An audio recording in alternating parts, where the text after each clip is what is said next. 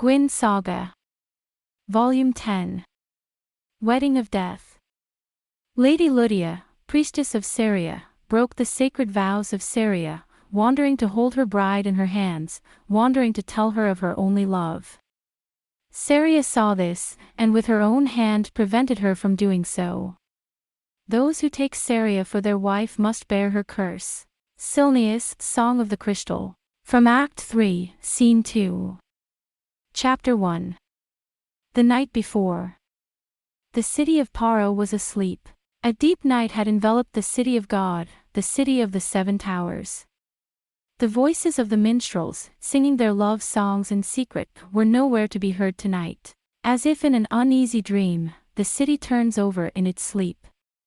Somewhere, the sound of birds chirping and fluttering breaks the silence. Key, twitching, creaking at the gate. The figure in black stopped moving with a start. It was a figure that had crept out from one of the edges of several buildings in a large nobleman's mansion not far from the Crystal Palace. The long black cloak with the hood may look like a mage, but a mage would not look up at the flapping of the wings of the birds of the night, or the roar of the wind, or even at the sky. A mage would not have looked up in horror at every flutter of a bird's wings, every rustle of the wind. For the mage, the night is a world that surrounds him more intimately than the lure of the day. There are no stars tonight.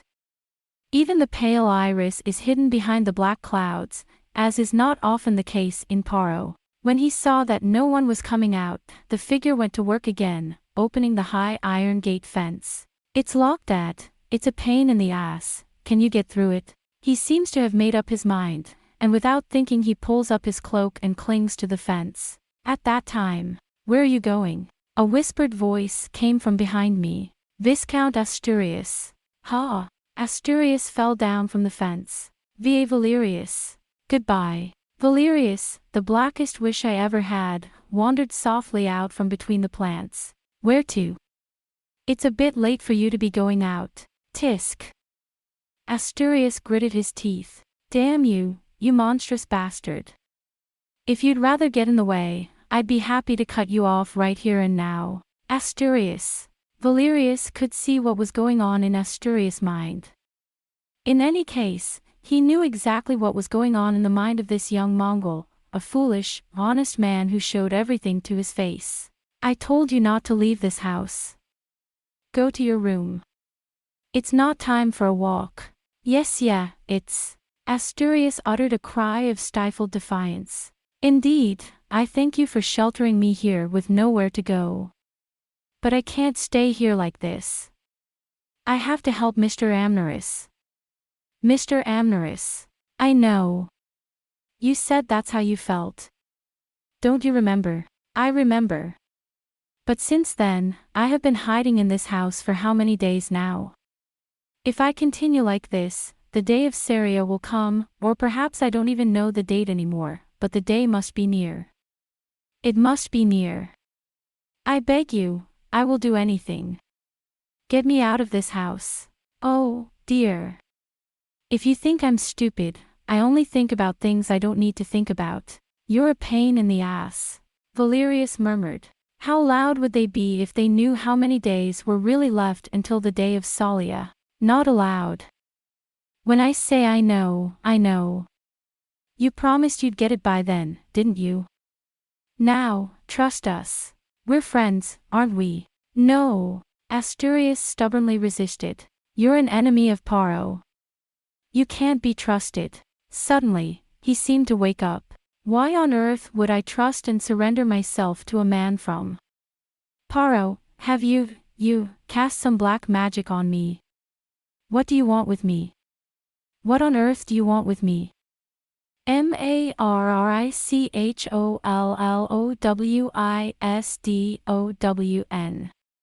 Asturias, it's Marius," Valerius cried out as he ate the dung. Asturias stopped shouting and stood shaking his head.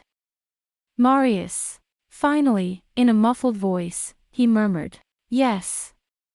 You remember what your friend Marius told you, don't you?"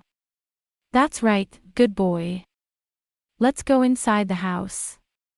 You don't want to be messing around in here, in case anyone sees you." Valerius was relieved when Asturias meekly followed him into the building. "Oh dear. You made me go through a lot of trouble. Besides, it's inevitable that Lorca's Black Lotus technique will lose its effectiveness as the days go by. Good Asturias, there are only a few days left, so just hold out for them. If the tools you've got are causing a ruckus on their own, you'll be doing the opposite of what you intended to do." "Ugh, not just a few days. It's only until noon the day after tomorrow, isn't it?" But it is unlikely that Asturias heard the voice. Asturias staggered into the room, pushed by Valerius, and sat down on the couch, his head in a daze. "Dear Amneris. Mr. Amneris. Amneris. In my mind, which has been hypnotized into losing all reason, only the name of my beloved, the one I would give my life for, rings like the wind. Now, take off your cloak, Viscount Asturias." Having locked the door properly, Valerius turned around, relieved at last. "I'd have thought you'd at least have a little more faith in us. We've taken care of you so far, haven't we? I've even given you a woman to look after you, and I'm sure I'll get you out of here in time, so in the meantime, you mustn't move or be seen. I'm just asking you to stay put for a few days, that's all. Isn't that right?" And yet, why no. Asturias, who had taken off his hood and untied his cloak, said reluctantly, "Well, I'm really grateful for all the help you've given me, but Lord Amneris isn't he?" "I know." Valerius tapped Asturias on the shoulder in a friendly manner, as if he were unsympathetic. "I'm not a stone. Do you think I don't know what it's like to love someone so much? Don't worry, I've been thinking about the best thing to do. And I thought I'd come up with something and talk to you about it tomorrow. But since you're the first one to do it, oh well. It's a good opportunity. Hey Asturias. It's getting late, but my husband's not asleep yet. Perhaps you'd like to meet my husband for a chat." "So, that's... My husband wants to talk to you." Valerius closed one eye. "Of course, it's about the rescue of Princess Amneris. What do you think?" "Well, but... Why are you people of Paro, who are supposed to be my enemies, being so kind to me, a Mongol?" Asturias tried to ask, but he did not give Asturias time to say a second word. "Yes, it has been decided." Valerius patted his hand. "All right, then, let's get on with it. I'm going to the main house now. No, wait. Wait here for a moment, I'll go ahead and see if the master is still awake." He stood up and was about to leave the room, but he came back and grabbed Asturias by the shoulders and put his face to his. "Look, I'll be right back. Don't get any ideas. The Crystal Palace is guarded by 50,000 soldiers. You can't go in there by yourself. If we put our strength into it, we can snatch the bride away from the wedding place and run away with her. Look, we'll give you our strength." "Why?" Asturias tried to shout again. "Why are you doing this to me?" But Valerius patted Asturias on the shoulder once more and left quickly. Asturias waited with a sense of unease. Valerius did not come back for a long time. "Dear Linus." "Valerius. Come in." Linus was awake.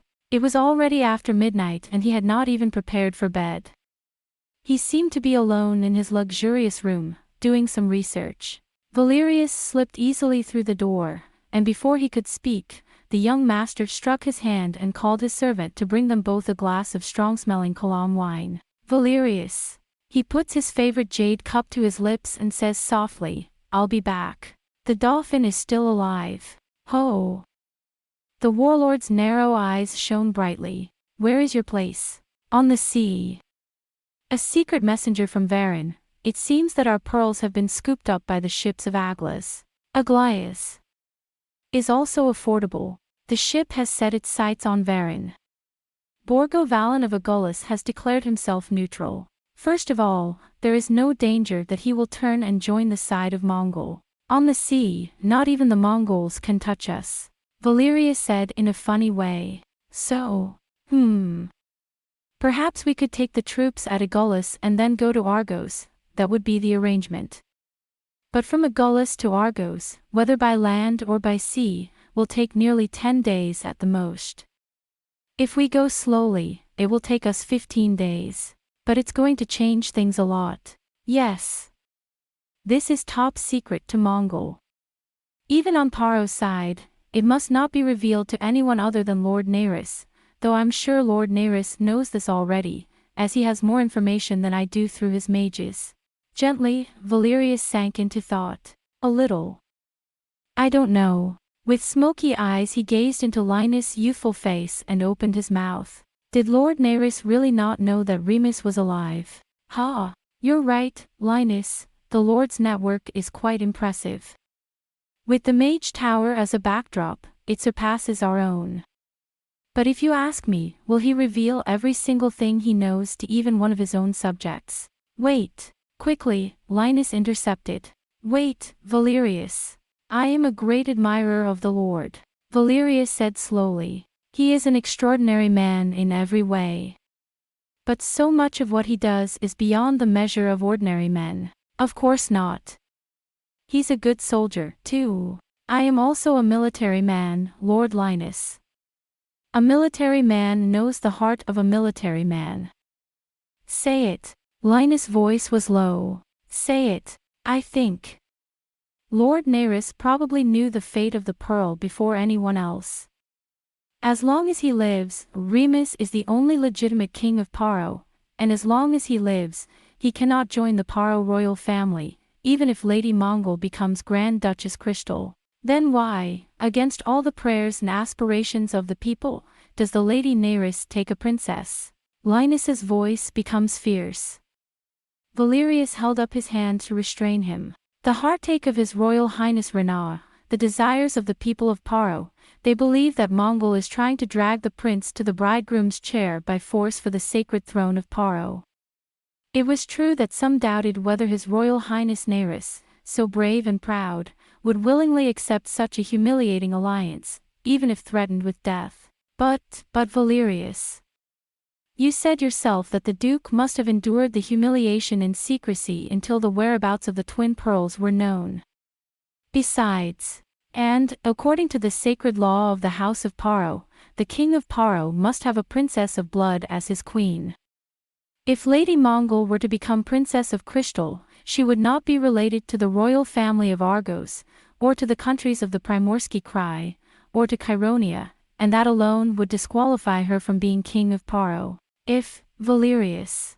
Yes, and if it were known that it was the Archduke Vlad, he would assassinate him and arrange a new marriage, or he would break Paro's law and take my daughter to be queen. If the Duke knew the whereabouts of the twins, what reason would he have for marrying Lady Mongol? If he marries Princess Linda, as he has said he would, he will be the rightful heir to the throne until the birth of young Remus' first son. No, that's not important. If the Duke knew, how could he not have told us in secret, when we were so worried about the prince's fate? You're thinking too much, Valerius. If I were Aldo Naris, Lord of the Crystal. Valerius lowered his voice so low that it was almost inaudible. If I were a lord, I would never marry a princess unless I knew that Remus was still alive. To marry a princess is to give up the right to be king of Paro. But if it should turn out that the Dauphin is alive and well, I would be willing to marry the Princess of Mongol. Wait. My marriage to the Princess of Mongol will not bring her the throne of Paro. But I would like to offer her the title of Grand Duke of Mongol, not Lord Crystal, if I were a lord, knowing that His Highness Prince Remus is safe. If I were a lord, I would know that Prince Remus was safe, and I would strengthen my bond with the Lady of Mongol. And I would make sure that the only heir to the throne of Mongol, the Prince Mirhol, was not lost. Stop. Linus placed the cup on the table with a clatter. The Lord Naris is not like that. He is a wise man, sir. And far too clever to be left as a vassal. To the throne of the Grand Duke of Mongol. What did Linus say? A cousin, a prince of the Holy House of Paro. You are filthy. Then why did he agree to marry the lady? If it was to buy time until Lord Remus could be found, it would no longer be necessary. Don't tell me, Valerius. As long as Lord Remus is here, Lord Nerys cannot take the throne of Paro. And when he returned to the crystal, the original plan was that if Remus was not found for another month, the Duke would make a public declaration of the Paro throne and raise an army against Mongol. But before we knew that Remus was safe, he gave up his plans and accepted the proposal of the Princess of Amneris. Valerius. Do you doubt the Lord Nerys? I'm not questioning your loyalty to Paro, my lord. He's the proudest blue blood of them all. But that's why he's too proud to spend his life as a mere crystal lord. But that's why he's too much of a crystal lord to last a lifetime. I want to be ambitious, I want to be the best, I want to be the best, I want to be the best. Linus' voice was husky. As long as you become Grand Duke of Mongol and later die and take Princess Linda, your right to the throne will be restored. Linus laughed. You're thinking too much, you know. Valerius, you think that because you are a schemer, everyone else will be so inclined. The only thing we should be thinking about now is the rebirth of Paro, not what comes after. Mr. Nerys, you don't have time to think about anything else. It is only at the very moment when things are about to change that those who can see will think of the future and seek to take advantage of it. Valerius chuckled. After that, he talked to himself in his mouth. If I were Nerys, I wouldn't want to spend my life as a crystal duke, defending my country against a younger, weak-minded, mediocre king. If I were that man, I would first have the Prince of Mongol assassinated, and then I would take the place of the Grand Duke of Mongol and take over that country from within. And with the power of Mongol behind me, and then, with the power of Mongol, he will slowly approach his final and true goal, the throne of Paro. If I were you, I'd do it. All you'd have to do here is crush Mongol, and the new king, who is not yet old enough, would give you a word of praise. I'd do it. Valerius. As if he knew how he felt, Linus said. Listen, Valerius. It's not Nerys we're after and it's not Remus we're after. Remember that. We gave our swords for one thing and one thing only, our beautiful homeland of Paro. I don't think so. Valerius smiled and fell to his knees. You're right, Linus, but I gave my sword to the one who took me in as an orphan and made me a man, my father, Lord Rhea, and his son, Linus. There are only two of them. You need not worry, Valerius. I will go where Linus goes. All I can think of now is that the royal family of Paro must not be allowed to marry the Grand Dukes of Mongol. Linus said decisively. If that's the case, I'd rather go to. On that subject. I'll bring Asturias with me. I think it's time. After Valerius had quietly left the room, Linus gazed at the flickering candlelight and pondered in silence. There is a sharp knock at the door. Valerius is in. Valerius came in with Asturias. Before Linus could say anything, Asturias opened his mouth as if he had been cut off. Why do you, a man of Paro, want to hide from me and help me? Why? Settle down, Viscount Asturias. Linus said loosely. In any case, I was going to tell you. You love the Princess Amneris and you want her marriage to be prevented, even by force, Viscount. You want me to stop it, huh? Asturias was furious. I will not let anything happen to you without stopping it with my own hands. Even if it means killing Aldo Nerys with my own hands. His Royal Highness Prince Nerys. Linus and Valerius glanced at each other. Then Linus stood up slowly, opened the lock of the cupboard and took out from inside a bag containing a sword. In that case, you're one of us, Viscount Asturias. Friends. What do you mean by that? We can't let Aldo Nerys, the traitor who sold Paro to Mongol, live. Valerius whispered slowly, in a low, brutal voice. Our comrades are a party of patriots who want to assassinate the treacherous Lord Crystal, Viscount Asturias. Lord Crystal's dark kill. Asturias stood still as if he had been struck. Then, in a panic, he opens the bag in his trembling hand and pulls out the sword. A glittering blue, wet gleam shot into his eyes. The sword is poisoned. A stab, a scratch will be enough. Poison the. We'll make all the arrangements. The day after tomorrow at noon in the Tower of Seria, Aldo Neyris and the Princess Amneris will be united.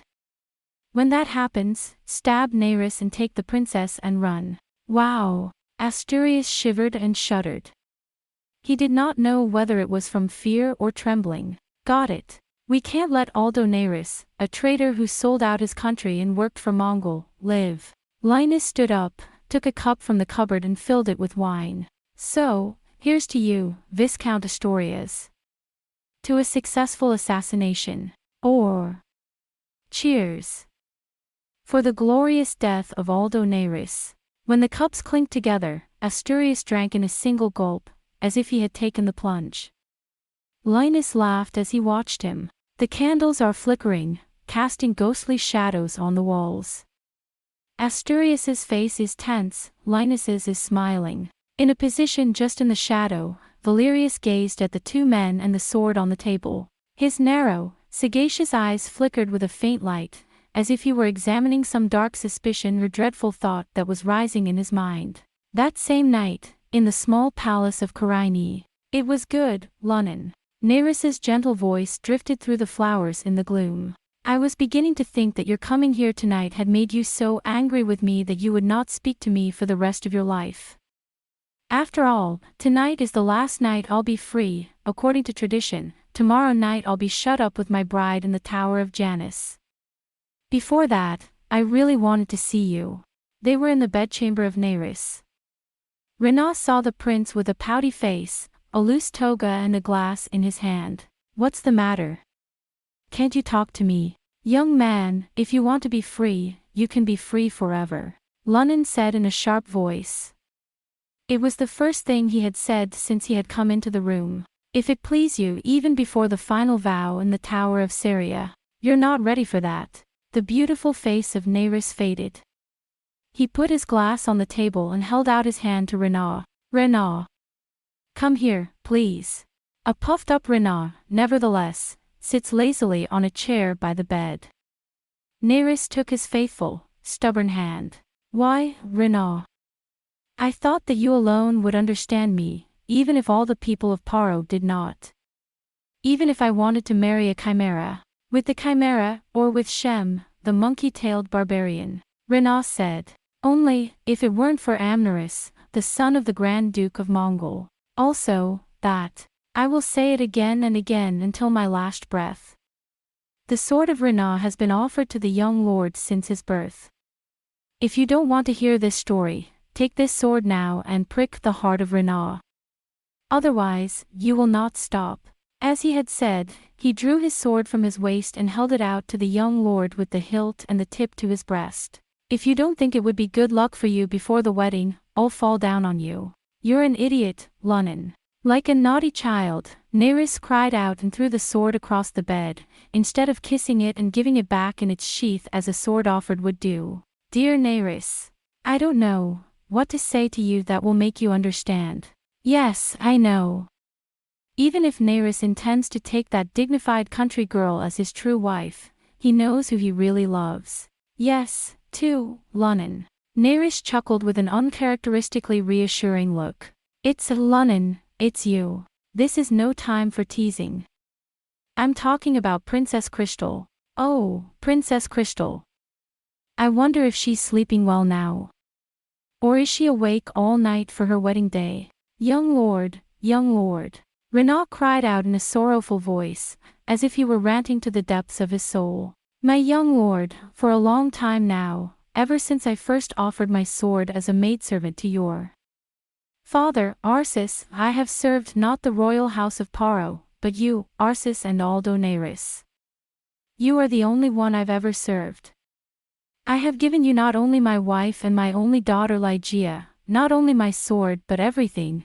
I have loved you more than my own daughter, and I have protected and nurtured you.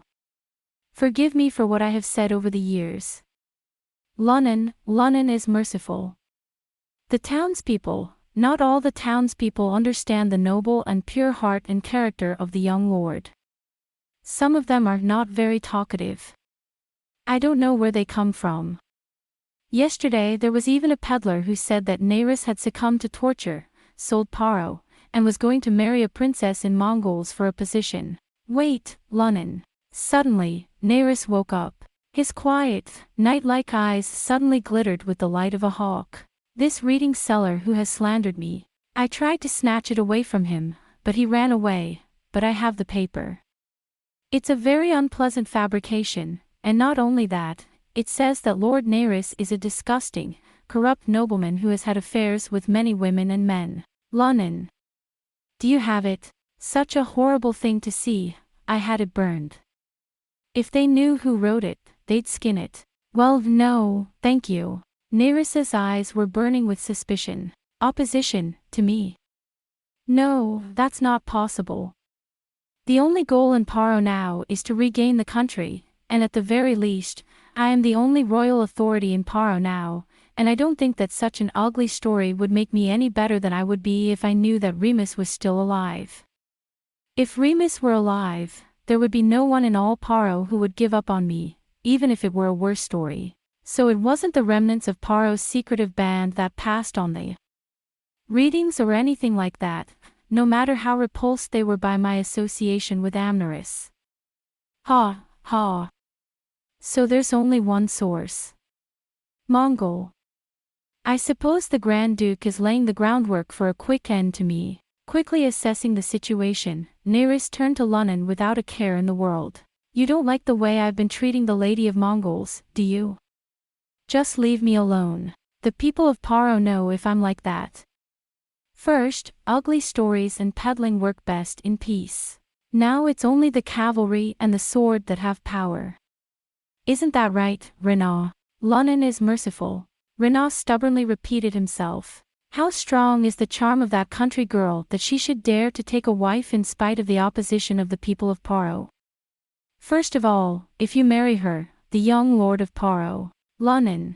Naris' eyes lit up. Don't you understand that I'm not supposed to say that? Someday, if anyone finds out about that filthy savage, he will make sure that the young lord is lost. I know that. I know that, Lunnan. I have been dreaming of one thing for a long time. Renaud said. I know it is a dream I should not have, but every day I see my young lord growing more beautiful, wiser and nobler. That is, if Lady Naris is. One moment, Lunnan. Naris' expression changed. Go and have a drink. He then went into the next room and touched the crystal ball on the desk in the small room. What's going on, Dylan? Did Aurra send you? No, from Lord Lorca. All right, all right. Wait a minute. By the power of the Mage Tower, we will relay. From within the crystal ball, a mysterious voice is heard. I'll be waiting for you in my usual room. Okay. He glanced towards the room where Renaud was, but no sooner had he done so than Naris opened a cabinet, took out a prayer string, put it round his neck, framed it with a copper ring engraved with the strange runes used by mages, went to the back of the little room, and, touching the wall, it turned round and engulfed him. There was another small room there. There are various prayer wheels and tools for making wards. When one enters the room, one's thoughts are amplified and strengthened. Mr. Naris. A voice came from the sky. Naris took up the prayer string. I'm ready, Dylan. I'm Lorca, sir. A faint, shimmering voice came. We would like to get in touch with you. Naris listened attentively to Lorca's voice, which came from the distant Taurus. And then, just like that. Dylan. Send me the answer. We're ready for you. Good. Okay, Lorca. If Dean can't do it, I won't ask him to. Lorca will do it himself, and he will make sure that Prince Mireille is dead. Before the wedding takes place here, but not so soon that word reaches us. If the prince dies, Grand Duke Vlad will try to stop the marriage at all costs. Then there's no time for us to move. You will have to wait and see. Good. I know. By heart. Lorca's voice. And Mr. Dean. I have no use for you if you cannot do as I say. When the prince dies, Dean's temper will break down and he'll say he'll never come back to Paro. As for me, I can't have such a weak-minded brother here. I have many things to do. Let him do as he pleases. I'm not going to send anyone. Oh. Wait a minute, Lorca. We'll keep in touch. If Dean gets caught inside Mongol, things will be troublesome. After the prince's assassination, you should escort Dean at least until he is out of Mongol's sphere of influence. Yes, sir. You got it. When you're done, take Arnaud as your liaison with the Dean and go back to Paro. You must go to the steppe with Euro. Yes, sir. I'll cut the heart contact. Dylan's thoughts have entered my mind. Good. Can I help you? For now. Nerys thought. No. Keep in touch with Lorca, Euro, and the others whenever you can. Then. If Euro of Argos informs you that the twins have entered the meadow, tell me at once. I do not care what time it is. Yes, sir. No word from Chironia. Well, Achilles, you're having trouble making up your mind. No. He'll change his tune once he hears about the assassination of Prince Mongol. Keep him in contact with Tullus. And then, How many Kitai people are in the tower now? Are you an assassin? As you wish. Sooner or later, you'll be going to Mongol. Having broken off his communication with Dylan, he packed up his magic tools and left the secret room. His eyes glowed falsely, as if they had been tainted by the same darkness that had combed the mages. We have to send Lorca a map so that he can transfer the Kittites to the Golden Scorpion Palace with his machine. Nerys muttered. Dean's idiot. How did my brother come to be so unsympathetic and unscrupulous? After all, the blood of a commoner is not to be disputed. I had hoped that he would work a little harder. Lorca's more reliable. Now all we have to do is choose Captain Mongol from the crystal. Count Bolin. In the name of the Grand Duke. If I'm not mistaken, he's the one who's been holding my death in his hands. Does a scorpion know the heart of a scorpion? There's still plenty of time. Nerys's eyes were deep in thought, but when she went into the bedroom again, they were hidden as if to hide her thoughts. I think it's time for me to leave. Renaud stood up and said. Nerys stopped him by grabbing Lunnon's shoulder. Wait, Lunnon. Is there still something? It's not what it sounds like. Lunnon. Do you love me? On life. More than anything else in the world. I'm sure you know that. I gave my wife and my only daughter to the Lord Nerys. You'll follow me wherever I go, won't you? Even if it means going to the Hell of Dole. I have made you my only lord and master. Even if. Nerys's eyes glittered with suspicion, as if he wanted to swallow Renaud whole. Even if I and the rightful king of Paro, were forced to clash. Would you still choose Aldo Nerys over the king of Paro? So. It is. A bead of sweat broke out on Renaud's forehead. Even if reason is above me, whoever bows to the king is a traitor, and because of me, can he be called a traitor? Young. Renaud gasped as he was pursued. I cannot answer such a hypothetical question. You think you've got away with it. You love me, don't you? You'd do anything for me, wouldn't you? Master Nerys is the proud prince of the house of St. Paro. Finally, Runan said. I serve the prince of the house of St. Paro, so whatever Nerys may think, the bow that Lunnon draws is not for the house of Paro. I am. All right, Lunnon. Nerys said. Don't say another word. I know exactly how you feel. Dear Nerys, no way. Fool, Renaud. I'm the prince of the house of St. Paro, as you said. The time of civil war is over. In this day and age, any country that engages in civil war will quickly fall prey to its neighbors. I only wanted to know if you were ready. You know my sincerity, and you know how I feel about you. Renaud said, reproachfully. Nerys took his hand and held it tenderly. I love you, Renaud. You and Ligeia are the most important people to me, well, next to my bride, of course, and I'm sorry. I'm sorry. No. I've got a favor to ask you, Lunnon, will you do it? Anything you want. He was about to say this when Lunnon added in a panic.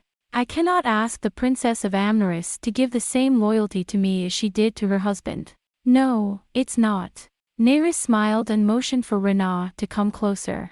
I want you to protect me. If that's the case, you could always do it yourself. No, it's not, Lunnan. Nerys, with hands as white as a woman's, took up a small bottle from the table and began to play with it. Don't shout, Rena. The Comte de Borland, who arrived at the Crystal the other day on behalf of the Grand Duke of Mongol, he's my assassin. Ha! Rena's face tightened. As for the strange reading of the book, I am sure I read it correctly. In general, when the princess becomes the heir to the throne of Paro, she will be able to dodge the bed, day after day, before she becomes unemotional, and perhaps even that night on her new bed, a strong assassin will be sent for. I don't think I understand. Vindictive, said the Marquis of Lunnan. I cannot help but wonder at the young lord's heart, that he would risk such a thing and still wish to have the daughter of a scorpion. She would not have taken the trouble to release a poisonous she-scorpion on the floor. It's not her that's poisonous, it's her father. Nerys laughed and handed the glass bottle to Rena. What's this? I had a mage prepare it. 2 drops of this in the mouth and you will be completely unconscious for 2 whole days. How do you do this? After the wedding in the Tower of Seria, this will be the cup we drink to seal our union before we are alone. To Princess Amneris. Rena's face lit up. Oh, so... is still Lord Nerys. You've taken the princess hostage, and you've sent an army to retake Paro. I don't think I'll make love that way. I don't want Amneris to know what his father thinks of the bridegroom. Everything will be done while Amneris sleeps. To guard against assassins, you will select 20 of your best knights and send them to hide in the Tower of Seria. Then I will. Nerys put his mouth to Rena's ear and whispered in his ear. Rena nodded his head disapprovingly. Good. Good, as planned, always. It is unavoidable, Lunnan said with a stern face. It would be a terrible thing if he killed Lord Nerys. But as for this, push the bottle away. The bridegroom must take care of himself. I'm not going to help the Princess of Mongol defend herself. No, no, no. Okay, I'll take care of this. Nerys received the bottle. I'm sorry to keep you up so late, Rena. No. Rena put his lips to Nerys's hand, thanked him and was about to leave, when he suddenly stopped. Young lord. In a very low voice he said, are the contents of that bottle really just a sleeping potion? Or is it something that, once you've fallen asleep, you'll never wake up again? Silly. Nerys started to laugh aloud. If you want, I can drink it for you. Rena bowed his head and left in silence. Nerys, now alone, looked down at the bottle and smiled. A mysterious light glittered in his eyes. Just before that, in the Crystal Palace of the Crystal Palace, now the headquarters of the Mongol army, several men were gathering one by one in a secluded room. Tyron, General-in-Chief of the army in Paro. His second-in-command, Nellin. Black Knight Captain Karslan. White Knight Captain Burke. Gaius, the mage, warrior of the Duchess. Dirk, captain of the Bannermen, replaces Feldric. He arrived in Crystal on behalf of the Grand Duke of Mongol, the Earl of Baran, Tyron's predecessor as Secretary of War at Paro. It was almost the entire top brass of the Paro occupation forces. That is the order of His Royal Highness, Prince Vlad. Baran was about to finish speaking slowly. Each of you should know your duty well and do not fail to do it. Director Tyron. If the news of the slaughter of our beloved Lord Crystal should reach Paro, the whole country would be greatly agitated. Or it may lead to the raising of the flag of the remnants of Paro's army, which had been on the verge of dying out. No, perhaps, but certainly. I know. In any case, once we've taken that strong stand, we've given up the naive idea of trying to win over the Paro people. If necessary, we will slaughter all the Paro nobles above the rank of knight to quell the fires of rebellion. Either way, we're in complete control of the Crystal Palace. Lord Crystal's mother and Lord Beck's fiancé will be taken at a moment's notice. I'll take care of that, Tyron. I understand. In the meantime, Rena, Durkin, Darvars, and Linus, the four most loyal to Lord Crystal, will be arrested as soon as Bolin deposes him and locked up in Landsberg Tower. Listen, Carthren. I know it by heart. With a stern face, the security chief said. If not for you, Lord Crystal, we'd have a Paro army on our hands. If you let even one of them escape, your life will be in danger, Karslan. Stingy. Karslan mumbled in his mouth. What? Secretary Tyron glared at me and I bowed my head quietly. Sir Gaius. Is there anyone else who should be locked up? Preferably, Avidus, and the abbot of the Temple of Guys. All right, you, too, Karslan. Burke. When Tyron spoke to the White Knight captain, his tone visibly softened. You'll be on guard with me in and around the city. Good. Yes, sir. And... The knight seemed to be startled when Gaius interrupted them. What is it, Gaius? I want you to keep an eye on Princess Amneris. They all stared at the little old man as if they had been swallowed up. Then... Of course. Tyron and Borin looked at each other and Borin said, His Highness the Grand Duke has asked me to do so. You must keep an eye on Her Royal Highness. If you must, as a faithful wife, follow your husband. The thought of the Grand Duke's cruel words made Borel shudder. Her Royal Highness is, indeed, truly heartbroken by Lord Nerys. Tyron said carelessly, It would be our fault if your grief caused you to commit suicide. And, of course, the princess's grief. Gaius slowly corrected him. I say that the vengeance of the parrots is on the princess. Oh, of course it is. Tyron nodded. At any rate, I'll make the repression so severe that even the patriots of Paro won't be able to cry out. We'll even kill all the citizens of the Crystal. Tyron, that's called polemics. What, Count Bolin? I'm just saying what's in my heart. I don't think the Grand Duke's thoughts are far from that. That is true, but...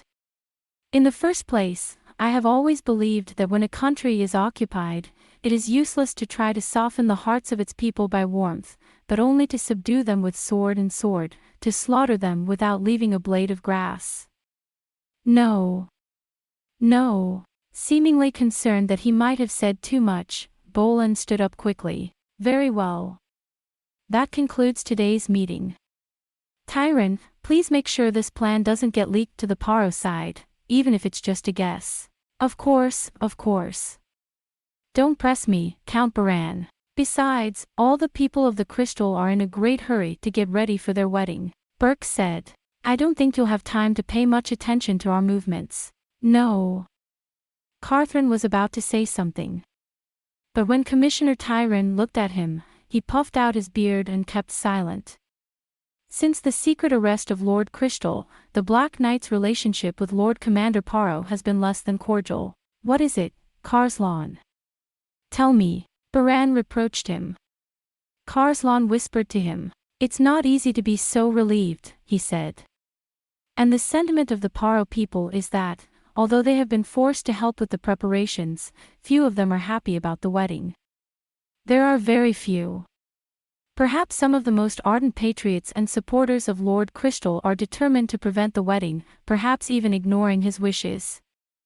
Isn't it your job to prevent that from happening, Security Chief? Tyrone said, sternly and a little sarcastically. Karslan went mad. Of course you're right. But No, you don't have to worry about that, because our Black Knight captain has a firm grip on the city, Burke said, still holding on to the fact that Carthren had falsely accused him. He glanced at Karslan with a wicked look. Anyway, I'm sure you'll be able to find out everything about the city from the best person in the world, Karslan. Karslan stared at Bork in silence. You're absolutely right. It was not Tyron who said it, but Count Bolin. Tyron turned away deliberately and pretended not to hear anything. Carthren. Thwart any such designs. If such vengeance, however unsuccessful, is intended, it will embolden the Paro people to underestimate the vigilance of our Mongols. Do not take any precaution. I know exactly what you mean, sir. I've already told you what to do. Baran repeated his reminder. You will take care of the details of your posts. As for the assassination of the Duke, Baran will take full charge. Lord Tyron will deal with the parrots, Burke will assist him, and Princesses Gaius and Dirk will take charge. And you, Karslan, will be responsible for the crystal's discontents. Listen, if there is any omission at any point, the lives of all of us at Paro will be at stake. Do you understand? I know it by heart. Faze, I understand. You got it, Karslan. Karslan's face reddened as he was reminded that he was alone. I know it by heart. He replied in a muffled tone, and, glad to see Bolin on his feet, hurried away. And we don't pay any more attention to it. The day after tomorrow, Mr. Tyron murmured as if he had something on his mind. No matter how good a swordsman you are, you can't take your sword to the wedding bed. If you are unarmed and surrounded by a platoon of Mongols' best men, there is no way of escaping, even for a lord. We don't want that to happen to you. Bolin glances at Tyron. Oh, of course, Count Bolin.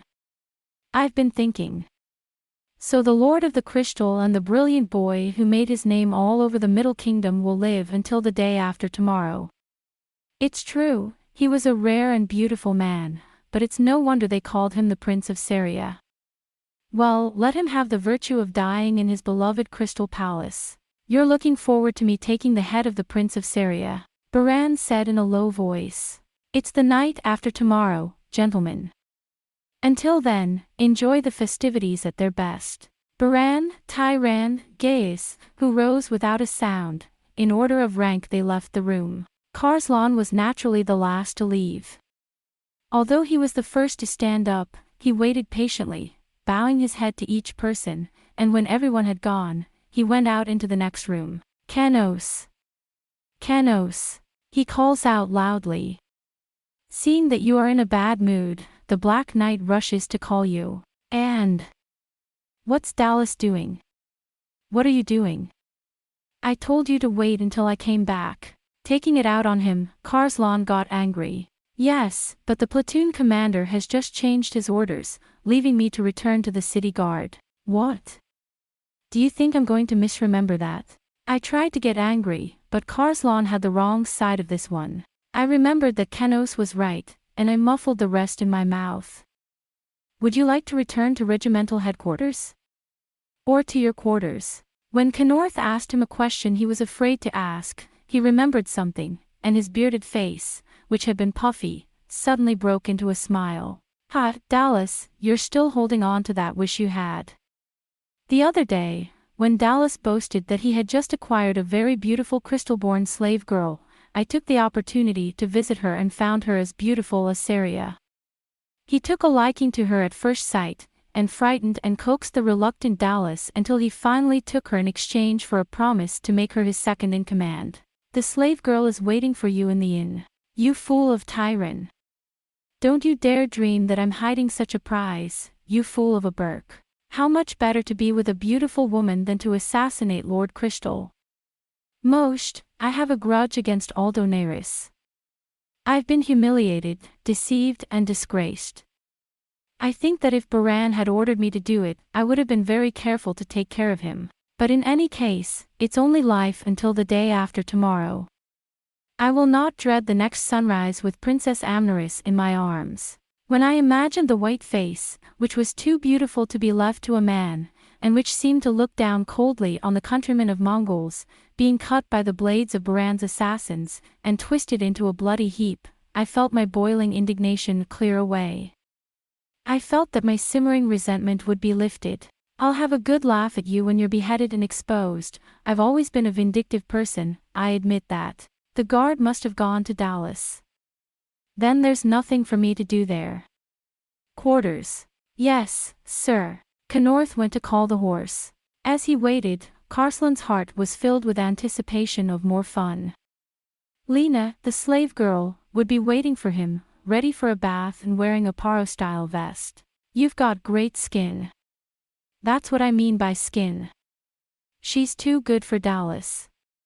And you're a woman of the city, of Paro, and your bedchamber is spotless. I'm sorry to say, but Mongol may be a country town, and even the finest prostitute in Taurus can't behave so lavishly. Ha, ha.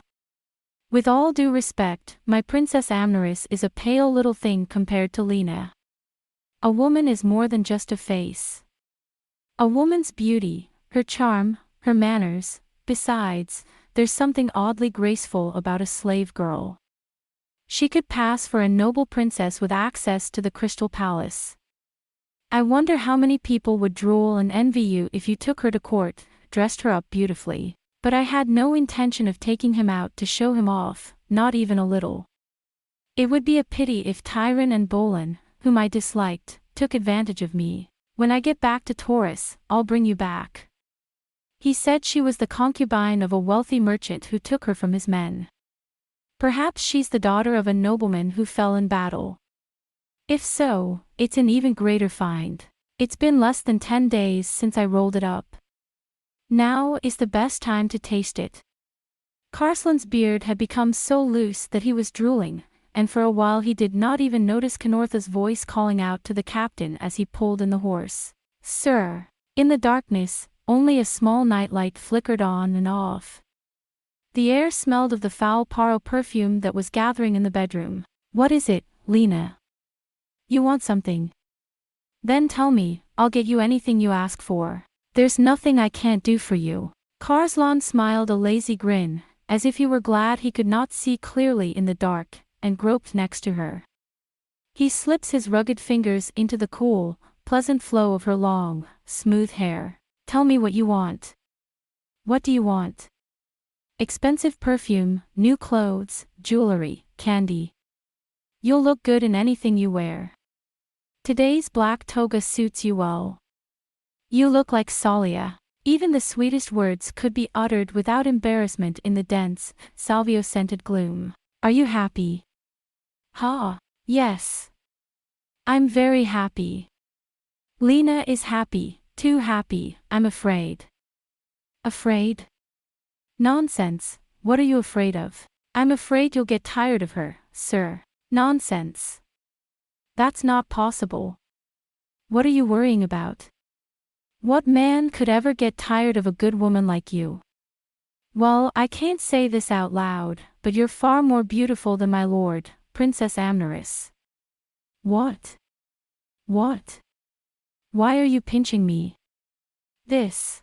I will not be deceived by your tormenting words. You call me a vicious slave. There it is, there it is." "How on earth did you?" "Because the Princess Amneris is reputed to be the most beautiful woman who ever lived, just as Ilana is now on earth. What could be more beautiful than her? Everywhere, Lena, everywhere. To tell the truth, the Princess Amneris may have a fine figure, but she's no better than the marble statue of Ilana. What is the use of sleeping with a marble statue? It's like sleeping with ice. And a young virgin who knows nothing of the ways of the world. No, Rena, I don't think you're much of a man, and I don't envy the man who will be your bridegroom," drooling. "He's too powerful, too hard, too noble, and he's the Lord's princess." "Well, little Asturias, at your age you'll be eager for such blue fruit.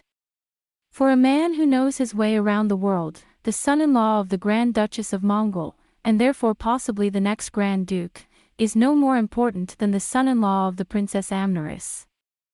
And if Lord Crystal knew that he was signing his own death warrant." Carslan cringed and kept his mouth shut. In a panic, he pierced through the gloom. But Rena's muffled breath tickled his ears, her hand gently touched his breast. "Well, sir, what's the matter? You look like you're having a great time tonight.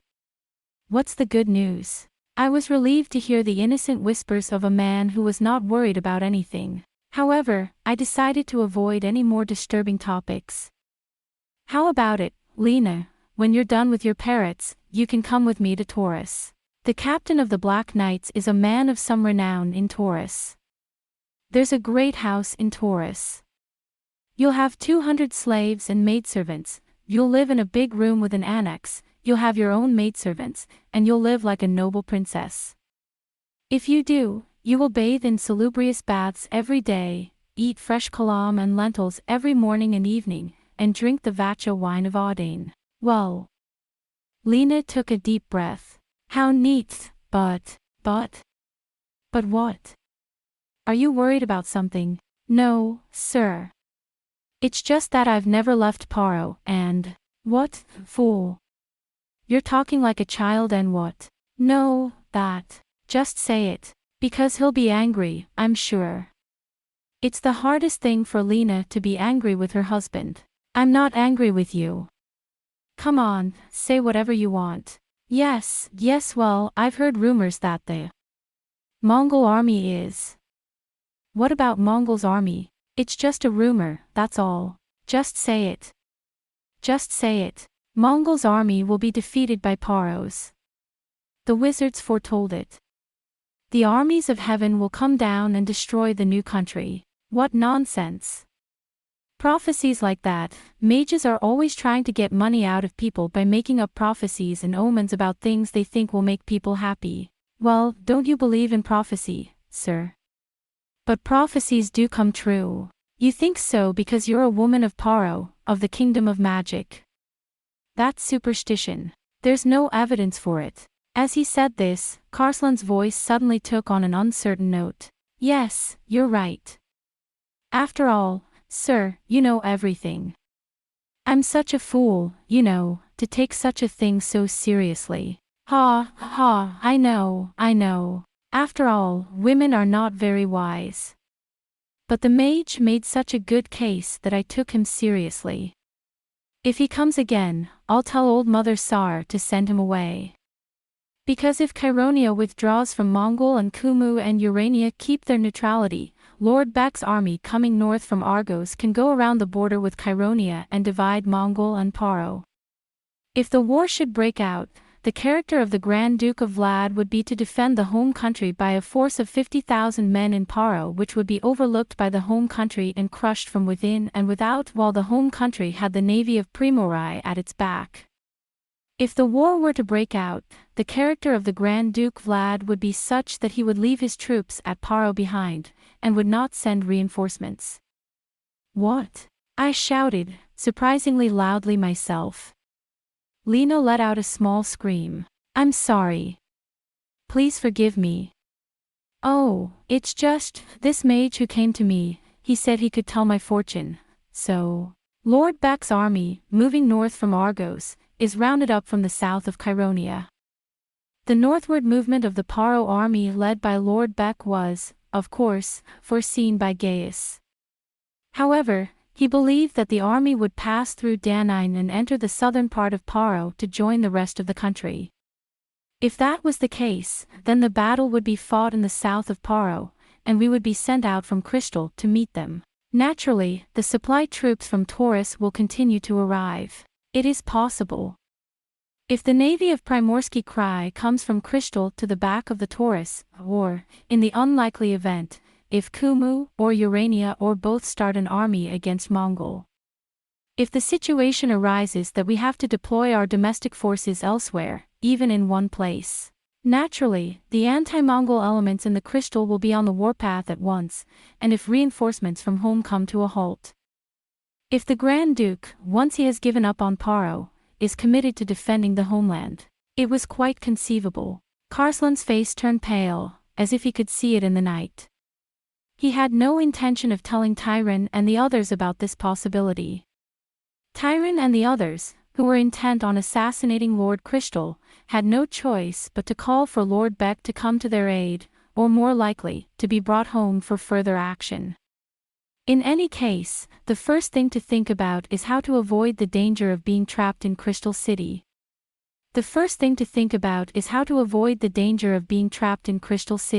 Karslan, who has the daunting task of guarding the crystal, is the perfect substitute goat. Damn you, you dull bastard. Karslan forgot about Lena and thought about it. Sir. How can I help you? Sir. Lena is whispering in a faltering voice. I'm going to bed. Turn off the light. I must take my time, I thought. Good night. Lena drew herself up, turned her back on Karslan and put her face to the lamp, trying to put the lid of the tallow lamp with her supple fingers. His long black hair was brushed back against his bare back, and there was a strange, mocking hint of color in his face as it rose in the light. It was a beautiful face, indeed. But now, in the light of the lamp, her face had none of the languid, coquettish look of Lena the slave. It was the firm and dignified face of Ligeia, the beloved daughter of the Marquis of Lunnon. Ligeia blew out the lamp and put the lid back on. For a moment, before everything faded into darkness, there was a faint smile of satisfaction on Ligeia's lips. And the 9 days of the Lure Festival seemed to have passed in a hurry. Everyone who had a job was rushing about as if an untimely closing date had come. In fact, they were scurrying about for things they did not need to scurry about for. The fuss between the court and the merchants was the same as at the masked ball, only on a larger scale.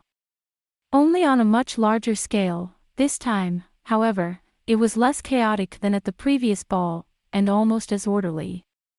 This was for a very simple reason. Unlike the masquerade ball, where each person had his or her own design and taste, at a wedding, the wedding of Aldo Neris, Prince of Crystal and Prince of the Holy Family of Paro, all the people present were of course dressed in the first formal dress. In addition, everything at the wedding was done solemnly, with great splendor, but in accordance with the old customs. Rather, all the splendor and extravagance of the Paro-Mongol kingdom was to be displayed at the reception party to be held the following night after the honeymoon. But, as you already know, the Mongol command under Secretary Tyran knew very well that the reception would never take place in fact, and as a new and noble country, Mongol was not willing to spend so much money for a mere pretense to deceive the Paro people. It is not surprising that Mongol, a new and noble nation, was not willing to spend so much money just for a mere pretense to deceive the Paro people. Therefore, as an excuse, Tyran said that all the wedding banquet was arranged by the Mongol side in the Mongol style, and he ordered the Paro guilds to make only the minimum arrangements which they could not deceive, and the rest was taken care of by the Mongol army and the court officials from home. The rest was taken care of by the Mongol army and the court officials from home. If Amneris had been a little more practical or worldly, he would have tried to see with his own eyes that everything was in order, and Tyran would have been obliged to prepare everything as if it were actually done. But Amneris, for many days before, had ceased even to see Tyran in the morning, and was occupied with nothing else but the temporary sewing of the 3 changes of dress, the care of her hair and skin, and the ceremonial exercises taught her by the ladies of Paro. She was in a heaven of bliss. If Tyran had asked her for advice on the wedding party, she would have told him to take care of it himself. All she could think of now was the solemn ceremony of becoming the bride of her beloved, and the vows she had taken in the Tower of Seria, and she could not believe that the world would go on without change after that. For her, the passage of time would end only at noon tomorrow. However, despite the secrecy, the wedding itself must have been an event of great importance, and that alone was enough to cause a stir. So, regardless of the fears of the Mongols, flowers were brought in abundance, the furnishings were once again replaced with new ones, and the silverware was polished to a fine shine. The nobles were dusting off their great ceremonial robes, and the ladies and princesses were scolding their ladies and gentlemen for curling their rich hair with a trowel so that it would be new and suitable for the ceremonial dress. Yes, it was quiet only around the small palace of Kalini, except for the great temple of Janus and the Mage Tower, which were always quiet except on festival days. This, of course, was the residence of tomorrow's bridegroom. Of course, the preparations for the bridegroom were of a great scale, but even the maidservants who had been sent by Mongol had already been trained in the refined ways of the landlord, with their noisy and coarse noises. Therefore, only around the small palace of the Kalani, things were put out and tended as quietly as possible, so as not to disturb the master's sleep or his way of life. In the midst of all this care, Lord Crystal did not leave his chamber until afternoon, partly because it was too late the night before. When he finally awoke, after the lure had risen high in the sky, he was immediately given a hot bath and his hair tended. He had his usual breakfast of fresh fruit, a glass of Vasha wine and hot Kalam water, and then even the servants were sent away. After breakfast, it was Aldonairis's custom to retire to his study to write letters and read, during which time even his servants were not allowed to enter unless called upon to do so. It was already early in the evening when he called Simon into his study to bring him a drink, as if Nairis had been reading at leisure on the day of his wedding, which was tomorrow. This was followed by a number of short audiences and meetings. There were a number of ceremonial appointments that had to be made before the wedding. The visit of the abbot of the Temple of Guise was one of them. With this representative of Janus, who had lost his only daughter, Nairis talked longer than with the others. Finally, when the chief priest had gone home for a light supper, he was ready to turn his attention to the ceremonies which were to take place on the morrow. "The carriage," Nairis ordered. "When the evening prayer is over, go to the Tower of Syria." "Yes, sir." "What's the pickup?" "Lord Mar is waiting for you." "Very well." By now, Secretary Tyron would have gone to meet Amneris. In fact, the long and solemn Paro wedding ceremony began the night before the ceremony. As soon as the bells of the lure announced the coming of the night, Nairis ordered that they be dressed. A simple white silk priestly garment, all new, had been prepared for him. Putting it on, he placed on his forehead the bronze ring of the mage and the silver crown of the royal family. Finally, a prayer cord with a ceremonial crystal was hung around his neck. "Let Lord Mar pass, Your Highness. I'm here to welcome you to the Tower of Syria." The great nobleman, also dressed in a brand new ceremonial dress, knelt down with a nervous feeling. The grand ceremonial dress of the pharaohs is very beautiful. The colors are strictly regulated according to status. Only the king wears purple, the sacred color. The queen and the crown prince wear white and purple, and the royal family wears white. He wears a deep black overcoat trimmed with white, and a beautiful gold cord hanging from his left shoulder to his chest. A formal cloak with fur trim is held in his left hand, and a short jeweled ceremonial sword hangs from a gold belt. Normally, it is not for me. This role should be performed by Lord Beck or, if there is one, his brother, His Royal Highness the Dean. Never mind, Lord Merle. It's time to go. And when they had drunk a cup of wine, they rose up. "I've never been a welcomer before. It's been a long time since we've had a wedding as big as this one. I've forgotten how it's done, and I've read the liturgy again, but I'm afraid I've made a mistake. I've never been married before either, Lord Morrill." Nairis laughed. "It's a bit like that. Oh, by the way, Aunt Emma's wedding took place in Argos, and Beck and Princess Phyllis aren't here yet.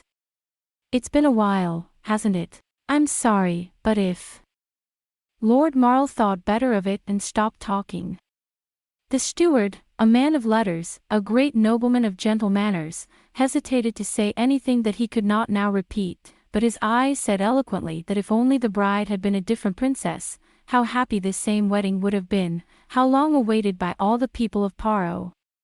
If only the bride had been a different princess, how joyous this same wedding would have been, longed for by all the people of Paro. With a shrug of his shoulders, Nairis followed behind the duke and climbed into the waiting carriage.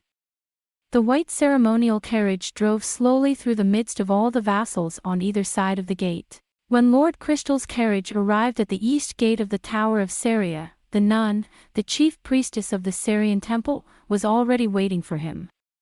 The bride's carriage arrived at the west gate. They must not see each other until they enter the tower. When the Lord Mar had gone, Jana Devi, the chief priest of Syria, led Nairis away. The beautiful white tower of Syria, with its windows all lit, shone like a huge torch in the crystal palace.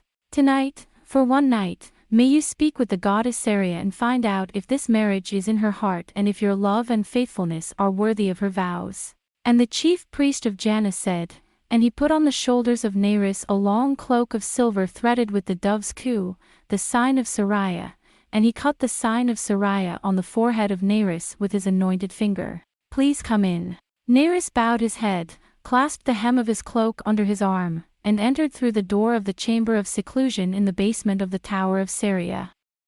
Behind him, the door closed and the lock was removed. At that moment there was a figure coming through the opposite door. It was Amneris.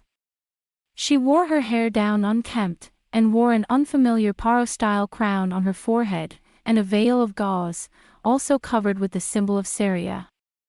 Amneris entered the room in a frightened manner, but when he saw the door close behind him, he stiffened and looked at Neris and at the room. Neris. Wanderer. Amneris' voice was faint. Do you want me to lock up the key? Neris did not answer him, but looked around the room. The room was large and high-ceilinged, but had no windows. In the four corners of the room, made of white marble, there was a large platform on which lamps illuminated the whole room. In a secluded part of the room was a huge altar. On it stood a chalk statue of the goddess Saria.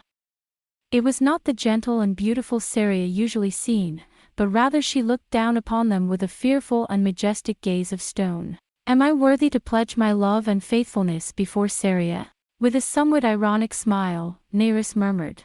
This may well be a good custom.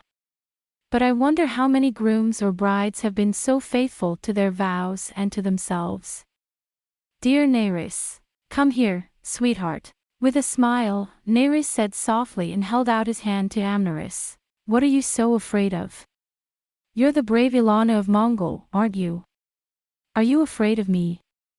Are you afraid of me because we are going to spend the night alone, like this, in a locked room? It's all right, Amneris.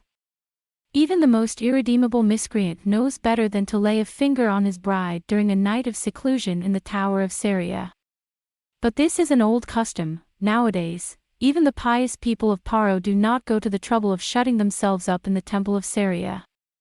Royalty is an inconvenience. Now, you can take off that Sarian veil, Amneris. Let me see your face. The beautiful face of my bride, whom Saria has chosen. Ah! Amneris raised his hand fearfully and lifted the veil. It's beautiful. Calmly, Neris praised him. Come here. On the fur in front of the altar. When we leave this room, we won't have time to talk to each other or look at each other until that night. Can you believe it? Tomorrow we'll be married, Amneris. I can't believe it. The solemn atmosphere of this room, full of white and light, and the fact that she and Neris were alone in an enclosed room, was becoming less and less tense, Amneris said, and approached Neris, mindful of her hem. I feel like it doesn't feel like it's true. But it's true. Tomorrow at noon, when the bells of the lure have finished ringing, you, Amneris, Princess of the Grand Duke of Mongol, will be called the wife of Aldo Neris, Duke of the Crystal. Wife of Aldo Neris, Lord Crystal. What's the matter, Amneris? You just shuddered. Don't you want to be my wife? No, no. Amneris leaned close to her, trembling, and looked up at her in fascination. It's too good to be true. Somehow, these days, Amneris is no longer the Amneris of old. Not the lady in arms, not the lady of the ice. On the contrary, as tomorrow draws nearer, it seems as if Lady Neris is no longer of this world. Not of this world. That's a bit harsh, Amneris. Does that mean I'm already one of the dead? Does it mean that you are the wife of the king of the dead, Dole, the witch of human life, Lydia, and that loving you is the same as signing my death warrant? How could Amneris, who knew nothing of Aldo Neris, have sensed the terrible irony in his gentle voice? What are you talking about? That's not what I said. I came down to Paro because I was ordered to make you my husband, no matter how ugly you are, no matter how many hands and feet you have. You will not be angry with me for saying so, will you? I was only 18 and I had to marry a stranger. And it was you I found. More beautiful than anyone I've ever known, more capable, more intelligent, more lure-like than anyone I've ever known. I hope you've noticed that for some time now, whenever I've looked at you, I've been in a state of disbelief. You're so beautiful, so perfect, it's hard to believe you're real. I can't believe I'm saying this. I thought no one would ever love me. I thought it was my destiny to be the daughter of the Black Scorpion of Mongol. And yet, that you should be the one who brought me into a political marriage, and that you should love me at all, that is too much for me to believe. How can it be that a wicked yarn should overlook such happiness? When I think of it, it seems to me more natural that everything should be only a dream. Don't talk nonsense, my dearest Ilana. Nerys laughed and took Amneris' hand. Haven't you ever seen yourself? Lure the man, Janice, even Yarn is in love with you. The beautiful Ilana, the one with the light hair. Put those foolish thoughts to rest. We're a pair for all to see. We were born to meet this fate. No matter how unhappy our beginnings, everything was done to bring you and me together. Do you love me, Amneris? I never thought I'd say this to anyone else. Amneris took Nerys's beautiful long slender fingers and pressed them to his lips. I love you. I love you with all my soul, and I'm afraid for myself, my dear Nerys. I don't know what I'll do if I don't. Come here, then. The lips of Nerys slowly covered the lips of Amneris. Finally coming back to himself from the sweet dizzy euphoria, Amneris shouted. My goodness! Aren't you not supposed to lay a finger on anything tonight? The fingers, yes. But not the lips. Well, in that bottle is the Kalam wine, the water of Saria. Drink it, Amneris. But, why? Sitting close to Nerys and holding the cup in his hand, Amneris looked up at the statue of Saria with a grim expression. How did this tradition come about? What is the purpose of all this? As the nun said, to test each other's hearts for the last time in the presence of Saria. In the old days, those who did not want to marry could avoid it at the last moment if they told the nuns when they went out of the door on the right and left after this night that Salia had told them that they could not marry. Then he could not be accused and no other power could bend his will. Here in the Tower of Saria we can be together, but in the hermit's chamber of the Temple of Saria there is a partition in the middle, so that a man and a woman can talk but cannot be close. You, too, will be free to say tomorrow morning that Saria has spoken to you, Amneris. Oh, my God! Saria is a cruel goddess. Nerys looked up at the silent statue and said slowly. How could she do such a thing? She knows. She knows how fragile the vow of love is. How many vows to Saria have come from hearts of sorrow and tears? The vow of Saria is also the only vow that no one can blame you for breaking. But somehow, looking at it like this, it's as if the goddess of Saria were really there, watching us. It's strange. When I was in Mongol, I thought that gods were just a decoration. Demons such as corpse-eaters and IDs are real and therefore believable, but gods are not. You're a daughter of Mongol, aren't you, Amneris? Nerys laughed and kissed Amneris on the lips again. As promised, after we have been married for some time, I will tell you the secrets of the world, how to speak with the gods, and other things that only the people of the holy royal family of Paro know. Not now.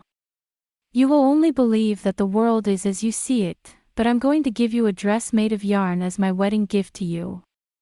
Once you wear it, you can't take it off, and it's called destiny. What is the parable, Lord Nerys? Amneris asked innocently. Nerys smiled and touched the cold feet of the statue of Saria. A throne would suit you well. Marry me and you'll be a queen, Amneris. Yes, Paros. It's like a dream. Nerys chuckled again. The rest of his words were lost in the fear of the kiss. There were only 2 more hours until dawn. Chapter 2. The Day of Salia. The day. It was still dark. The people are still asleep. Only the early Pangadi, the taverns, the tradesmen who worked while the people slept, the sentinels, the thieves, the prostitutes, the mages, and the like, who had been moving about all the night, passed slowly or hurriedly through the streets. The bells of the mages' tower do not toll, nor the crystal bells of Janus' tower ring at dawn. There may have been some in the houses making the last preparations for the grand celebration that was to begin at dawn, but even these were lost in the darkness. The Crystal Palace, the Mage's Tower, overlooks the Crystal City. The door of a room in the blackened tower opened quietly, and even the people of Paro did not know exactly what was going on in it. You are here. A mage's dark voice, inaudible to ordinary people, announced it, and several black-robed mages in the room stood up shakily. The space shimmered and flickered. And then, dimly, a figure of a man appeared. It became the form of a man, covered from head to foot with a black cloak. "We've been waiting for you." The mages bowed their heads. "What about over there?" I wish I could have been there, but I didn't want to take down the hood. I let him sleep. He's sleeping on black lotus dust and won't wake up for a while. But if we don't hurry, it will soon be daybreak." Example, I wish I could have been there, but I'm not. "It's ready for you. Here." One of the mages reached out his hand, and a blue fire lit up in his palm. There was not a single light in the room. The room, illuminated by a faint blue light, was covered with black velvet, the floor was covered with marble, and there was a magic circle mosaic, a mysterious arrangement. There are stone statues of the gods on all four sides of the room, a model of the constellations hanging from the ceiling, and not a single table. At the back of the room, the curtain of the bolito opened smoothly, though no one touched it. "How's it going?" After all, it's impossible to start from scratch, but this will help to disguise it from a distance. The rest will have to be made up. See. The man who came after him walked noiselessly into the curtain. A low voice escaped from his lips. "Ho! How do you like it?" That'll do. Dylan's right, we'll just have to make do. So, when? In the beginning, as we decided, when you leave that way and dress. All right. Now, I'm going to go into the small room, and I want you to be ready there. Yes, sir. The man looked at what was there without thinking, and then, as he thought, he raised his hand and pulled off his hood to reveal his face, which was hidden underneath. If it had not been for the mages who had been there from the very beginning and who could see by night, there would have been a murmur. A pale, statuesque, cold face illuminated by a pale light, a face of unparalleled beauty and perplexity. Aldo Neyris. This night, Lord Crystal, who was supposed to be alone with his bride in the Tower of Seria, has escaped from the Tower of the Mage.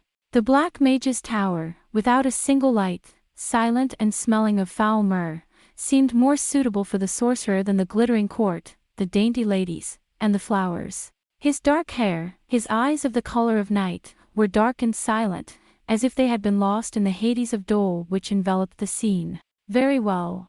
Neyris looked at her again and gave a little nod. "I'm satisfied." Dylan bowed his head with his hands clasped together in a gracious, mage bow. "It's a pleasure, sir." "What else?" "There is no movement." "Good." Neyris came back to his room. The apprentice mage brought him a glowing cup full of myrrh and wine. "May I ask you a question?" Dylan whispered. "What?" "Monsieur de Neyris," he said, "is solemn, because he is afraid of what we may do to him. The movements in all the chambers of this crystal palace are hidden from us, if it is Bolan's design, but this is. We'll see." Neyris's dark eyes glowed with a cold light. The color of his eyes is cold and unfeeling, which he does not show even to Renaud. "Do I always say the wrong thing, Dylan?" "You'll see. Besides, you're the one who told me to be careful what I wish for. Goodbye." Dylan bowed his head. "We can't say for sure, because it's not exactly the same as witchcraft. But it's true, there's not 1,000 things wrong with what you've read.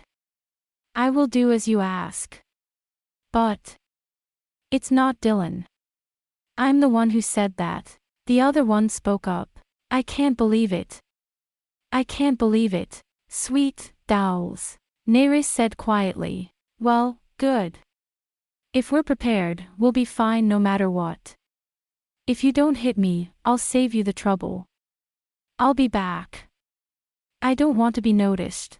"Yes, sir. Be sure to leave no stone unturned. And, Dylan, is. In case I'm right, call Lunnon at once. He'll think it's true, and you can't be sure he won't get into trouble. I know what I'm doing. And to your mother." "No." Neyris pulled up his hood. His beautiful face disappeared again into the blackness. "No. I don't think that's necessary. But, Doris was about to say something, but Dylan stopped him. "Night is coming.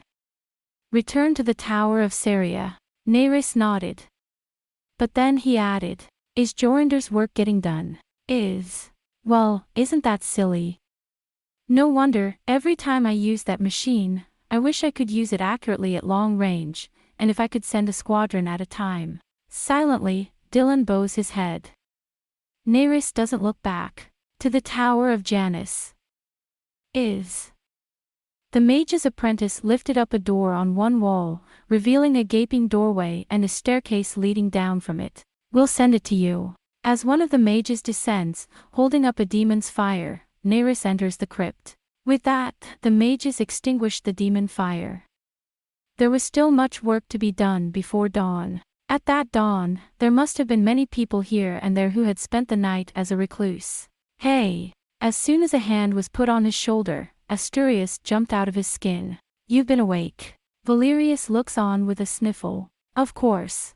Asturias said sternly. How can you sleep peacefully at a time like this? What time is it? Soon, the dawn will ring. Valerius said. The day of Saria is about to begin, Asturias. The beginning may have been Saria's day, but at the end, I will remind everyone that it was indeed Dole's day. That's the spirit. Valerius patted Asturias on the shoulder. Come on, come on. Breakfast is ready. I don't want breakfast. That's not what I'm saying. We have to keep our strength up for what's coming.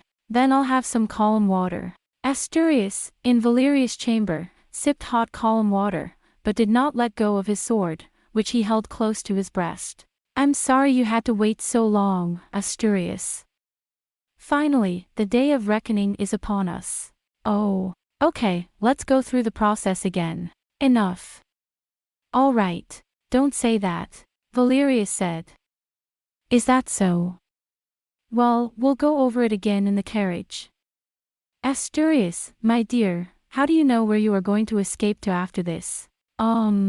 Asturias looked at him with difficulty. About that. He was about to say something when he saw Valerius looking at him dumbly, but he knew that he would not inform on him now that he had taken such good care of him.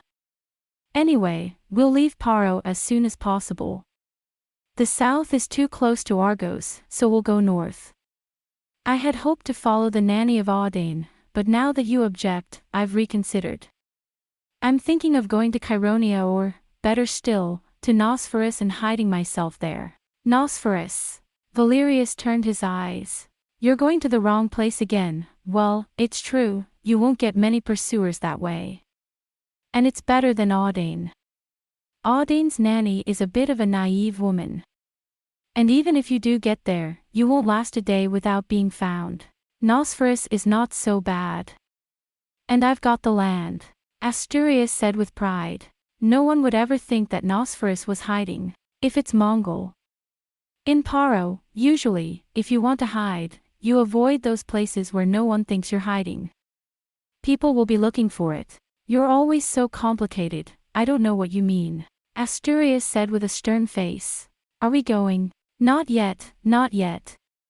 The dawn bell will ring in a tick, and we'll be in a hurry to get ready. In the meantime, I'll put you in the Crystal Palace. Let me see that sword. Let me see it. Valerius, with a stern look on his face, took the sword from the disapproving Asturias and inspected the shining blue blade. Listen, Asturias. This sword has been dipped in the poison the mage gave me. Be careful you don't touch the blade. And remember, your goal is not to assassinate Lord Crystal but to rescue Princess Amneris, right? So, Asturias, listen. You can't be too careful with your stabbing. With this sword, all it takes is a little scratch and you're dead. Just give it a quick graze and then run away with the princess while he falls and there's a stampede. There's a horse at the back door, I'll tell you later, that's ready for you. Listen, I'm going to cut up Aldo Nerys' sex appeal. Fightingly, Asturias yelled. I'm going to gouge his chest. No, no, no, no, Asturias. Valerius was in a panic.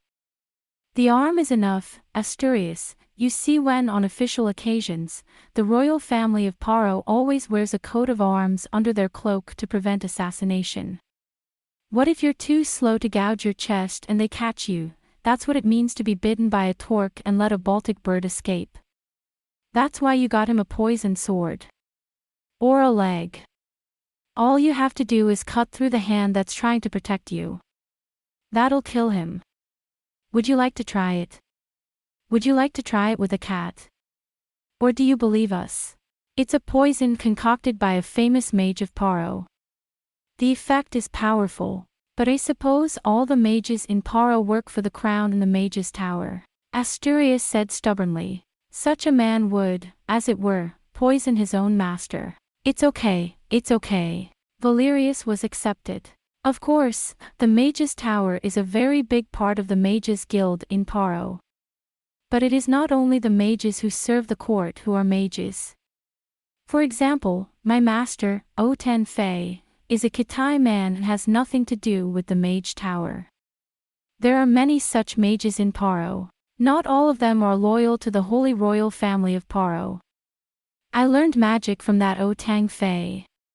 For example, see. A little bit of black powder had been spilling out from between Valerius' fingers for some time now, and it was floating in the air, even though there was no wind.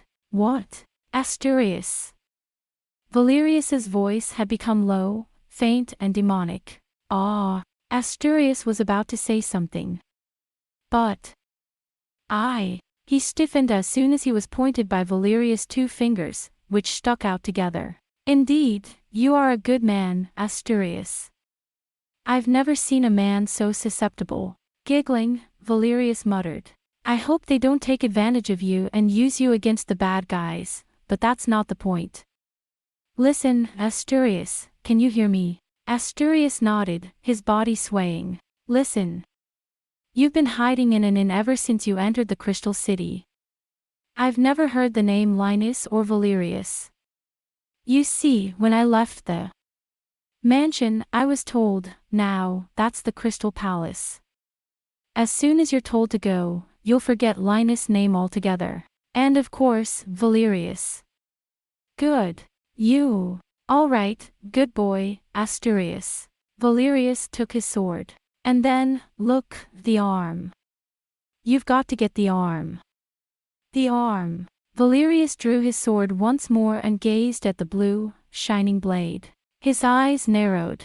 Something like a suspicious cloak rises slowly in their eyes. Is there still time to? That's when Valerius tweeted. Faintly but clearly, the sound of bells could be heard shaking the clear air. It was dawn. It was the bell of the Tower of Janus that heralded the dawn. The day of Saria had begun. Valerius kept his eyes fixed on it. I wonder what thoughts are spinning behind that still young face. Valerius waited until the bell had rung, and then slowly opened his eyes. He quickly gets up and looks at Asturias, who is hypnotized. Come on, wake up. I'll be out in one zong more. I'll be out in one zong more. I'll be out in one zong more. I'll be out in one zong more. Valerius whispered quietly. Oh my. Startled, Amneris drew himself up. Well, Amneris could not remember when he had fallen asleep. Oh no. In a panic he drew himself up. A beautiful, white, smiling face was before him. Mr. Neris. With a flush on his face, Amneris looked around. The subterranean temple of the Tower of Saria. The candlelight flickered briefly. On a day like this, I didn't mean to fall asleep. The thought that she might have been taken aback by my daughter's behavior made my skin crawl. I've been watching you sleep, my lady. Neris smiled. He was sleeping peacefully in my arms. No. Why didn't you wake me up? After this, we have a whole day of work ahead of us. A little sleep will make all the difference. Besides, it made me happy, Amneris. I felt like it was a sign that you trusted me completely and gave yourself over to me. I suppose you thought I was a trifling country girl. You're still talking like that. When I look at her sleeping face, the Lady of Light is but a gentle 18-year-old virgin. Poor thing, she's been praised as a general and an Ilana of Mongols, and she's carried a heavy burden on her shoulders alone. Though your shoulders aren't too thin. They're good shoulders, firm and mellow. No, that's not what I meant. Amneris, dawn has broken. Do you know what this means? Yeah. Amneris' eyes widened and he looked around as if he were trying to see the morning light through the wall. Salia's day. It has begun, hasn't it? Amneris' voice was like a whisper. Yes, Amneris. It's our day together. Oh, you don't have to be burdened like that anymore. Softly, Neris whispered and took Amneris into her arms. From now on, whatever burden you carry, I will carry it for you. You will be the Grand Duchess of Mongol, and I will be there for you. Now you can leave everything to me and dance in your dress in peace. Oh, dear. I'm sure I'll be bored. A lady, Amneris, exists only to be cajoled and pampered by men. I can't bear the thought of putting any burden on the beautiful white hands of the woman I love. Yes, Lord Neris, but you're wrong about one thing. I'm not going to be Grand Duchess of Mongol. It's my brother Mireille who will be Grand Duke. He's an unimpressive, effeminate boy, but he'll be the heir. And I. Amneris breathed a deep, happy sigh and leaned on Neris' arm. I'm quite content to be Lord Crystal's wife. It's hard. Neris muttered in his mouth. What? What did you say? It's hard, I said. If only my people were more happy with you and me. But I'm sure they'll think better of you when they see you in all your glory. And I'm sure they'll be inclined to applaud the fact that their beloved Lord Crystal has welcomed such a beautiful queen. By the way, yes, come here, Amneris. The candle is about to burn out. When it burns out, it means morning has come. The doors will be opened and we'll have to go out again, one by one, and start getting ready. For a while we are not allowed to touch hands or speak to each other. Come, my bride. Are you happy? You can ask me as many times as you like. I'd like to answer as often as I can. Yes, I'm happy. I hope this moment lasts a lifetime. I'm sure this is the happiest time of my life. I'll make you say it again and again. How many times? Oh, hurry up. Look, there's a key in the lock. Oh, Mr. Neris. Enraptured, almost in ecstasy, Amneris threw himself on Neris's chest and surrendered his lips to hers. I love you. I love you. I love you. Oh, the door is open. Take the veil of Salia, Amneris. And don't forget. When you leave this house, for once, you and I both have the right to refuse to marry. No. If Mr. Neris refuses, I won't let him stop the ceremony. I won't let him go. She's a scary bride. Neris laughed. At that moment the doors opened on both sides, and that was the last word that they spoke. The nuns came in silently and took each one by the hand. Later, Neris turned and smiled at Amneris with his eyes. Amneris answered him with his eyes. We love you. On either side of the temple, doors were flung open, through which the morning sun shone brightly. After Amneris had gone out of the door as a happy girl in the Vale of Saria, Lord Crystal, with the cloak of Saria on his shoulders, walked slowly to the opposite door. There's no turning back now. Open the door, Yarn. I'm ready for anything. Public. At the nun's suggestion, Neris gave a slight smile. Then, with slow, graceful steps, he stepped through the door and out. The day of Saria has dawned. It's Salia Day. It's a wedding. Lord Crystal's wedding. A murmur, something akin to a shudder, seems to run through Paro, through the Crystal City. Both those who agreed with it and those who disagreed with it were easily swept up in the unusual excitement. Of course, the biggest of these disturbances was undoubtedly in the Crystal Palace. Noblemen and noblewomen in great ceremonial dress wandered about the corridors in a wild manner. All the time someone was looking for someone else, and here and there could be heard screaming and shouting, "Go and get that, where is this? Oh, no. I'm short a box of toasting cups. The warehouse, the warehouse. Dal spilled water on the linen cloth. Go and get a new one. In the meantime, replace the one in the antechamber. Holy night, the wig is off. Come here. Where am I going? Mia. Mia. I can't see you, I can't see you. As it becomes brighter, the lower nobles and knights begin to arrive at court. The kitchen was already as busy as a battlefield, as each person had to be shown to a waiting room appropriate to his or her status and served a drink and a light breakfast. At any rate, hot cologne water must be served in silver cups, liquor must be served to those who want it, and freshly baked gatus and cut fruits must be served on trays incessantly. In the meantime, carriages arrive one after another. The nobles, even the great ones like the Duke of Mar and the Marquis de Lansbert, who live in the Crystal Palace, never walk.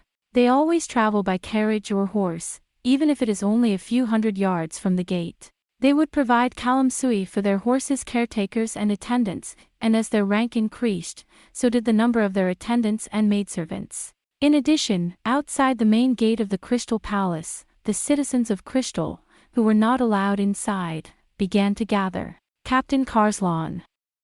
Is the captain not here? What is it, Canos? I'm here. Ah, Captain. Canorth looked sleep-deprived and pale. There was a small riot in Ambula. What? Is it going to spread? No, sir. It's all over now, but a young man got up on a platform and wanted to smash up this wedding and save His Royal Highness Naeris from this unhappy marriage. The instigator, I'm sure you've got him, is a student of mages, that's all. Put him in the Nerva Tower. There may be similar incidents here and there today. I don't care who's stirring things up, just make sure you catch the instigators. Later we'll take our time, torture them and find out who's behind it.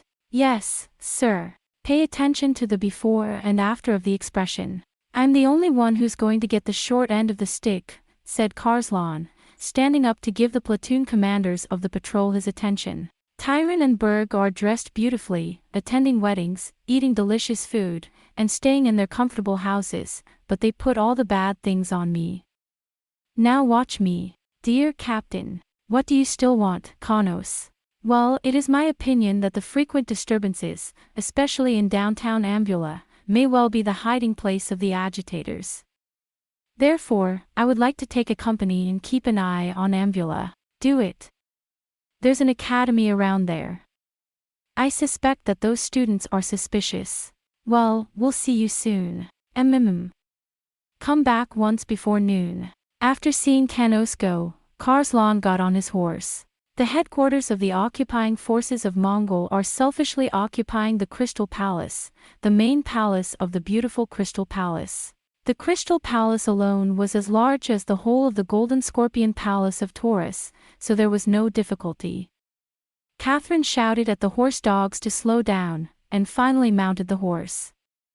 The great armor of the Knights of Mongol is not suited to the Crystal City, and the troops stationed at the Crystal have been increasingly wearing only light armor and no headgear, but this was not the case today. Unfortunately, it is a sunny morning with a fine weather, which is expected to clear up soon. Immediately sweating and even more sullen because of it, Carslan finished his address and rode under the Nerva Tower to the front of the east gate. But as soon as he passed under the Nerva Tower, he turned his eyes away. Canos, Canos. No, no, Dallas. Call out loudly. Oh, what a mess. These are the people of Paro who have come to celebrate today's wedding. Dallas, who was a bit puffed up after losing Ligeia to Carslan, said grumpily. This is it. These are the men who have come to wish me well. I can't help thinking that they've come to wish me well. Without the slightest intention of making a joke of it, Carslan shouted. This as well. I look round in dismay. The square in front of the main gate of the Crystal Palace, the East Gate, or Arcandros Square, was filled with all kinds of crystal people, young and old, men and women, on its wide cobblestones. 50,000 or 60,000 will not do. It is a great hall of stone where all the knights and infantry line up for the review of the king's coronation. There, as if in a cloud, are human heads stretching as far as the eye can see. Moreover, people are still arriving at the back of the building. The first one, trying to get to the iron fence, is chased away by the guards in black Mongol armor. What was appalling was that so many people, probably close to 100,000, had gathered and yet made no sound. Silence covered the great square. All that could be heard was the trumpet blowing at the entrance to the Crystal Palace, announcing the arrival of the guests. Marquis de Lansbert, arrive. Lord Adlon of Calabria, here we are. It's all a bit too much. It's hard to guard a place when it's so crowded, isn't it, Dallas? Ha. Yes. Yes, you're right. Do something. Do something. Scatter them. I'll send out the knights. No, I'm afraid that would have the opposite effect, but if we interfere with them in any way, and they go into a panic, which they have not done so far, it will be beyond the control of the Black Knights alone. Shall we ask Lord Bork for reinforcements? What the fuck, you? Karslan was horrified, but he was determined not to let his men, or the citizens of Paro, see him in a domestic dispute. Bring back Kanos. Leave Ambula alone, go back to the Crystal Palace. But we can't pull out the city patrol. At the moment, however, we are not trying to start a riot, Dallas said without hesitation. Why don't you just go on and see what happens? Karslan was disgusted by Dallas's words and pulled his beard furiously. But there was a point to what he was saying, and he was disgusted. I didn't need you to tell me that. I was planning on it. All right, Dallas, listen. Don't draw your swords or kick them over your horse's hooves until I tell you to. Anyway, after noon, when the wedding is over, no matter how unhappy they are, there's nothing you can do about it. Think only of bringing the wedding to an end in good time. Dallas bowed his head in silence. Karslan was angry again, but by the time he had walked past the square, he had forgotten about Dallas. As he watched the platoon of Black Knights pass by in silence, something akin to a strange fear of the people of Paro gripped his martial heart. If you are interested in thinking was not Karslan's forte, but even so, he could see how the people of Paro, gathered there, hid something different from the people of Mongol. Mongol is a country of noble warriors, an upstart country that has grown up to the time when the Grand Duke Vlad was only a knight. Therefore, the people of Mongol have a strong sense of loyalty to their own country, which they must build up by their own strength. I couldn't say it well enough to Karslan, but I couldn't help thinking that the simple, uncomplicated patriotism of the Mongols and the feeling for our country of the people of Paro who were gathered there in silence were somehow different, even though they were the same patriotism. What if, and I don't want to risk my neck by telling anyone, but what if the Grand Duke's surprise attack on Paro had been a terrible mistake? The ambush was indeed successful and Mongol sent his troops to Crystal. But didn't he touch something he shouldn't have touched? Could it be that this magical kingdom of thousands of years has fallen so easily to our forces, despite the treachery of Chironia? Karslan is unable to put it into words. It is true that the Mongols had won the war once, but Catherine could not help thinking that there was something transcendental in the fact that the old, dark kingdom, which boasted of the grace of Janus, had yielded so easily to the Mongols. It seemed to Catherine that there was something transcendental at work in the fact that the old, dark kingdom, which was so proud of the favor of Janus, had succumbed so easily to the Mongols, as if the will of Jan, or the hand of Janus, which was unfamiliar to Catherine, a faithless Mongol, was secretly at work. It seemed to him as if there was a secret hand at work. It is as if the people of Paro were a black serpent with only one head, which lifted its head loosely and gazed with golden eyes at this brave and fearless scorpion. The hand of Janus, is there such a thing in reality? Man's fate is in his own hands.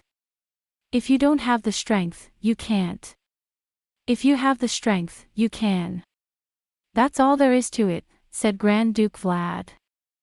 First of all, if there is such a thing as the hand of Janus, for what purpose did that hand bring down the hammer upon Paro, his priest? It doesn't make sense, does it? When I entered the crystal for the first time, I was heckled by the citizens, who threw stones and stale vegetables at me, as well as curses such as murderer, barbarian of Mongol, and pig of Gora, which I found much more satisfying than this silence. They're blunt. I don't know what they're thinking. Captain. Captain. In a panic, Karslan came to himself. The secretary wants to see you. Now, go. Tyron had been told by a maid about the large crowd. What's this all about, Karslan? No, it's the people who came to celebrate the wedding of the Duke and Princess. There were some disturbances in Ambula, but they've been put down. That's not what I'm asking. Tyron was in a panic. Dong Demon, she said, is directly opposite the road of the Holy King that leads to the Crystal Palace. The princess is now returning from the Tower of Seria, and after having bathed, she will enter the antechamber by the road of the Holy King in an uncovered carriage. If any harm should come to them, would it not be better for you to go the way of the Queen and not the way of the Holy King? Now you're talking, Karslan. Tyron jumped up. I thought I told you it was your job to protect the public. I am the Commissioner of City Security. Karslan replied. I knew that Arcandros Square was inside the Crystal Palace. You're putting the blame on Burke, Karslan. No, never, not like that. Whether the square is part of the Crystal Palace or in the City of the Crystal, what does that tell you? The third bell of the morning will be ringing soon. Let's go at the same time. At the very least, we can't ask you to replace the uncovered carriage with an ordinary one. This is a wedding ritual of the Holy Family. Tyron has made up his mind. The lower nobility, landowners and merchant chiefs are already lined up on both sides of the road to the Holy King. The uncovered carriages are to show them off. We can't change it now. First of all, the carriage won't be here in time. In fact, I believe that the princess will not be seen by the people for more than 5 minutes.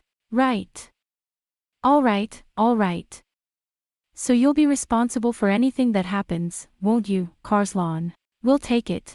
I'm going to drink as much as I can with Lena as soon as I get home today, said Karslan, puffing up. If he didn't do that, he wouldn't be able to get rid of the feeling in his stomach. All right, I've heard enough. You'll guard it with all your heart. 3 times. When you come to the Crystal Palace, when you go from the Crystal Palace to the Tower of Seria in your wedding garb, and when you return at the end. I'm sure you'll be fine then, Lord Crystal and all. Sullenly Karslan said and left Tyron to gather a number of guards at the great gate. He was very angry. He was angry at the people of Paro for sitting in silence and waiting, and he was angry at Tyron and his men for making him do all the unpleasant work. He was also angry at the Tyranids who forced him to do all the work he didn't want to do. He was even more angry at Amneris who, without considering his position, wanted to continue the tradition of the peaceful times of presenting himself to the people in an uncovered car. Isn't it like a war now? For the sake of the bridegroom who will be dead tonight anyway. Karslan was in a frustrated state when suddenly, as if to mock him, there came a beautiful, clear sound of bells. Oh, the 3 bells of the lure. At last, I hope nothing happens to you, Karslan murmurs in his mouth. After the bells had rung 3 times, the sound of trumpets blown by the buglers on the 5 main towers rang out in the still sky. It is the trumpet which announces the true beginning of the marriage ceremony. The bride, after praying at the Seria Tower, made a long detour to the front of the Dong Demon Gate, and then took the path of the Holy King to the Crystal Palace. The bridegroom, also from the Tower of Lure, enters the way of the Holy King round the other half. Both Tyron and Karslan knew that no matter how much people disagreed with them, there was no way in hell that they would try to harm Lord Crystal. If there is anything, it will be in front of the East Gate, where Princess Amneris, the bride, will appear before the people. Look out! Watch out for tall buildings, tower tops. There's always the arrow. When the chariot is reported to be at the edge of the Nerva Tower, send out the cavalry and keep them away from the 30-tad radius in front of the great gate. If they come at you, use your slings. Don't draw your swords. Keep the horses in a hedge so that they cannot see the wagons. You see, in such a state they are in a state of shock. Don't be careless or unnecessarily violent. With that many people, the Black Knights alone might be in danger. Dallas, indeed, was no longer moping about in female envy, but was giving orders to his platoon leaders with a stern face. The people of Paro were even more swollen than before, almost covering the whole of the streets leading from the Crystal City to the palace, even the Lansvale Bridge over the Lansvale River. There was a strange sense of oppression in the air. Captain! The carriage has just entered the gates of the castle of the Marquis of Nerva. Okay. Behind the Nerva Tower is the castle of Nerva, the residence of the Marquis of Nerva. Cavalry! Ha! 2 companies of the Black Cavalry went out from the service gates on either side of the east gate to the square, clacking their hooves on the stone pavement. The people didn't give a shit. Rather, it was packed to the back of the room with people, making it impossible to move. "Do you want me to leave, Captain?" "No, wait, Dallas. If we let them come down now, some of them will be killed. We can't let that be the trigger. In the meantime, line up 2 abreast at the gate." "Ha! Lin. Soft, merry tinkling of bells came from the castle of Nerva. Just then, 2 white knights on horses with bells, leading the way, appear in front of the great gate, riding around the Nerva tower. Then followed 2 carriages with their attendants, and a company of white knights, with Dirk's bannermen. Of course, they are all beautifully dressed in formal attire. From the left and the right, the lower-ranking maids came out and sprinkled amnesia flowers and gold coins from the top of the gate tower as a gift. The people did not move. The flowers fell on the cobblestones and the gold coins clinked. Carslan and Dallas looked at each other.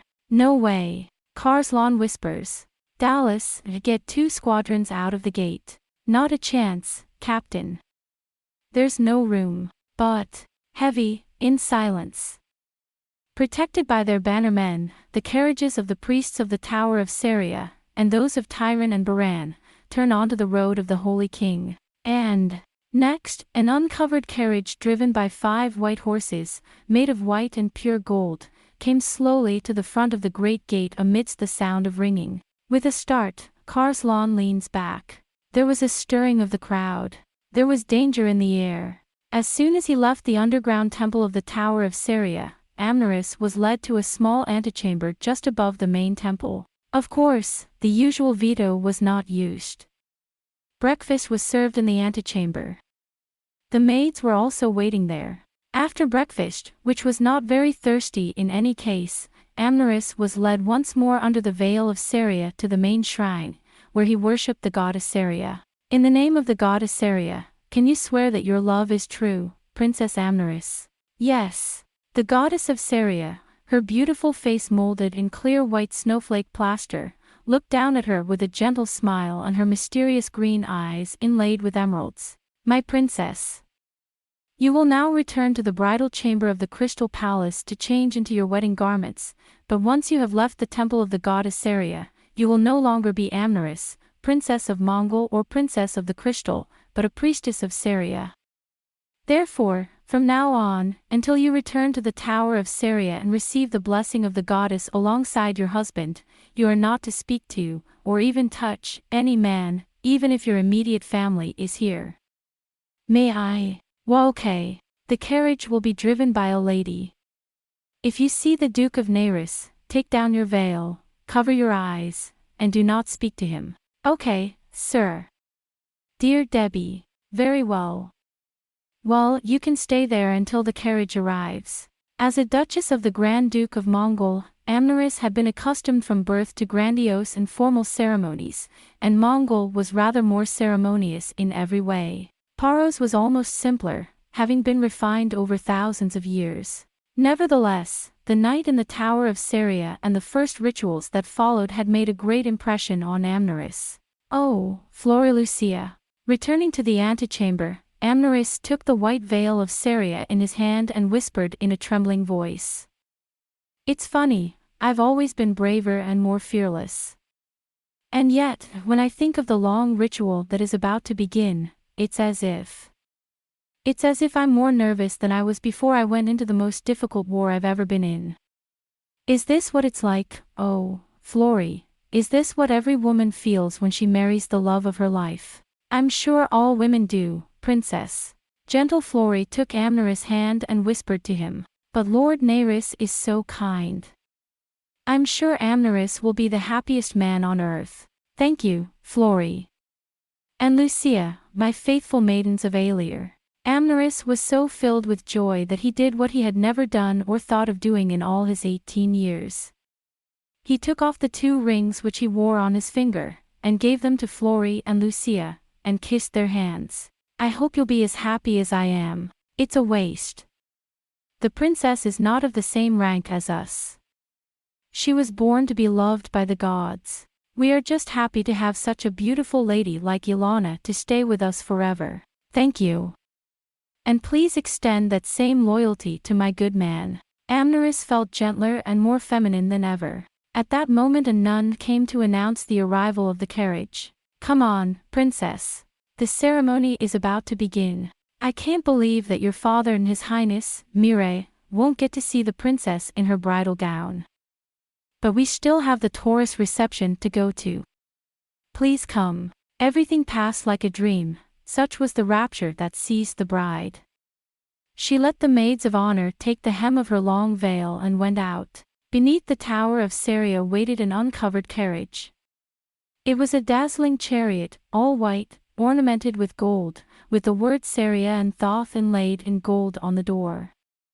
All the horses, 5 in number, were white from head to tail, without a single hair of any other color, with golden bridles woven into their manes and tails, and brocaded with the coat of arms of Mongol, and their yoke and reins were of gold.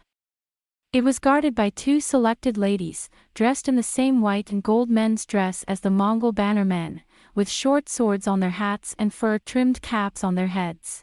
Tyron was waiting on his knees at the foot of the carriage. He seemed to have something to say to her, and tried to walk towards her, but the nuns of Saria stopped him, and he thanked them and got into his own carriage. Amneris, helped by Flori and Lucia, got into the uncovered carriage and sat like a gorgeous white peacock with his long veil spread out beneath his feet. Hi! The women's gold-knotted whips are raised and the carriage begins to move slowly. From Nerva Castle, pass under the Tower of Nerva and enter the way of the Holy King in front of the Great Gate. Standing on the steps of the carriage, the caretaker, Debbie of Saria, explained. Amneris was hardly listening. His heart was so full that he did not hear Debbie's voice, nor did he see the scenery around him as his procession passed by. If Amneris had not been so intoxicated with his own thoughts, he would have realized that the area around which he was passing, which he did not always have the opportunity to see, was one of the most striking features of this beautiful crystal palace. After leaving the Tower of Saria, the procession passed through the Queen's Gate, between the rear palace and the Queen's palace, and entered the drill ground. The castle of Landsbeer stands on the north side of the palace, guarded by the river Landsbeer which flows behind it. The Queen's palace is made entirely of chalk and has a much gentler silhouette than the Crystal Palace or the Saint Royal Palace. As we entered the parade ground, the White Knights of Mongol, who had already formed a line, raised their swords with their hilts upwards, grasping the blades, and shouted a cheer for Mongol. They ran slowly through the crowd and entered the main gate of Nerva Castle. The horses' hooves cracked cleanly on the cobblestones. Mr. Naris, by now. As soon as the bridegroom leaves the Tower of Saria, he should enter the Tower of Lure, which is opposite the Tower of Saria, across the Tower of Janus, and from there he should pass through the gardens to the Château de Landsbeer and enter the barracks. The procession with the dreamy Amneris on board passed slowly under the Nerva Tower and came to the Knight's Square in front of the Great Gate. Amneris does not think of the traitors and prisoners who may be locked up in the Nerva Tower, nor of the noblemen of Paro who have turned against Mongol. As we passed under the Nerva Tower, surrounded by the sound of clacking hooves, the clatter of wheels and the ringing of bells, we came to the end of the way of the Holy King. Amneris's eyes widened as he felt the cold water hit him. I saw a huge crowd of people. Flori. Oh, what's that? I was warned not to talk to the men, or even to the women, if I could help it. I was more surprised and shocked. We are gathered here to celebrate your wedding. Quietly, Debbie from the Saria Tower said. Amneris, unconsciously, grasped the edge of the veil. To celebrate, you say? No, no. I know. What do you see in their eyes that's a blessing? They're the eyes of resentment. A grudge, a curse, a hate, a stinging hate. Flori. Hi, princess. In a panic, Flori and Lucia took Amneris' hand. Don't worry, sir. You see, the Black Order of Mongols is firmly at the gates. Think only of the good things, my dear. They can't possibly know that the princess and Naris are truly in love. Yeah. Yes.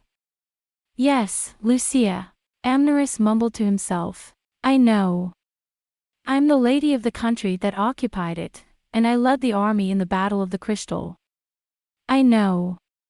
I can't help it. The people of Paro will not bless this union. The noblemen, priests, and ladies of the highest rank who meet in the Crystal Palace are gregarious, courteous, and never show any sign of hostility to the conqueror. He was so absorbed in the preparations for the wedding that before he knew it, Amneris had lost all sense of what time it was and how the wedding had come about. He felt as if he were in a peaceful and tranquil place.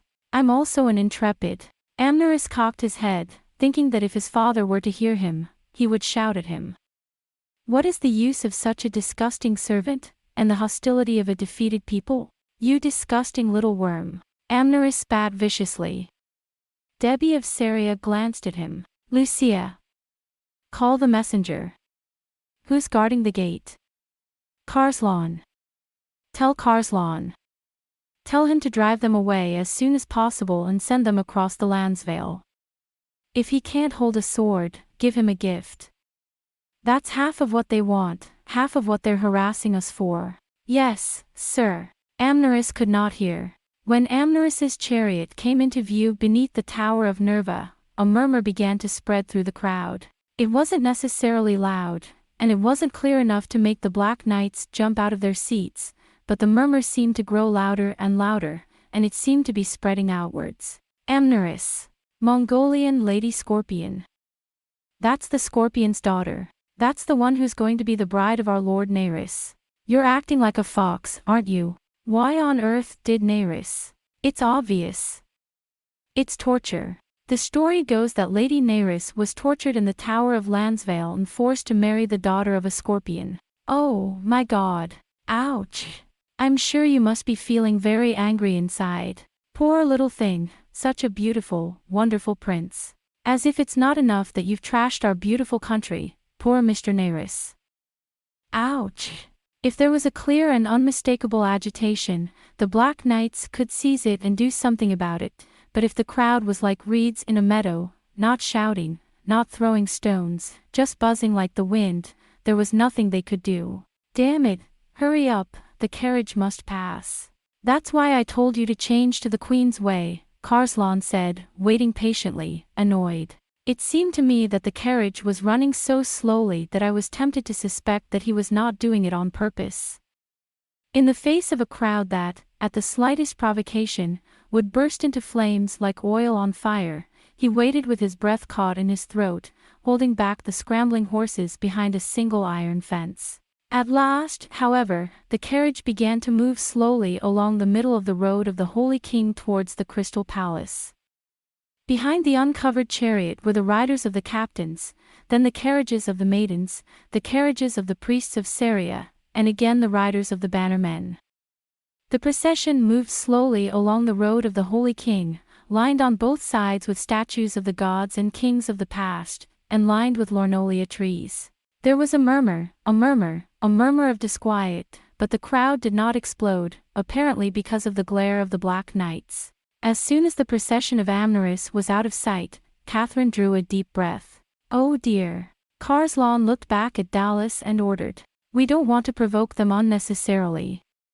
Have the blackguards return to the gate. There'll be no trouble with Lord Crystal's procession. Dallas ran at his command. The Black Knights pull him out of the service gate. A crowd of people slowly gathered in the open space. Here. Don't get too close to the gate. The sentinels are shouting with their spears over the iron fence. You're a lot quieter than I thought you'd be, Dallas. I was afraid of what you'd do. But it's the quietness that gives me the creeps. I don't know what the Paro guys are thinking. Hey, whatever.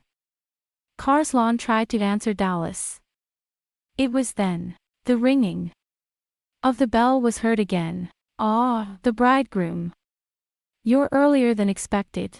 Not long after Catherine had finished, the two holy knights, Avidus and Aurelius, appeared from the gallery of the Tower of Thoth, their horses passing outside the garden. The holy knights are of course in their first formal dress. On white horses, with silver-armored headgear of the holy knights, long, fur-trimmed cloaks, feathered headgear, the Banner of the Holy King of Paro, and their head straight, Count of Edus, still young and known for his beauty, Count of Edus, still young and known for his beauty, and Viscount Aurelius, in their ceremonial dress, reminded one of an old picture. Wow! Again, something flows in the crowd. Then came the Knights of the King's Guard, in their crimson capes. They are led by the Count of Lyre, Secretary of the King's Guard. Following them come the Marquis of the Holy Knights, Renaud, Durkin, Darvars and Wallace, each with 10 knights behind him. The Holy Knight wears a fur-trimmed coat of arms, a short black robe with the Paro coat of arms in silver, black and silver boots, a black cloak with fur trimmings, and a silver helmet with feather ornaments. The crowd erupted. Here and there the names of the Holy Knights could be heard, and the crowd tried to crowd forward. Don't push. It's too dangerous. We can't get out. There was shouting and shouting everywhere. Captain, Dallas shouted softly. Let's get the Black Knight out of the gate. No, no, no. If we let him out now, we'll get into trouble. No, even if we open the gate, we can't get out like this. Damn it, I shouldn't have let you in the gate just now, said Karslan, biting his lip. And then there was an unusual stirring of the air. Wow! Oh! The earth seemed to groan. Ha! And Karslan and Dallas look at each other. Protected by the cavalry of the Marquis of the Holy See, an uncovered carriage drove slowly by. A royal carriage of white and purple and silver, and a white horse with purple and silver straps woven into its mane. In the carriage Nereus sat motionless, as if she were a breathing statue. He wears a white Syrian cloak, a priest's toga and a royal ring gleaming on his forehead, in a very simple manner. On his left and right were his sons, and the steward, the Duke of Mar, stood behind him like a guardian angel. His face was completely expressionless, and even the black hair that flowed down his face did not seem to be disturbed by the wind, as if it had been carved from marble for effect. Oh, what is? The emotions of the crowd, which had been running to the limit, were about to be severed. Sir Nereus, Lord Crystal, my lord. My dear Nereus. Nereus did not move his face. His face was pale and expressionless. In the Tower of Lansvale, tortured, I was forced to marry a princess from an enemy country. Na Nereus. In the midst of a slowly building throb. I don't know what I was thinking. A woman's voice rang out, high-pitched and ridiculously clear. Madam Nereus. I don't like the idea of you marrying a Mongol woman. Ha, and it was as if the whole world gasped for breath. Next moment, oh, my duke. Oh, you poor thing. I hope you will marry Princess Linda. It's a later life. The Mongol women. We do not accept this kind of wedding. Wow, wow, wow. The whole square erupted in shouts of outrage. Dear Nereus. The Lord Nereus. Save Lady Nereus. I have taken you from your ill-fated marriage to Lady Nereus. No. The blood drained from Karslan's face. The crowd, screaming and shouting, began to avalanche against the fence. There was a scream. The sentinels' cries for restraint were lost in the screams and shouts. The thick iron fence made a cracking sound. No, no, it's not safe, Dallas. Black Knights, front ha. Save Lady Nereus. Save Lady Nereus from the female scorpion. Screaming, screeching, shouting. Quickly, get the carriage to the back of the. Guard the gate. If they get in, all hell will break loose. The desperate cries of the captains. Sir Nereus. Mr. Nereus. Long live Paro. Long live Lord Crystal. Save Lady Nereus. The cries of a tremendous crowd are heard on the cobblestones. The procession stood perfectly still at the edge of the way of the Holy King.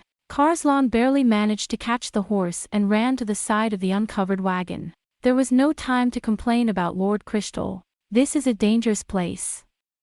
Please enter the Crystal Palace quickly.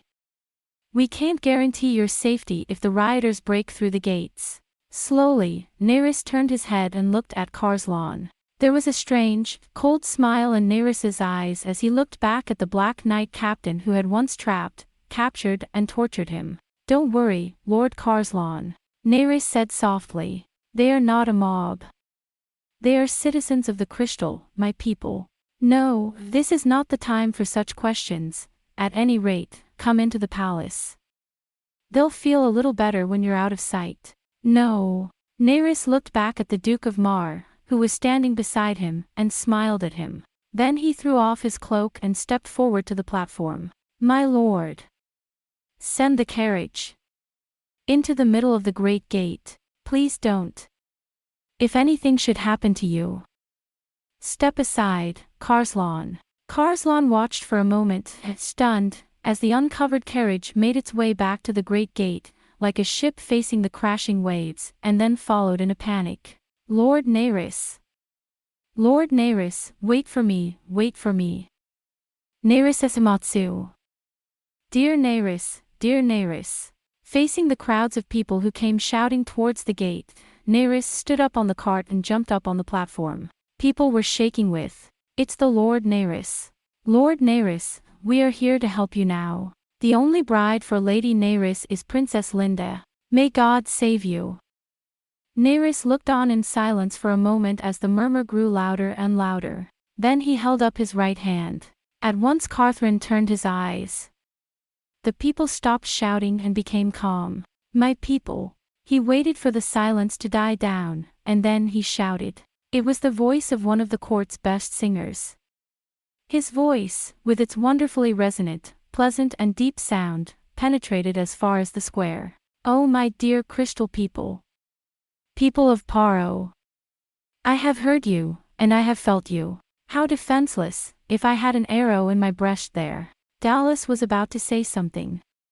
Karslan rushed to stop him. Shoo! The desire to save me, because you love me and care for me, is dearer to Nerys than anything else. But, my people of the crystal. Do you not know your Lord of the Crystal better than anyone else? There were some shouts of wah, but they stopped as if they had been stopped by others. Only the will of Aldo Nerys, Lord of the Crystal, can determine his actions. I will not be tortured. I will not be moved by any passion. Have you forgotten that, people of the crystal? Nerys continued slowly through the silence, his arms outstretched, smiling as if he wanted to embrace all the people in the square. If you are my people, if you love me, believe in me. I will not act under compulsion or by mockery. And I will never betray Paro or you. And you know it. Everything I do for the good of the crystal and for Paro, even if it does not make sense to you now, you will know it in the end. I am Aldo Nerys, Lord of the Crystal, after all. Nerys stopped a wave of cheers with his hand. This is not the way the people of Paro should be in their feelings. They snub old men, women and children, they cause unnecessary disturbances, they hinder me from doing what I should do. Is this what my people who love me do? Take care of the wounded at your feet and take the flowers. There will soon be a great feast. Enjoy it and let it go. If you call me Lord Crystal, trust me at last. I will not betray you. Do you understand? This was answered by a roar of joy. Nerys, smiling gently, waved his hand to the people and gave them a sign. Then the maidens began to scatter flowers and gold coins from the top of the tower. Immediately the people, like tame children, fumbled for the flowers and reached for the gold coins.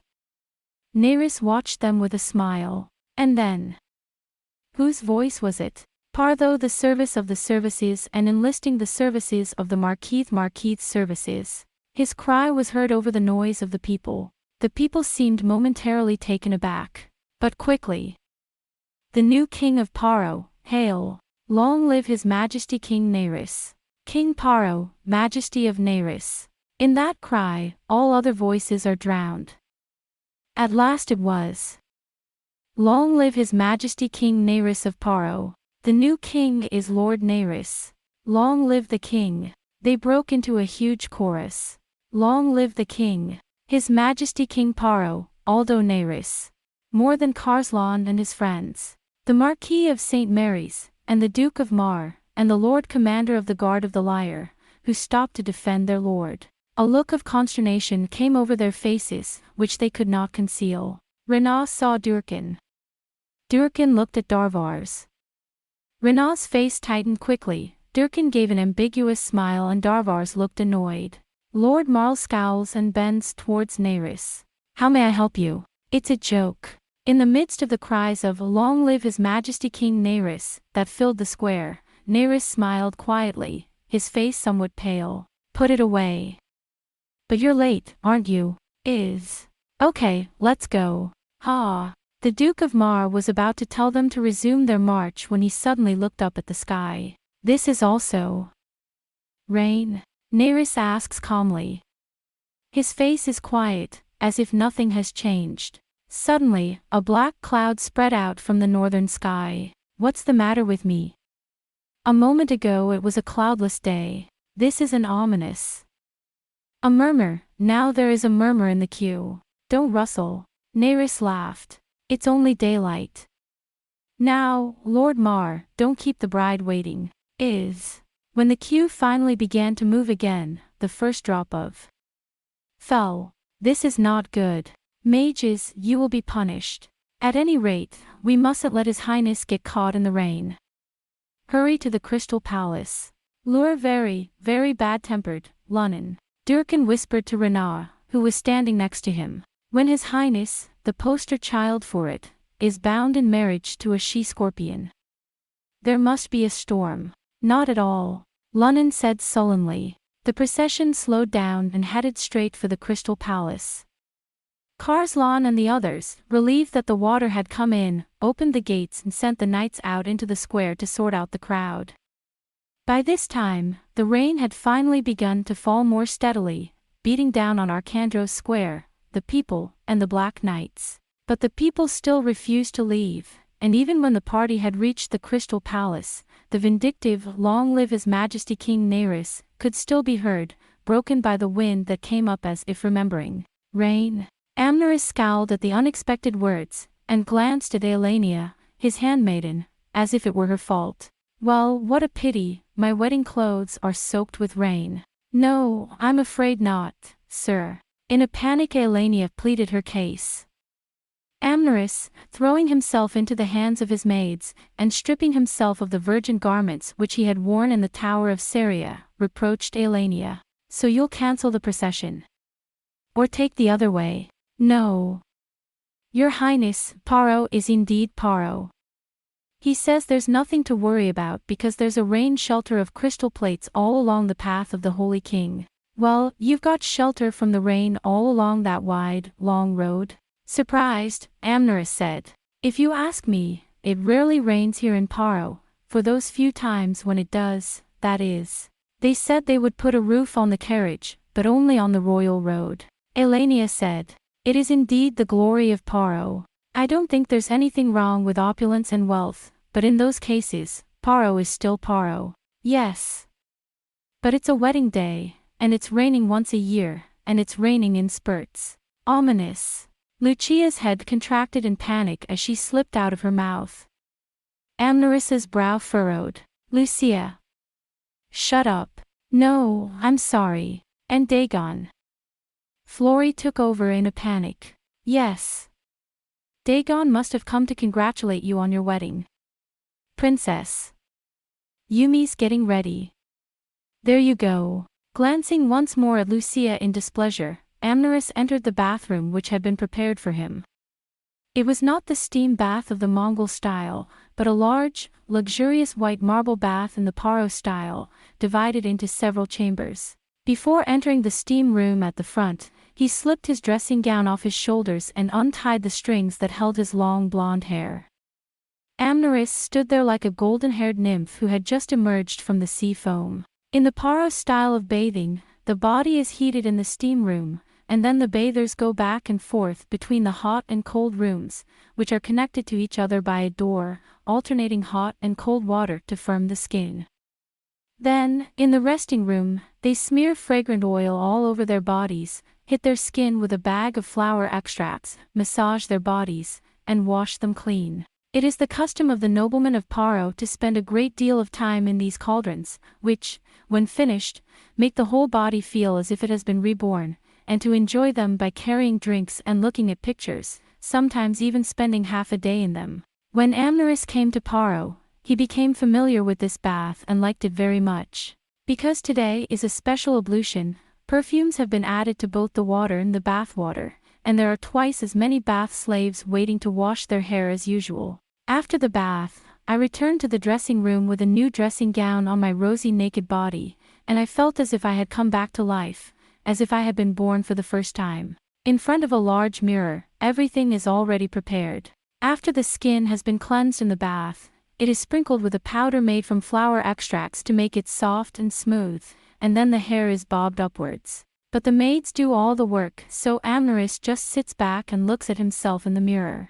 Already there were 3 outfits, made by the most celebrated and royal designers of Paro, ready for her.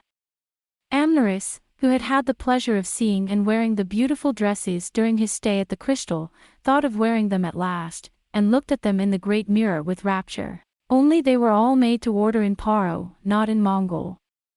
The cost of making them was so great that the poor would have fainted if they had heard of them. First of all, the wedding garment, to be worn during the ceremony of the vows in the Tower of Seria, the finest of the silks of Kum, the lace of Elaine, sewn by the crystal seamstress, and as pure as snow. The lace, richly stitched and shrunken, rippled down the skirt and across the breast, and over it, like the petals of an amneria, lay layers of thin silk. The sleeves, too, were made in the manner of the recent fashion for crystal, with lace plumply covered with silk, which, when the hand was raised, broke away to reveal the whole of the slender arm. The back was covered with long, long lace, and the lace and silk were interlaced and sewn into the shape of a Syrian veil, fastened with pearl ornaments. Every part of the lace was lavishly covered with pearls and diamonds, and at the throat was a collar of sheer silk covered with pearls. It was enough to make a small kingdom out of it. Having taken the vows of Seria, they now return to the Crystal Palace to be greeted by their subjects, and for the first time they are seen before the people as husband and wife.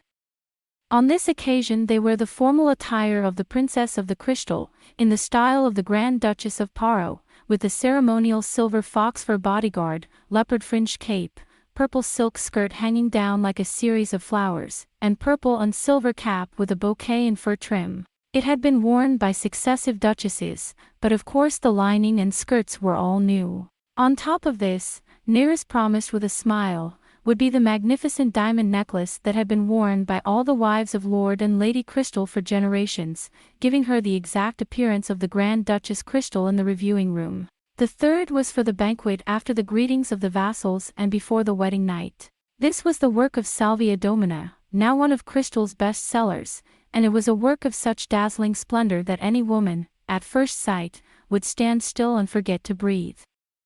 It was made of a golden cloth like light itself, woven with fine, fine threads of pure gold.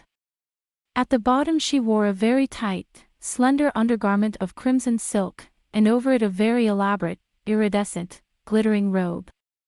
It was made of the rarest fabric in the world, woven from the feathers of the golden peacock, which in the East are traded for 1,000 times their weight in gold, and being feathers, it was so light that I almost forgot I was wearing it, and its color was such that it glittered in 7 colors, which no other thread could produce. It was like a cloud of strange light shining in 7 colors, which no other thread could produce. The dress of peacock feathers wrapped softly and softly around Amneris's slender body, and its long sleeves were drawn up. And finally, on top of that, a dazzling golden cloth, cut in the latest fashion, was worn. The dressing gown, richly ruffled on both sides and beautifully pleated at the back, was fastened at the narrow waist by a wonderfully wide sash of gold woven with crimson and blue jewels and pearls. At the shoulders, the arms are fully exposed by the short, puffy sleeves, and at the collar, the intricate and subtle layers of gold, iridescent and crimson are glued together and fastened on both sides with diamond pins. As they walked and moved, the 3 pieces of cloth fluttered and overlapped like a dream. The effect is the most beautiful in the world. Of course, the golden cloth was chosen to express the bride's admiration for her exceptional golden hair, and its iridescent color also reflected the hue of Amneris' green eyes.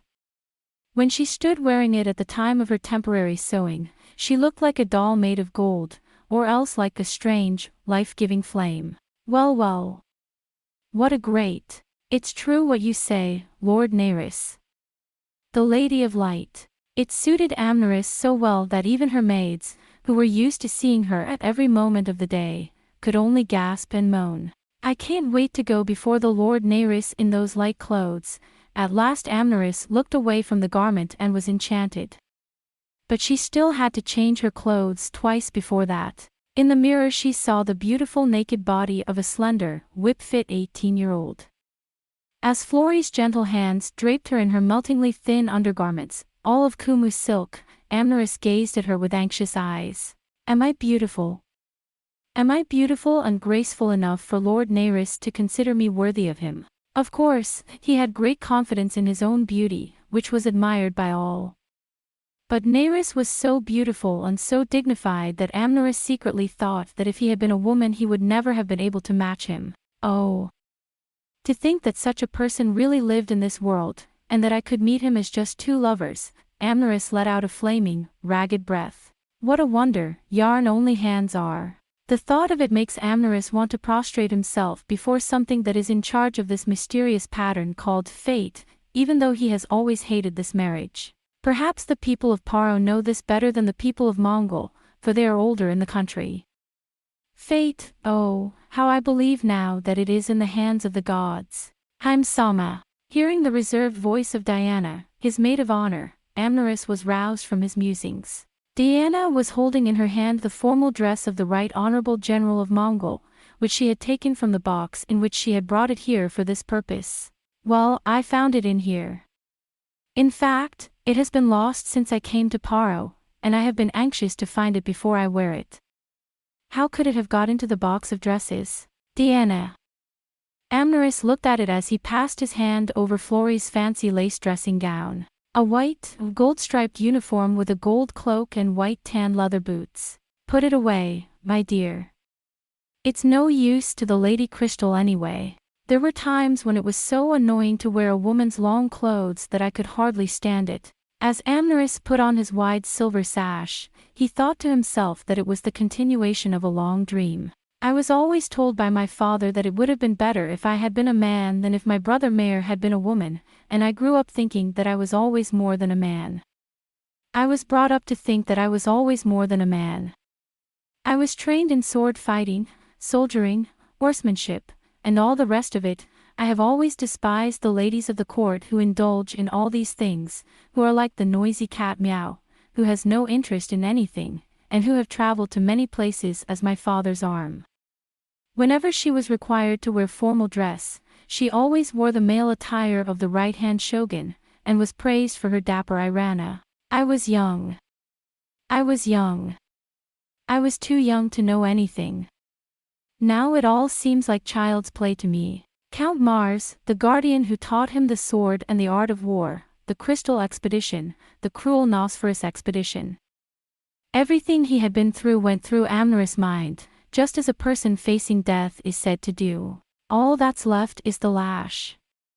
Please sit down. When the cord is unraveled, a glittering waterfall of light spills abundantly over the shoulder. Its radiance reminded me of the white sands of Nosferus, and of the strange, rude warrior I had met there, and who had somehow, after only a few encounters, become mysteriously attached to my heart. Pull up the hem of your dress and take the head of your enemy at the ball. The rebellious Duchess of Mongol. What would that leopard-headed warrior say if he saw me now? Amneris thought. But already it was a distant thought. What a long time ago. How far I have come, and when the noon bell has rung, I will be the princess of Aldo Neris, Lord of the Crystal. How angry I would have been if I had been told then that the purple-eyed girl who had drawn before me in the desert camp, the skinny little girl and the girl she had scorned, her cousin, Lord Crystal, would be my only good man whom I loved. I don't love men. I'll never love a man, you said. It's ready, sir. Amneris stood up. In the mirror I saw a beautiful, golden-haired girl, dressed in pure white.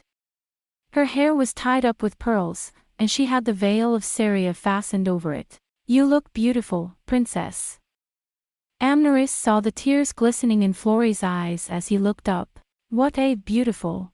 When you are ready, the carriage will be waiting for you. From the doorway, a nun from Seria tells him, "I'm coming." Amneris, the duchess who had fought in the desert and on the battlefield, was no more, Amneris thought. When she returns, she will no longer be his daughter. "When you leave this door." Amneris pulled at the hem of her long dress and stood up slowly, trembling. Chapter 3. The Wedding of Death. The rain seemed to be getting heavier and heavier. In Paro, and especially in the northeastern part of the country around the crystal, there is not much rain, but not much at all. There is more rainfall in a year than in Mongol, which is surrounded by desert, and there are many lakes in the mountains. The rainy season is not so bad as the rainy season, but from the brown to the black months, rainfall is not so rare. But it was the first time in years that it had rained in the purple moon, and the sudden black clouds and fierce rain and wind, which we might even call a storm, were very unusual for the people of Crystal. So it would have been taken as an omen. As the rain became heavier and heavier, the huge crowds were gradually being drawn away to the other side of the Lansvale and the Aurras. On the cobblestones of the square in front of the great gate, the branches of amnesia, which had not been picked up, were lying on the ground, trampled underfoot and soaked by the rain. Between them, the black knights of Mongol, wearing rain-covered headgear, moved about like sinister water demons. As for the Crystal Palace itself, as the maids of honor said, the main gardens, streets, and buildings were covered by canopies, so there was no obstacle to the ceremonies taking place inside. However, as there are naturally some changes, the people of the court are busy at work. The audiences with the lower nobility and merchants, which had been planned for the gardens, were hurriedly replaced by an audience hall. The noon meals already prepared in the gardens were also largely remade. The great kitchen, which served 20,000 people at once, was now in a state of warlike excitement. However, since the nobles and courtesans had already packed the Salia room under the Salia Tower to attend the ceremony, the Holy Royal Palace itself was not so crowded, except for the squire's room, which was rather deserted and empty. The bride and bridegroom were already dressed, and then slowly and deliberately made their way around the Crystal Palace in a carriage before arriving in the Saria room. Normally, the bride and bridegroom would dress at the detached palace of Genua on the outskirts of the Crystal City, go to the Temple of Janus, and arrive at the Crystal Palace in a parade through the city to be presented to the people. In view of the circumstances of the wedding, it was considered unacceptable for the bride and groom to pass through the city in uncovered carriages. The Crystal Palace, which is strangely empty because all those with free hands have gone to the Tower of Saria to watch the wedding. In the midst of it all, a black knight was hurrying along. "Oh, no. The map says to go this way, but if we go this way, we'll end up in the Tower of Lure. The Twin Towers, as they say. How do I get to the Tower of Saria?" Apparently, he had lost his way because he was not familiar with the complicated structure of the Crystal Palace. With my cheeks half lowered, I made a clattering noise in the quiet corridor, looking around for someone to ask. "Oh. There's the palace girl." He caught sight of a figure and rushed towards it. "Ah." As she rushed to turn into a side street, he chased after her, and, stretching out his monkey's arm, grabbed her by the hand. "What are you doing? Don't be rude." I'm sorry, but I need directions. I'm lost in an unfamiliar place." As he said this, the Black Knight took the hand of the maid who was hiding her face under her arm as if she were dirty, and looked into her face. "Ah!" A shrill, horrified voice came out of his mouth.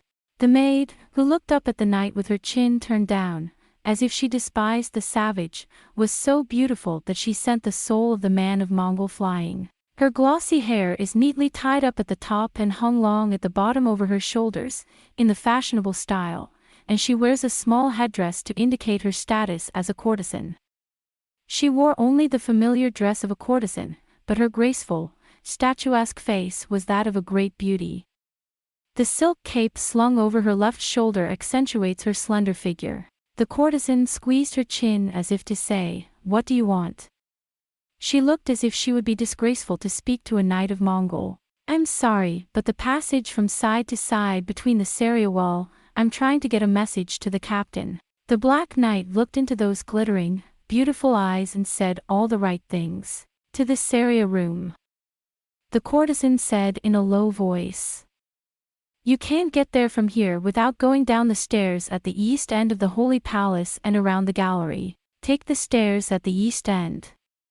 The woman raised her hand and pointed towards him. The gold bracelet on her arm clinked. Do hi. When the Black Knight withdrew his hand with a stammer and tried to look at the beauty one more time, she had already flipped up her dress and hidden herself in the side street. The faintly sweet scent of the famous salviette tickled my nose. Stairway to the east. Hurrying towards the direction he was told to go, the Black Knight felt like he was dreaming. What a beautiful woman. That's the Crystal Palace. A maid of honor who couldn't attend the ceremony would be a woman of very low rank, and even then she would be an absolute beauty. In the court of Mongol, she would instantly be known as the most beautiful woman in the court. Oh, no. This was no time for carefree thoughts, and the knight held up his hand and raised his cheek. A youthful, sallow face appeared. He is Asturias. In a short time his face has lost much weight, his cheeks have sloughed off and he has become somewhat older than when he was known as the Red Lion of Aurra and a young hero. His eyes, too, are somewhat less serene than before, but he had no time to dwell on such changes in himself. After all, in the morning he had been secretly brought to the Crystal Palace in Valeria's carriage, where he had already been provided with the familiar equipment of the Black Knight. What's this? It's impossible to make you look like a Paro man because your accent is too strong. After all, the most logical way to hide a Mongol is to turn him into a Mongol. Asturias, with an indescribable feeling, took off the paloque garments which had been given him at Valeria's house, and put on the armor of Mongol. Though there was a difference in color between the red and the black knights, the metal, the weight and the gleam of the plates were the same as in the armor of my army. Since his departure from Taurus in a fit of passion, he had thought he would never wear it again. How could fate have played such a trick? As the daughter of Count Marcus Asturias, the chief vassal of the Grand Duke of Lad, she was to rise rapidly through the ranks, eventually to become a princess of great renown and to follow in her father's footsteps as director of security at Taurus. I had no regrets about what I had done, but the thought that I had embarked on a path from which there was no return made me feel as if I were dreaming a long dream. It all started with the white sands of Nosferus. If he had never met the leopard-headed warrior, or even the leopard-headed monster, who had taunted, battered and humiliated him in front of his adoring courtesans, Asturias might not have been so determined to prevent Amneris' wedding. I'm sure you'll agree. For some reason, Asturias had always believed this, even though it did not make sense.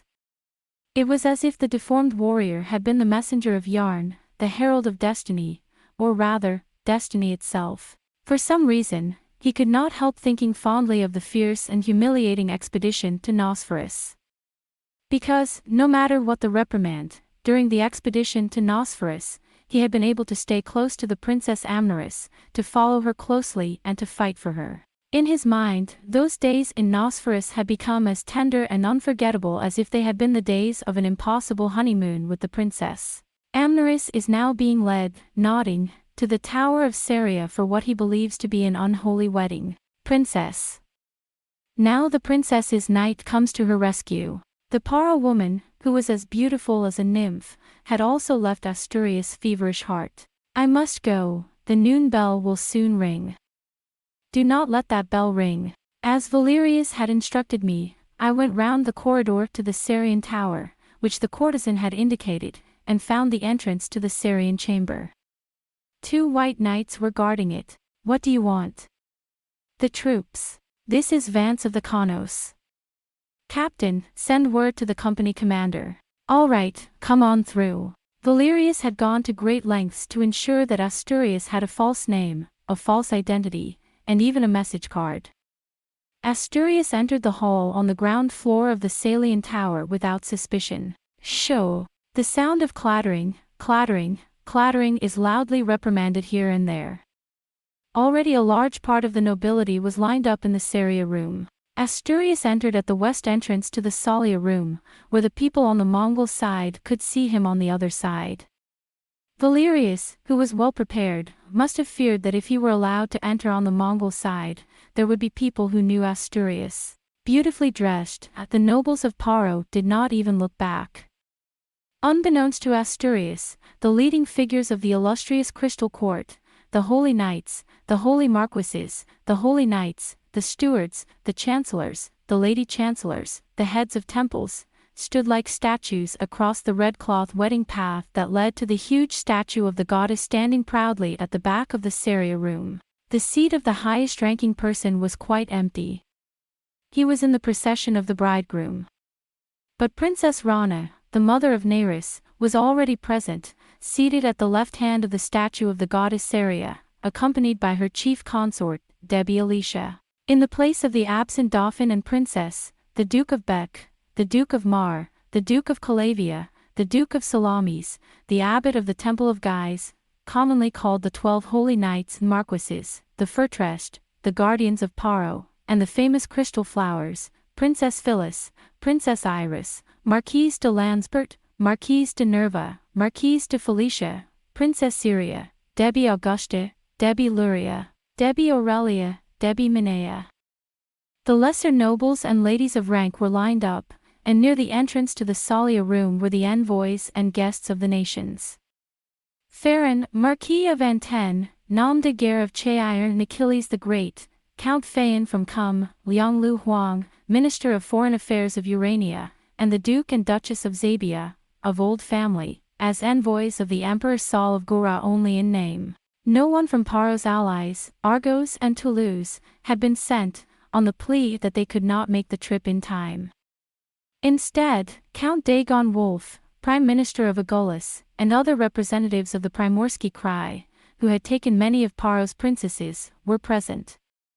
In a long black cloak, Yemoy Singh, the high priest of the Miroku town of Yaga, stood out from the crowd. From the autonomous cities nearer to the east, Alan Dolphus, sister of Guy Dolphus, Earl of Talia. From the Longhorns, Diane, wife of Owen Longhorn, the beauty of the north.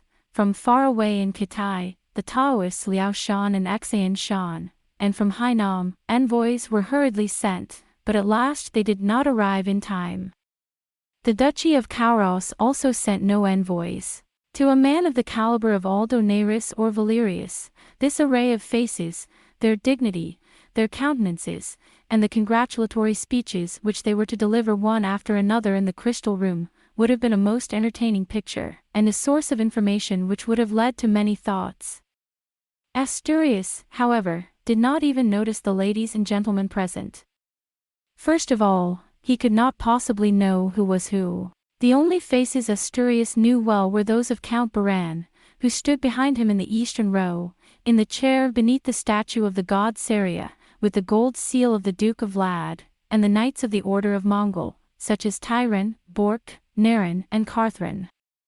Asturias, seeing the black figure of Gaius, who had accompanied him on the voyage to Nosferus as a military commander, fell back in panic. I do not think that the number of people here and the disguise of a black knight with his cheeks down will be easily spotted, but at any rate Gaius is a mage. Asturias had never liked the idea of a mage. Here, where's the squad? He was also stopped by the SS sentry. Asturias panicked and turned away. Kanos, Vance, here with the message. He took the false name and the message card. It's urgent. It's semi-regular. Then wait here for a moment. Mongol's seat is on the other side, but the ceremony will start soon.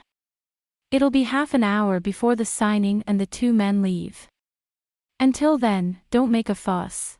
May I stay here, sir? This is behind Paro's noble seat. Go further down. You'll find the mastermind behind the ambassador's table. Go to the shadows and wait. It's as if everything was custom-made for me, Asturias thought. Thanks to Valerius' hypnotism, the names and faces of Linus and Valerius have left his mind. He did not know who had read and arranged everything so that this should happen. He only knows that he has taken pains to devise this arrangement, and that he has paid his helpers, so that they may believe that there is a carriage waiting for them at the back gate, without knowing who made them believe it. Hurry up. We're about to be let in. Yes, sir. With his armor clattering, Asturias hurriedly did as he was told and went behind the antechamber curtain. There was a small room for the squires and maids. The Black Knights were also there, but none of them paid any attention to Asturias, who wore his warrant on his chest, and they were all absorbed in trying to get a good view of the bride and bridegroom through the gap in the curtain. And the sound of rain outside the building is faintly audible for a moment. "Ah, I can hear you." A buzz of excitement went through them. Asturias listened intently, unconsciously reaching for the sword at his hip. "Yes, I can hear them. Ring, ring, ring." The leading bell, the sound of hooves, the rattle of a car. The door to the Saria room was quickly opened. All the people in attendance stood up at once. A bugler in full dress, standing on either side of the door, held up a bugle with a flag bearing the combined arms of Paro and Mongol, which he held aloft and held to his mouth. A clear and plaintive sound heralded the beginning of the ceremony. At the same time, all the buglers at the top of the towers and on both sides of the gates blow their trumpets at the same time, and the sound echoes throughout the Crystal Palace and the rain-soaked city of Crystal. Here you are. The aftermath is still fresh. The leading knights, 2 white knights and 2 holy knights, who had dismounted from their horses at the entrance to the palace, appeared at the entrance to the Salia room, bearing the banners of the Grand Dukes of Mongol and of the Holy Royal Family of Paro respectively. The people, passing along the wedding road, went straight to the statue of the goddess Saria, where they divided into left and right, and stood still with the 2 flags behind Bolan and Princess Rana, respectively. Then, at the second trumpet, come the ladies and the knights, who take their places. After them, a chalk palanquin, carried by 12 priests, made its solemn entrance. On top of the palanquin sits Jana Devi, the chief priestess of the Temple of Saria and a member of the royal family, dressed in a glorious white toga. Behind her are the nuns of Saria. The palanquin was lowered under the statue. Jana Devi went down quietly, waited for the carriage to be lowered and took the staff of Saria in her hand. First, she worshipped the statue of the great goddess of Saria, which was white and immaculate, and then she turned and waved the staff of Saria and blessed the people present. Petals of the holy flower, sewn by the nuns of Saria from the baskets they had prepared, were scattered white in the temple. When the blessings are given, the Princess Rana and the Count Baran appear slowly, kneel at the feet of Jana Devi and make a report of the union of the 2 families. Asturias waited, impatient. In the name of Salia, the chief priest of Jana, after giving forgiveness to the 2 families and worshipping Saria again, turned to the entrance and stood at the feet of the statue of the god. 3 times the trumpet sounded, and there came forth girls of about 10 years of age, attendants at the temple of Saria, and they went along the wedding path, holding up candles, and one by one they placed the candles around the platform of Saria. One by one they placed the candles around Saria's table. The white goddess shone brilliantly in the flickering candlelight, and the girls came again and spread crimson velvet on the road of the wedding.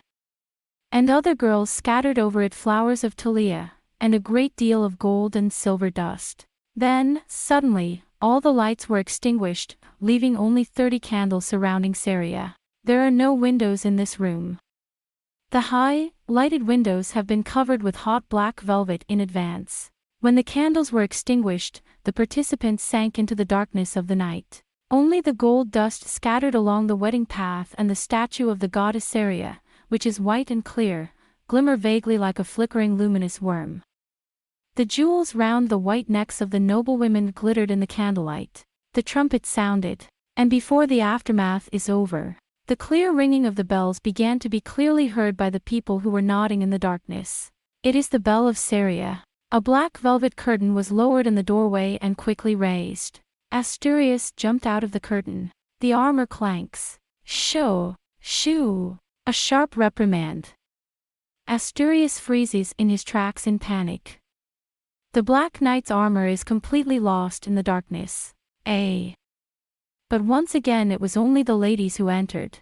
On either side of the entrance, they kneel softly in matching white dresses. Again, the curtain was raised. It was Commissioner Tyron who came out slowly. The glittering, gilded, formal attire of the Mongol warriors, in this darkness and dim light, glows dimly and sinks, transformed into a strange, dreamlike beauty. Tyron stood at the entrance and knelt with his hand out. The bells of Seria are still ringing, ringing and ringing.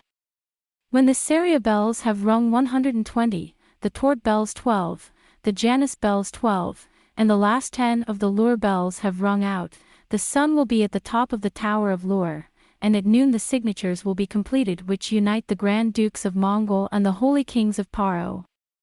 To the Grand Dukes of Mongol and the Holy Kings of Paro. Lean, gong, lean, gong.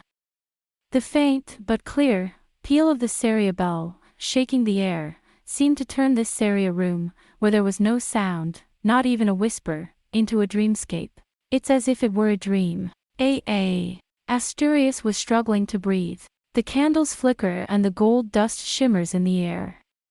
The huge white, almost transparent Serias looked down on the scene of the wedding, and seemed to be smiling at us with compassion. It seemed to him that never before, not even in all the long years that he had waited for Juno, Crystal, and the others since he had escaped from Taurus, had there seemed such a painful length of time as in this last Tarzan in the twilight when the bells of Seria were ringing.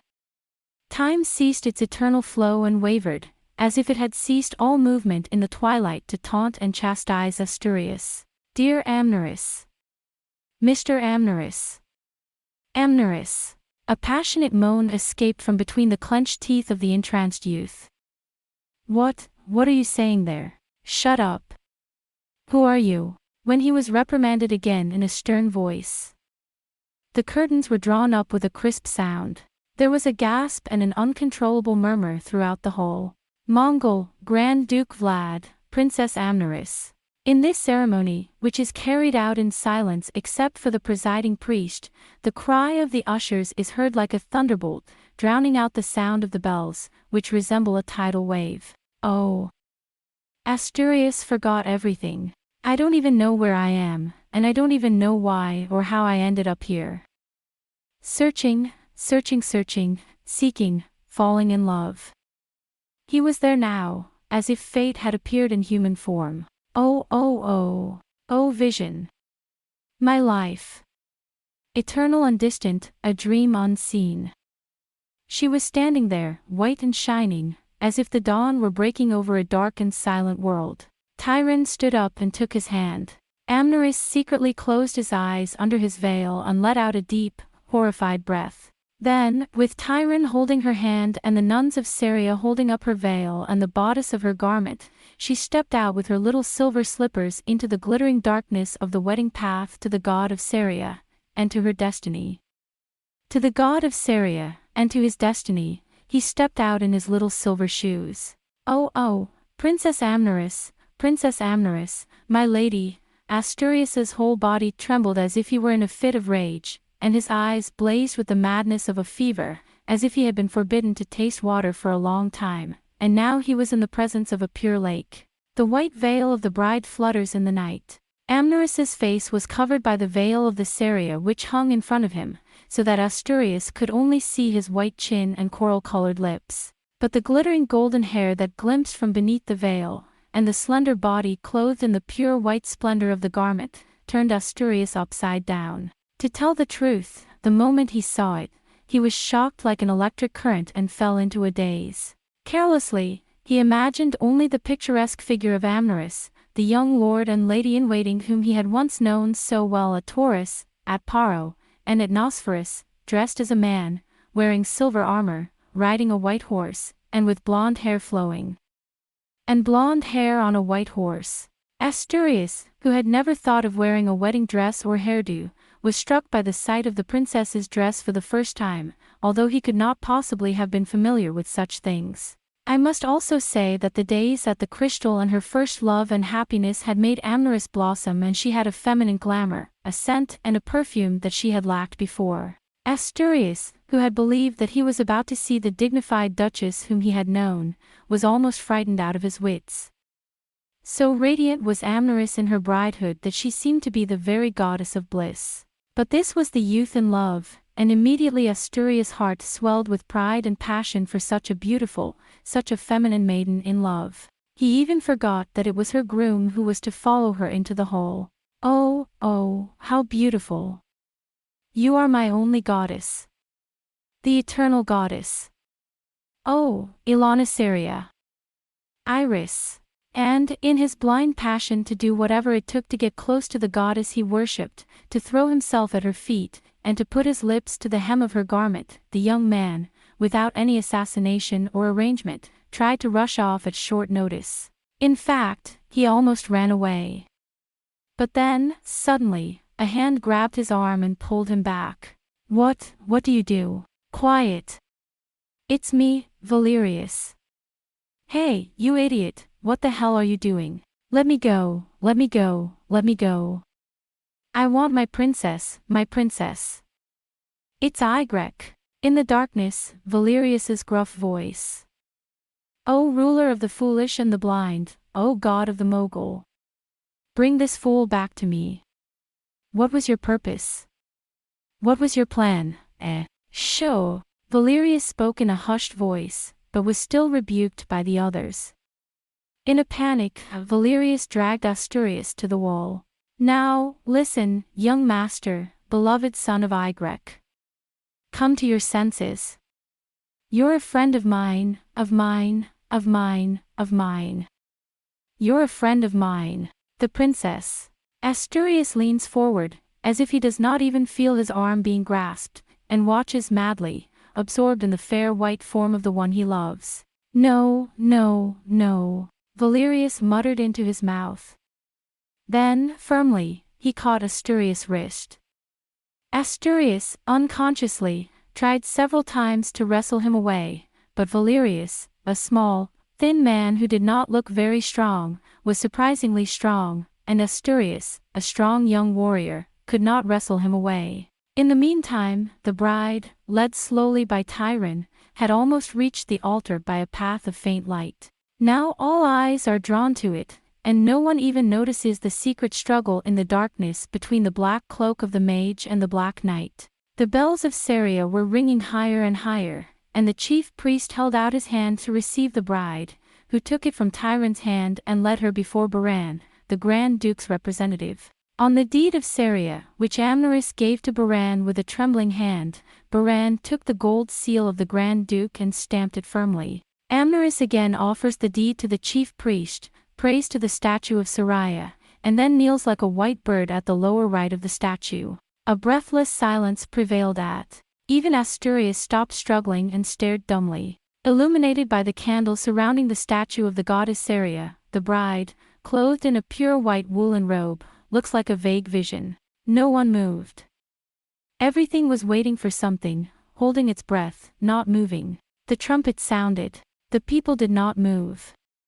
The sound of the bells, like a tidal wave, grew louder and louder, until, in the overwhelming silence, it became almost deafening. Somewhere, far away, there seemed to be the sound of clacking hooves. It was muffled by the sound of a tsunami of bells. The curtains are open. Lord Mar appears. He kneels down with a nervous look on his face.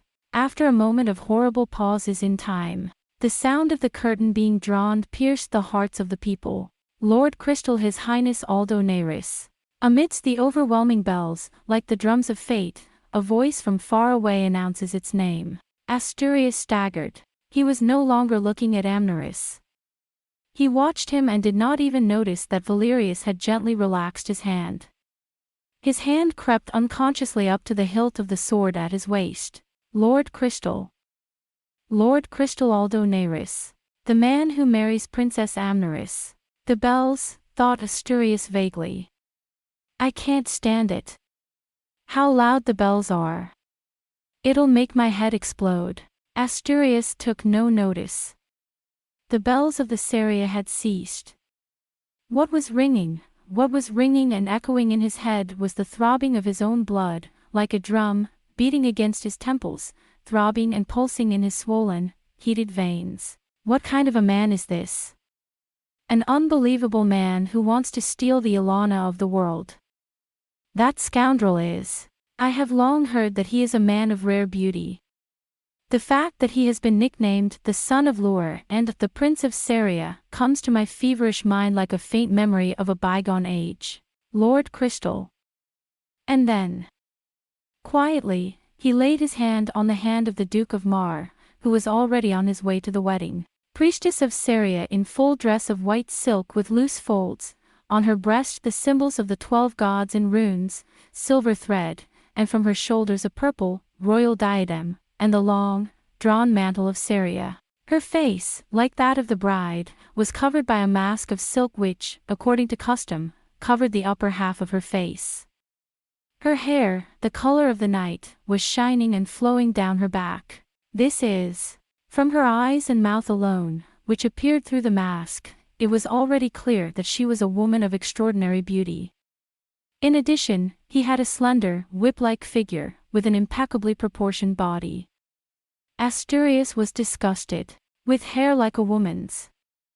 I won't let such a man come in from the side and take Princess Amneris away from me. The fire of love that had burned so earnestly for Amneris was now kindled into a flame of burning anger, jealousy and hatred against the man who, watched over by the gods and men, was now trying to win her for himself. You can't give her to me.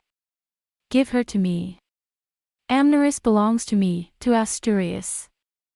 I've longed for her my whole life, my identity, everything. In the darkness, his hand slowly touched the hilt of his sword. Asturias.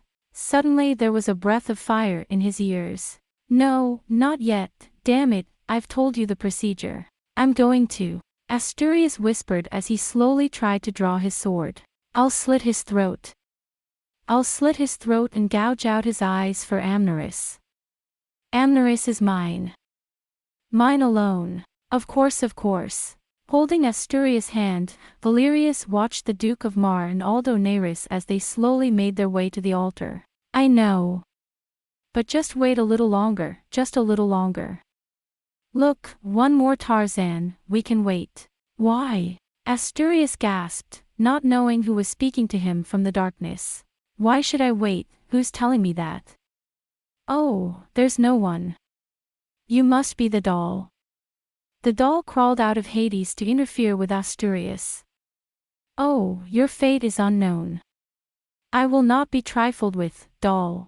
Don't talk so loud, you idiot. Valerius groaned, using his magic to quickly muffle Asturias' voice so that he could not hear him. Yes, I'm a doll.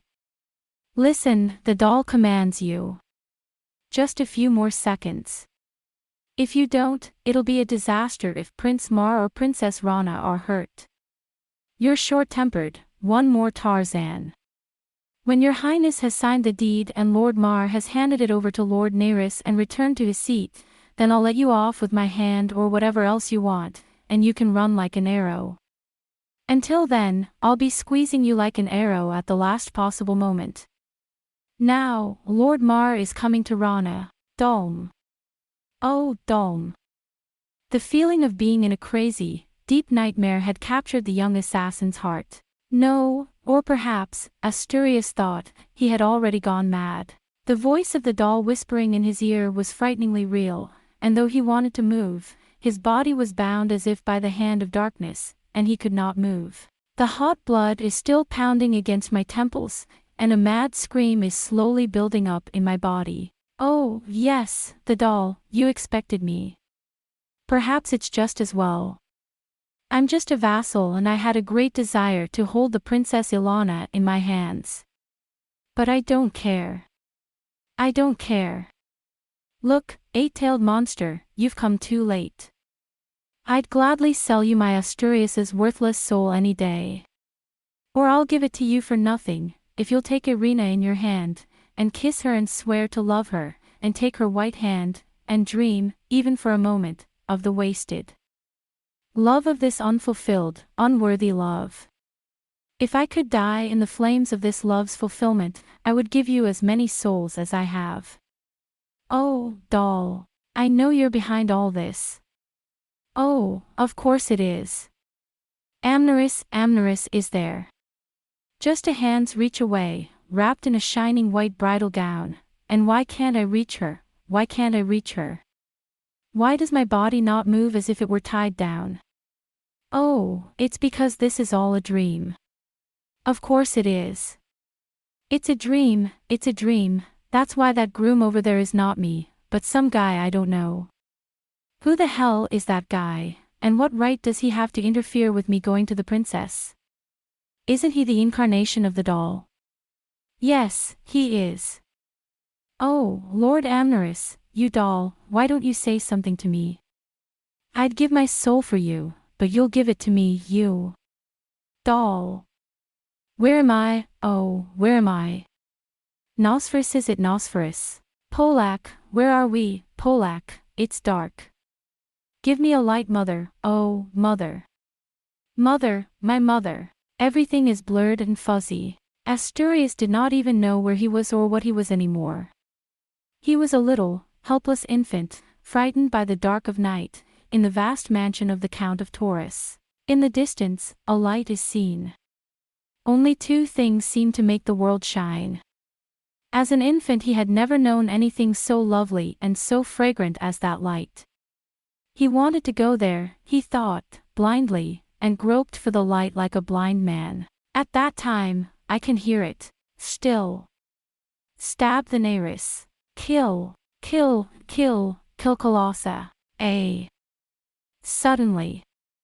Asturias's body was as free as if it had been released from all its spells. He drew his sword, which he had unconsciously held tightly in his hand for some time, and held it up. Go, go, go. It's a doll. Doll, take my soul. I'll give you my life. I'll go to hell with you. Time seemed to have passed in a completely different way. The air is sticky, and interferes with your every move. It was as if the air had turned into the monster ID of Nosferus. Uh-oh. With a scream, Asturias lunged forward, sword outstretched, as if to clear the air. In the darkness Valerius gently cut the sign of Janus. Goodbye, Mr. Asturias. With a chuckle in his mouth, the young warlord muttered. Pray to Janus for mercy. The sooner you're dead, the better off you'll be. You'll live to be used and tortured by scoundrels like me, here and there, and you'll end up in the dirt. Here you can die happy, looking at the woman you love. I'll take care of you, don't worry, even Valerius has that kindness in him. And, yes, there's no shortage of settings. Goodbye, poor, tortured Viscount Asturias. The body of Valerius followed Asturias like a black shadow. In his hand was a small tube of the poisonous blowgun used by the Shemites. Ah, you're a stinker. What the hell is that? In the darkness, there was a mixture of screams. Now Nereis had just presented to the chief priest of Jana the deed of Salia which his mother had signed. Gently, Amneris rises and kneels before Jana Devi, alongside the bridegroom. Jana Devi, who had received the certificate and changed her ways, stood up before them. It is now clear that the two families have no objection to their marriage. Having offered his testimony, the chief priest declared, if there are any circumstances which prevent the union of these two men, let them come forward at once. After they have signed, know that no objection can stand in the face of the oath of Saria. Will it be the bells of Thoth or the crystal bells of Janus that break the silence?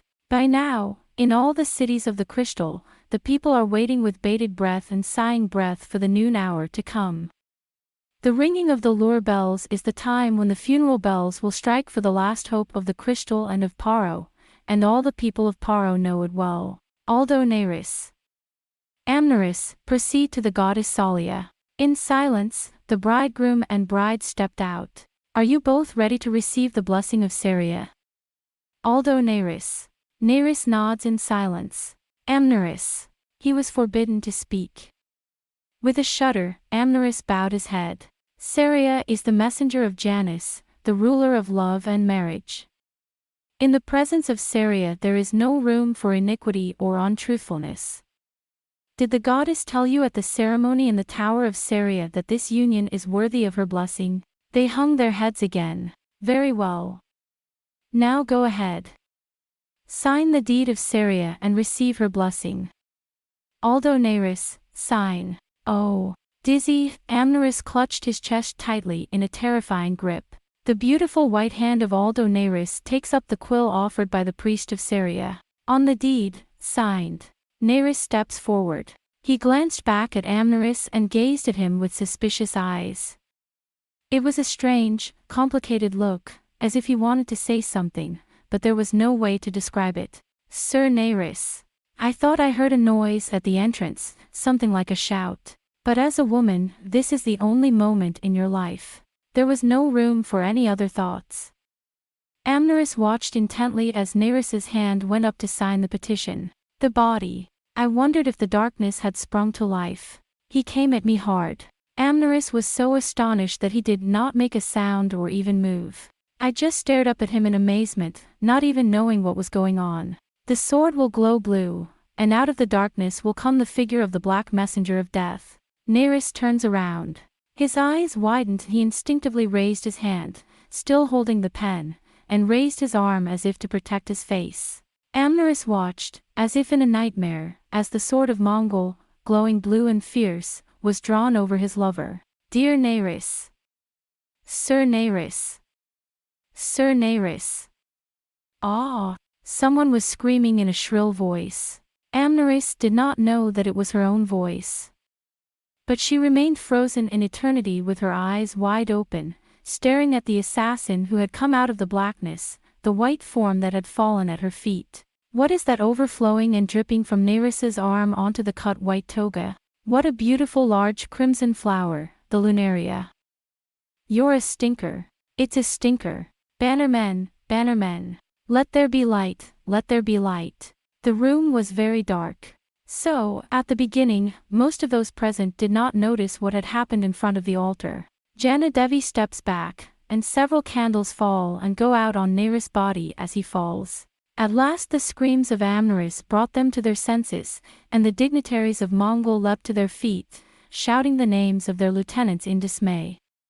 Rena rushed forward from the seat of the Holy Knight, his cloak thrown aside. It's an assassin. Assassination. Ambassadors, ladies, civil servants and ladies rushed to the exit, screaming and trying to escape.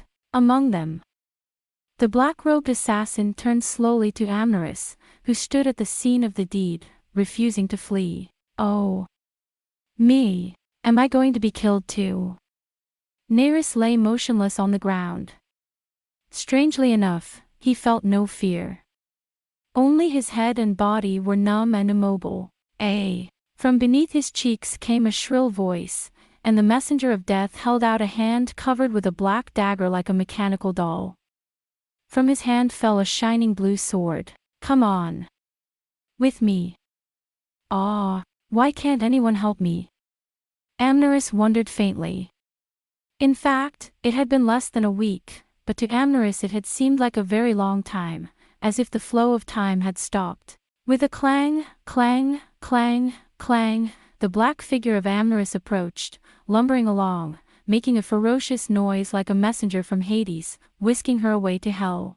The two eyes that peeped out from between his cheeks, the red, mad eyes, were familiar to him. Amneris wondered if he had seen them once in a nightmare. Together, no more letting go. A cold black hand clutched the hem of Amneris's dress. Suddenly, in mortal terror, Amneris screams and leaps away. Her opponent pauses for a moment, as if he is bewildered by this. Why are you trying to get away from me? Why are you trying to escape from? The dress was pulled back noisily. Kahea! At last, as a shrill scream burst from Amneris' mouth. You're a lunatic. A silver figure fell into their midst in pieces. Thou art mine, thou art mine. You're a stinker. In the hands of the Holy Knight and the White Knight, the sword shines. Don't kill him. Don't kill him. Let him tell us who did this. I heard Tyron ranting. Damn it, turn on the light, turn on the light. Someone's hand held Amneris tightly. Dazed, she fell into his arms and listened to the sounds of the fierce struggle in the darkness, the shouting, the clashing of swords and armor. Akari's not here yet. Hush, my guests, hush. No one leaves the hall. Please sit down. We've got the bogeyman. Silence, please. The screams of the White Knights of the Guard were joined by the screams and screeches of the half-mad, half-dark. Dear Nerys. From the start, Rena didn't want to pay any attention to the traps. Lord Nerys. Young lord. He rushes forward, shuffles through the crowd and picks up the fallen Nerys. Don't shake him, Marquis Lunnon, he's bleeding badly. A doctor. Quick, a doctor. Now, the light. The hall had gone from a quiet ceremony to a chaotic shouting match. But it did not take more than 10 Tarzans for the White Knights, with a little roughness, to force the rush of people to the exits to take their seats, and the shouts of "the bogeyman has been subdued" to calm down. Akari is here. In a rush, the lights are turned on and the area comes into view. The prince, held in Rena's hands, tried to smile faintly, his face pale under the tickling light. Mr. Nerys. Good, you found me. Rena gasped. Lunnon looked even more deathly pale than Nerys, who had been wounded. Oh, Janice. The big no. Nerys whispered in a faint, painfully distorted voice, not like his, and tried to surrender. It's not important, it's just a scratch. You mustn't get up. You're bleeding badly. The point is off. It's okay, is that? I'm here. Finally, Amneris came to his senses, shouted, shook off the hand that held him, it was Count Borlon, and stumbled to his mistress. Here you are, Mr. Nerys. I'm fine. Are you hurt? It's nothing. Oh, Mr. Nerys, who could have planned such a terrible thing, before the last signature of this wedding, if anything should happen to you, Amneris tried to cling to her as if she were crumbling, but suddenly she regained all the severity of the old duchess and raised herself wildly. Tyron, you son of a bitch. As you can see, I've got it.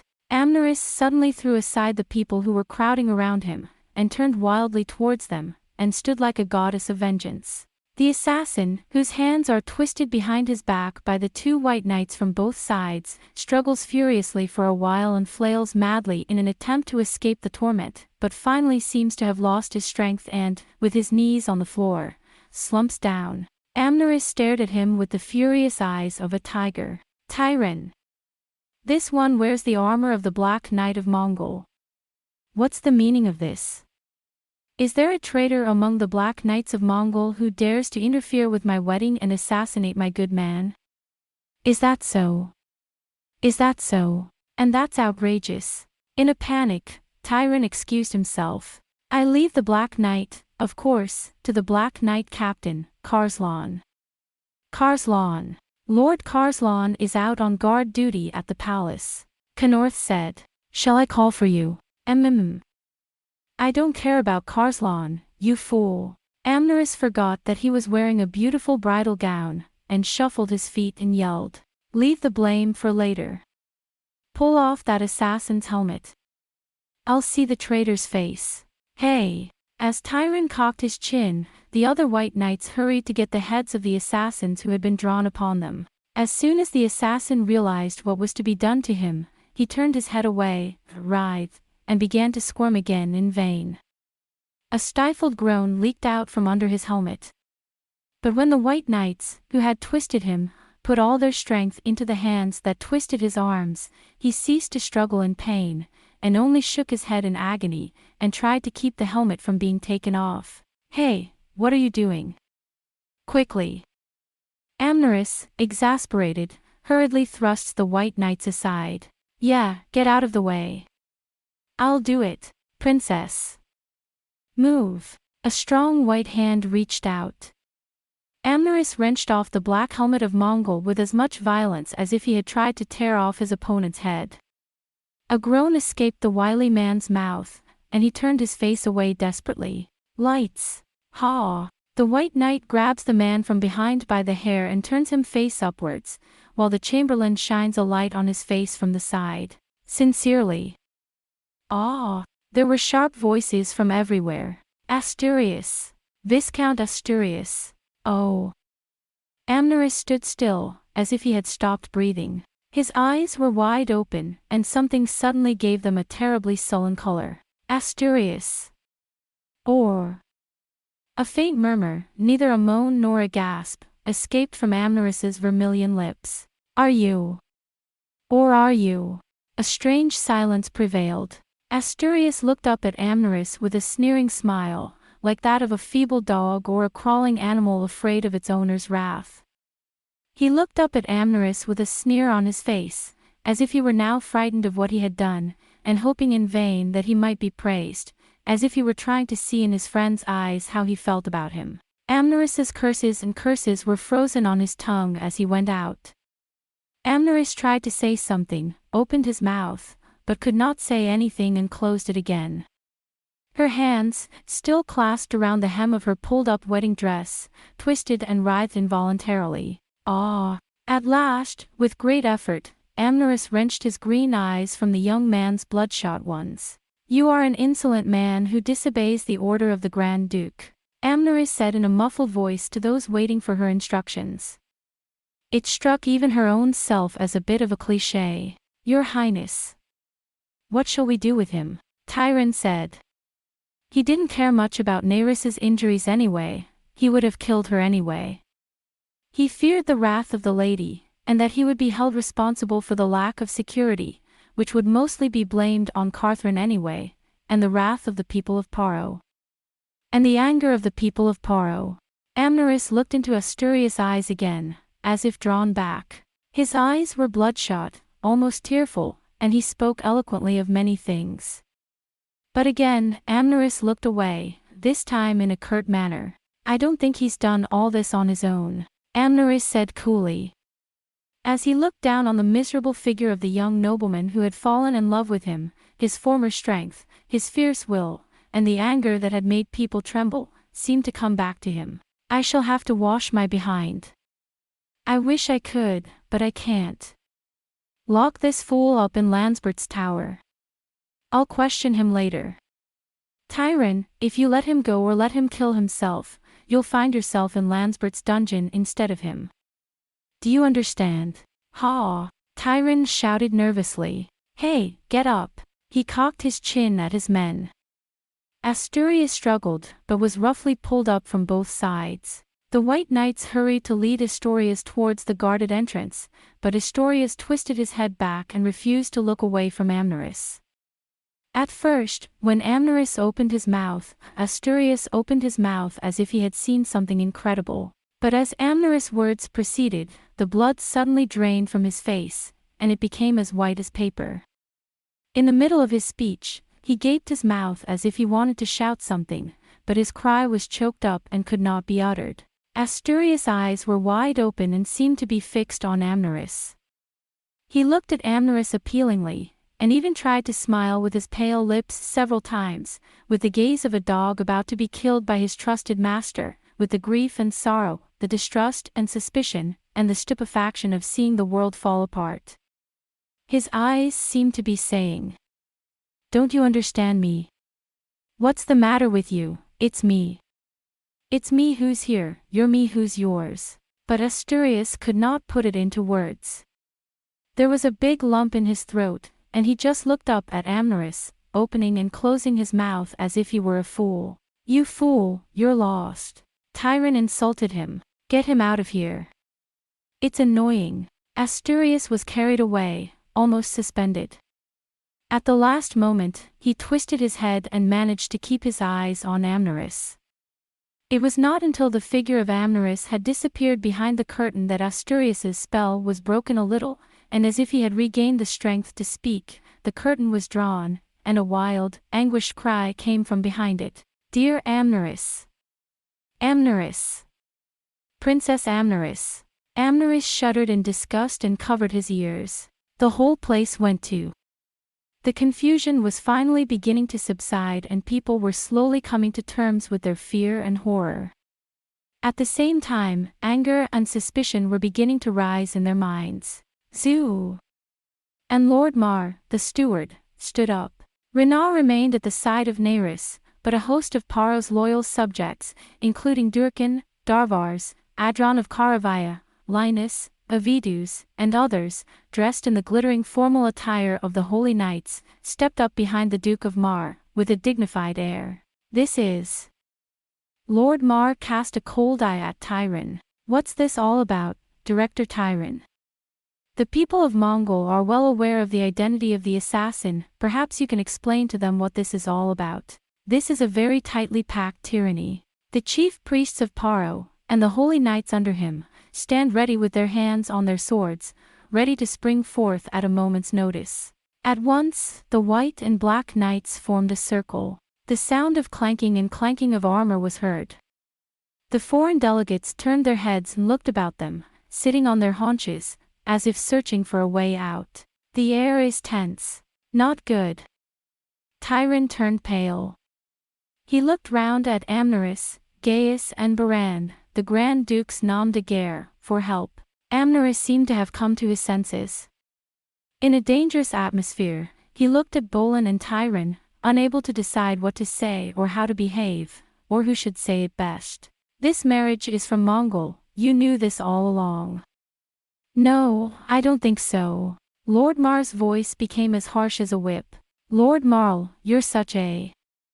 I cannot believe that the 5 Grand Knights of Mongol, the world's most illustrious order, would not have noticed that such a scoundrel was worming his way into their midst. Lord Mar. Please. A cold sweat broke out on Tyron's forehead. Before he knew it, Tyron was searching for Aldo Naris with his eyes. Not Amneris, not even Baran, not even the delegation. All present clearly felt that if there was any one person who could bring this place under control with a single word, it was none other than the feared Duke of Crystal. In Amneris, we do not know how to pacify in a single word the people of Paro, Mongol, and the missions of the nations, people who have 3 different feelings. In Tyran and Bolin, the status of the people is not enough. Even more so in Gaius. But Lord Mar has no heart to help. Dear Naris, Lord Crystal, they had only the general of the enemy to rely on. The people turned to see the bridegroom in the arms of Renaah, as if waiting for the decision of Naris. All eyes were on Naris, waiting for his words.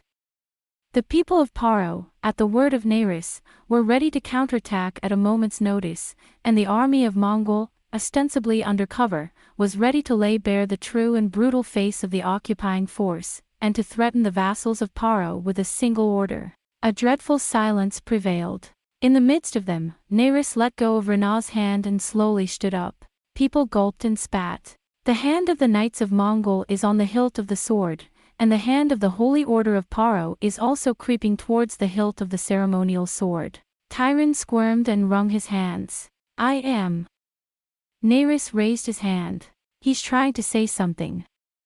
Suddenly, his lips pulled together. Oh. The people froze in their tracks. I am. Once more Naris's lips moved faintly. Your body sways and sways. Renaah gave an inarticulate cry and ran out to embrace him. But a moment too late. Naris fell on his back. The people stood together. Few people made a sound. Everyone just stood there, eyes wide open, frozen in sheer terror. Amneris was once again lost in a long, bad dream. The distance between her and her lover was so small that she could touch it with her hand, but it seemed to her as if a dark, insurmountable abyss had opened up there. I want to come to you, but I cannot do so. My body is numb and I feel as if I have become a creature with only eyes. In his eyes, the good man, in his beautiful wedding garments, fell on his back and kicked his feet feebly in the air, a strange and unbecoming gesture, and tried to bring his hand to his throat. But before his hand could reach his throat, a horrible sound came out of his throat, a sound that no one who heard it would ever forget. Then his hand fell to the floor with a slump. Master Naris. Amneris vaguely heard someone screaming. What is it, Master Naris? Master Naris. Your Highness. Your Highness. The doctor. A doctor, quickly. I'm sure he's lost a lot of blood. The doctor, who had been called to attend to Naris's wounds and had only now rushed in, knelt over the fallen man in a panic. The doctor's face changed when he took his pulse, pried open his eyelids, and saw the hideous, poisonous green patches all over his skin. Oh, it's Cassis. The court physician said pantingly. There's no mistake, sir. It's a horrible poison of Darbrot's. Darbra. Someone cried out in a muffled voice and cut the seal of the spell of the runes. So, then. Have mercy on Yarn. The court physician held up his hands to the sky to show that there was nothing he could do. His Royal Highness Prince Nerys. Such. Immediately, a tremendous, terrified cry erupted from Paro's seat. It was Linus. The young loyalist, half in disbelief and half in fear, tried to jump out of his skin. That's ridiculous, Darbroa's poison. No, it can't be. No, because. Dear Linus. Suddenly Valerius, who was standing behind him, stuck something like a small needle into Linus' arm. Dear Linus. Then, with a low moan, Linus collapses in a heap. In the midst of the hellish frenzy that followed, however, no one took any notice of the little act in the corner. The court physician hung his head in mourning, and gently laid a white cloth over Nerys, muttering a runic spell for the dead. His Royal Highness Prince Nerys has passed away. The doctor's proclamation, however, was drowned out by screams, shouts and a panic-stricken frenzy. Zap, zap, zap. The regularity of the sound cracks on the sand. The knights of Mongol are on their way. The clink, clink, clink of steel, the whinny of horses, the clatter of hooves. Martial law had been declared in the whole of Crystal. All the resident knights, fully equipped and ready to enter battle form, are stationed at the 7 gates, at the key points of the Crystal and around the Crystal Palace. The townspeople who had flocked to the Crystal Palace quickly disappeared over the bridge, and all the shops in the bustling street of Saria closed their doors. The streets were soon almost empty of people. The rain is becoming lighter and lighter. A deafening silence reigned everywhere. Only the monstrous, cheekless soldiers of Mongol marched in formation through it. One after another, battalions of knights went out from the barracks into the city, into the palace and beyond. The rain has stopped, but the sky shows no sign of clearing. Instead, the sky is dark and cloudy, and even a strong wind is blowing from the north. Above the Crystal Palace, however, the scaly black clouds hung heavily in the air. Even the wedding flowers have not yet been taken away, and the vast royal palace of Paro has become a palace of death. The corridors are deserted, not even the servants, who gather here and there to whisper to each other. So many people have died, have been reduced to ashes, that the Crystal seems to be an uninhabited city. However, once inside, the place is filled with tension, as if it were already in the middle of a war. For some time now, the captains of the various orders of Mongol, accompanied only by a few of their own men, have been pacing in and out of the lure at the back, their boots clicking and clacking. One after another, the knights were sent out to receive orders. The lure room was filled with the already familiar dignitaries of the occupation headquarters in Mongol. Tyron, Gaius, Bolin, Dirk, Naren, Bork, Carthrin. Amneris is nowhere to be seen. All of them were dressed in formal attire in martial law suits, with huge crystals and a map of Nakahara spread out on a large table, and tended to keep silent. On their faces there was a complex feeling that they were dealing with more than just an emergency. For even they themselves could not predict with any certainty how their master, the Archduke of Vlad, would take the case. If you think about it, yes. Burke, who is in a relatively comfortable position in this troop, says again what he has said many times before. In the end, everything turned out as the Grand Duke had wished, and in a very satisfactory way, I might add. What is a satisfactory form? An exasperated Bolin slammed the desk and roughly interrupted Burke.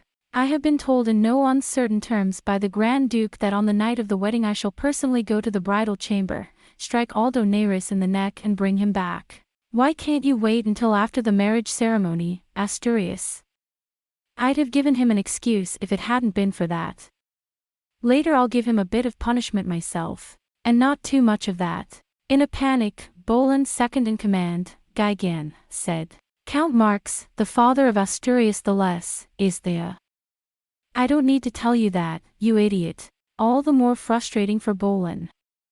Marx is well liked by the Grand Duke. But you can't be sure how long that will last. The Archduke is a merciless man and a persistent one. Speaking of persistence, if Her Royal Highness becomes Grand Duke of Mongols, we here today will probably never see the best of her again.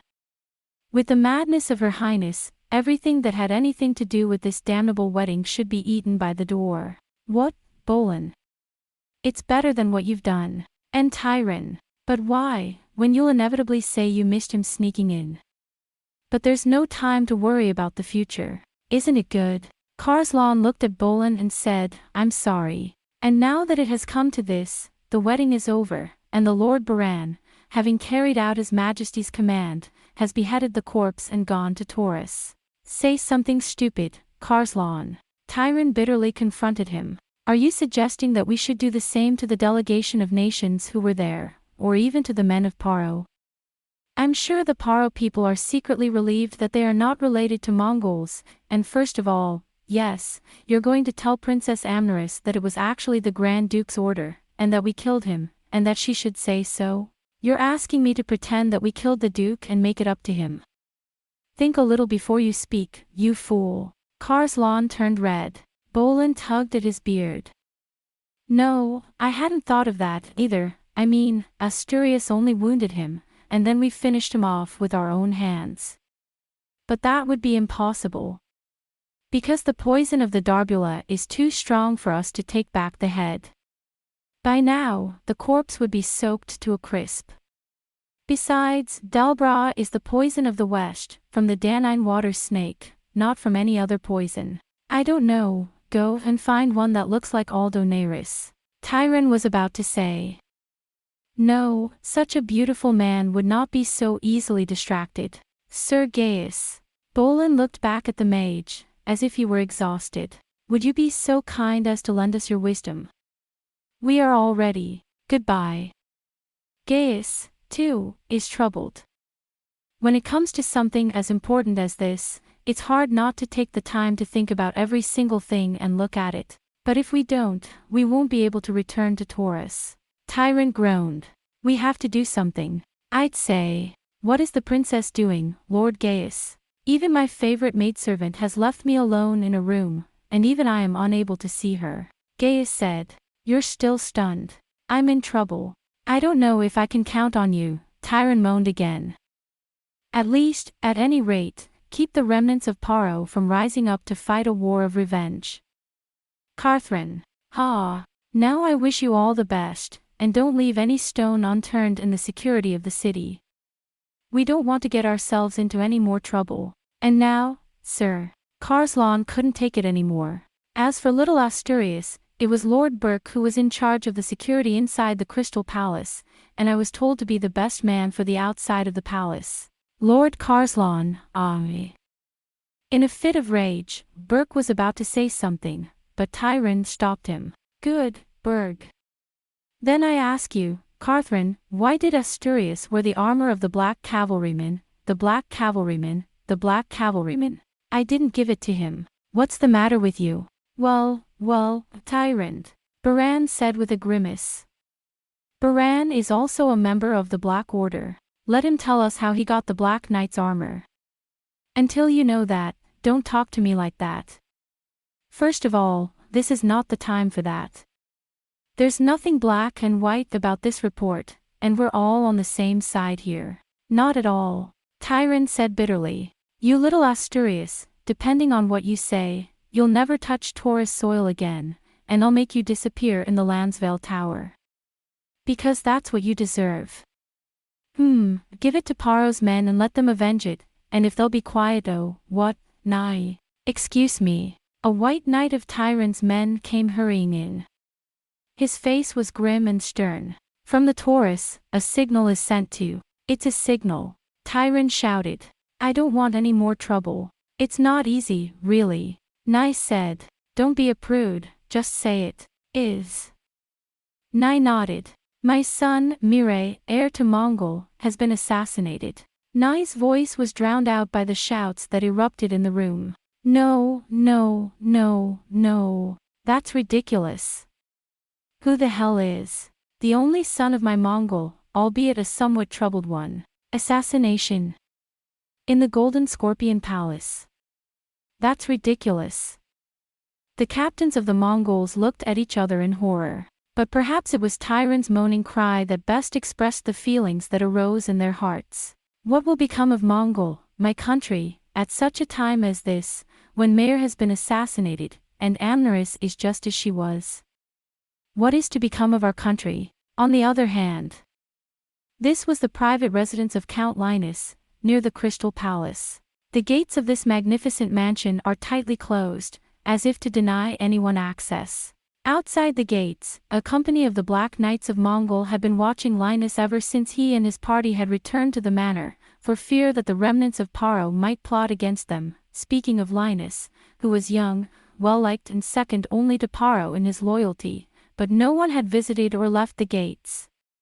But not one of them came or left the gate. Even the windows were tightly shut. Linus himself, half sick, accompanied by his faithful Valerius, returned in his chariot and retired to his inner chamber, where he refused to be approached by any of his subjects. At Valerius's urging he made him lie down on the floor, and there he lay, unmoved, with his head in his hands. Linus's face was like a ghost's, and in half a day he had lost his wretchedness, and seemed to have grown old. "Oh no, that can't be right," he had been mumbling to himself for some time. "It can't be. Dear Linus." Valerius, the mage, who was his constant companion, looked anxiously at the young man and tried to get him to drink and rest, but Linus would not accept it. "Dalbra's poison, that's impossible. I and Valerius planned for Asturias to stab the Duke, and of course, a master swordsman like the Duke could not have been killed by such a simpleton. But Asturias was a man of life and death, and he could have taken a sword, or at least a scratch. And that sword is the one we've prepared, anointed with the potion of Tyove, prepared by Valerius. When it has entered his body, he will fall into a state of suspended animation, and we shall all think him dead. After that, if we take him to the basement of the Tower of Lure and give him another potion, at any rate, we will prevent the wedding of the Duke and the Lady of Mongol, and, taking advantage of the fact that Mongol's army thinks the Duke is dead, we will send troops to retake Paro." And there was nothing wrong at any stage, and yet, I wish I could say that I've had a good time with you. Who, then, has turned the magic potion of temporal death into a true and deadly poison? When Valerius gave it to Asturias, it was indeed the sleeping potion of Thiobe. I made sure of it myself. And yet, oh, you think Asturias found out? No, he's not the kind of man who can do that. Valerius? No, no. How could Valerius, the Prince of Paro, to whom I gave my life? First of all, I kept that sword, and Valerius gave it to Asturias right here in front of me. Then someone Mongol might have found out about the plan and, no, that's not even possible. Linus ruffles his hair feebly. He stares into space with the eyes of a madman. The poison of Dalbro, that Lord Neris. Before my eyes have I done that? Have I, in trying to save Paro, extinguished with my own hands the light of his hope? Have I killed Lord Crystal? Master Linus? Valerius came in quietly, but Linus did not even look at his belly. Oh my God, oh my God. Linus, with downcast eyes, did not notice the fine black powder that came out from between Valerius' fingers. Lord Neris. Not a minute later, Linus' head suddenly snapped back. "I'm sorry to hear that you've lost so much weight in half a day," Valerius murmured to Linus, who had fallen unconscious, and gently placed him back on the bed and draped a blanket over him. "Good night for the time being. In the meantime, I'll take care of the rest. There's no way we can get in touch with the other comrades for the time being, anyway, when they're being watched so closely. I'm talking to myself." Valerius, looking down at Linus, who was now unidentified and sleeping peacefully, smiled a little tenderly, like a father watching over his young child as he slept, but soon a look of stern contemplation came over his thin face. He sits at Linus's bedside as if to keep him awake, and crosses his arms at the elbows in the manner of a mage. As if on a moment's thought, he raised his hand, grasped it in the air and made a sweeping gesture, and then the lights went out and the room went dark. Huddled again in the midst of them, Valerius was slowly lost in thought. Their eyes gradually take on a suspicious glare. "Funny," he murmured in his mouth. "Let's leave the Darbro poison out of this. I know who switched it, anyway. But yes, there is something I can't figure out. How could I, the son of Alexandros, not know? Valerius murmured in the darkness, his eyes glittering like those of a strange, giant cat. Yes. At that time, when the lights went out, and the assassins appeared, and all hell broke loose. Valerius, who had made the arrangements, knew everything, and Asturias appeared more or less as planned. Valerius, the sorcerer, has good eyesight at night. When other men were rushing about, pacing to and fro in the dark, he alone could see what was going on as clearly as if it were lighted.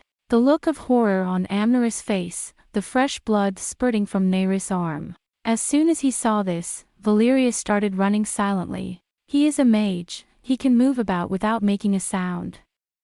He has a dagger in his hand, which he has drawn at some time. It is a stout dagger of Mongol. Goodbye, Mr. Asturias, thank you. You've been a great help. If the assassin is a servant of a Mongol nobleman, and he wears a black knight's armor, and he is killed by a Mongol dagger, the Mongol military command will be immediately suspicious and anxious, and the black knights and the white knights, who do not get along well, will start a quarrel. The black knights and the white knights, who have never been on good terms, are bound to start a quarrel. Oh, Valerius, don't forget. We have to get the sword back. In case there's a clever man in Mongol's army who'd like to analyze it with magic. He could see clearly that the sword was lying at the feet of the people. Valerius quickly tried to catch it, and then a white hand came out from the side and picked up the sword. That was supple, slender, stubby fingers. They belonged to a woman. Valerius huffed. Don't let him take your sword. But before the light came, he drew his dagger and swiftly closed in on Asturias's unconscious back. Ah! Suddenly the dagger was snatched by a slender, strong thrower, who slipped through the air. Oh, my God! When he was prevented from doing so not once, but twice, Valerius, in a fit of rage, went after him. His black cloak was fluttering in the air. Wait! He cries out in a demonic shriek, teasing Valerius as he pursues him. A white face turns to look at me as I walk round the end of the corridor. She has a veil around her face, and her hair is pulled up high, a beautiful woman. With a mocking smile on her lips, the woman fluttered away. On her breast she clutched the sword of Asturias. When Valerius turned the corner in pursuit, he saw that the corridor was straight as far as the eye could see, but that no one was to be seen. She was a wizard. Who or what had used the witch to steal Asturias's sword, and who or what had gotten in the way of Asturias's disappearance? Valerius gritted his teeth together. He lay motionless, his skinny little figure seeming to burst into white flames of unleashed rage. Chapter 4. The Bride in Mourning. Sama. A cautious, hesitant voice called out to him. At the same time, a faint light shone in the dark room. The person in the room did not move or even look back at us. My dear princess, Flory, it was the gentle maidservant who came in, hesitantly, but with a determination that she must say something this time. She entered the lady's bedchamber without waiting for permission to do so. Without waiting for an invitation to enter. Oh, my dear princess, you've come to nothing again. On a marble table beside a large canopied bed, a tray of food and drink lay, almost as if it had never been looked at. Flory raised his eyebrows and took it up sadly. This, lower. He orders his servant to close the door and approach Amneris' bed. The room is dark again, and the figure of a man sitting on the bed is dimly visible. Princess, you're making me nervous coming here in the dark. It's a beautiful day outside. Now, let's get some fresh air, he said, as if to an infant, and drew the thick curtain of the earth to the right and left at once. Immediately, the room was flooded with dazzling sunlight. Well, look at you. It's such a pleasant day. Why? Suddenly, a muffled, ghostly voice came from the bed, and Flory jumped to his feet. Well. Thank God. The princess is finally talking to me. I don't know what to say. Why do you open the windows? The muffled voice continued monotonously, as if Flory's words had never existed. Why do you let the light in? I don't need it anymore. I don't want this morning to come. Go away, Flory. I don't want to talk to anyone anymore. As he slogged on, he suddenly felt a sudden burst of anger. Who said, come in. Get back, get back. No one should come here. I don't want to see their faces. I said get back. But the body, which had been confined to a room for many days, eating and drinking little, had become very weak. His fierce voice had no power, and his anger was too far from the sparkling vigor of the past. Well, princess, princess. Flory's voice was sad and whimpering. You don't want to see me, do you? It's me, sir. It's Flory. I've been serving the princess for a long time, Flory. Flo. Lee. Amneris murmured vaguely, as if he had forgotten who it was. Who? Princess. Flory rushed to the bed.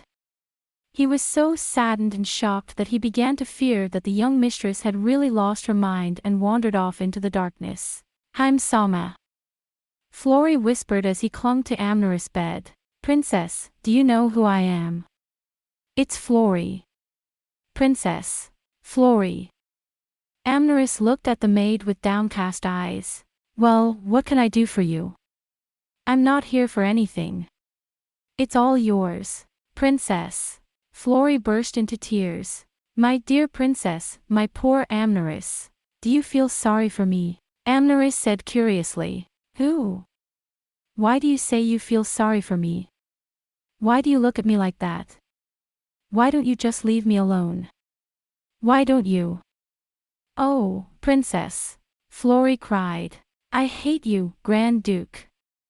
I may be beheaded for saying this, but I hate the princess's father. If only your father hadn't ordered such a marriage, the princess wouldn't have had to suffer such pain and sorrow. I'm sorry for the princess. I can't believe it's come to this. As Flory took his hand and he felt the tears fall on his hand, it seemed as if Amneris's eyes were beginning to see things a little more clearly. She looked at Flory with eyes that were finally focused, and looked around her.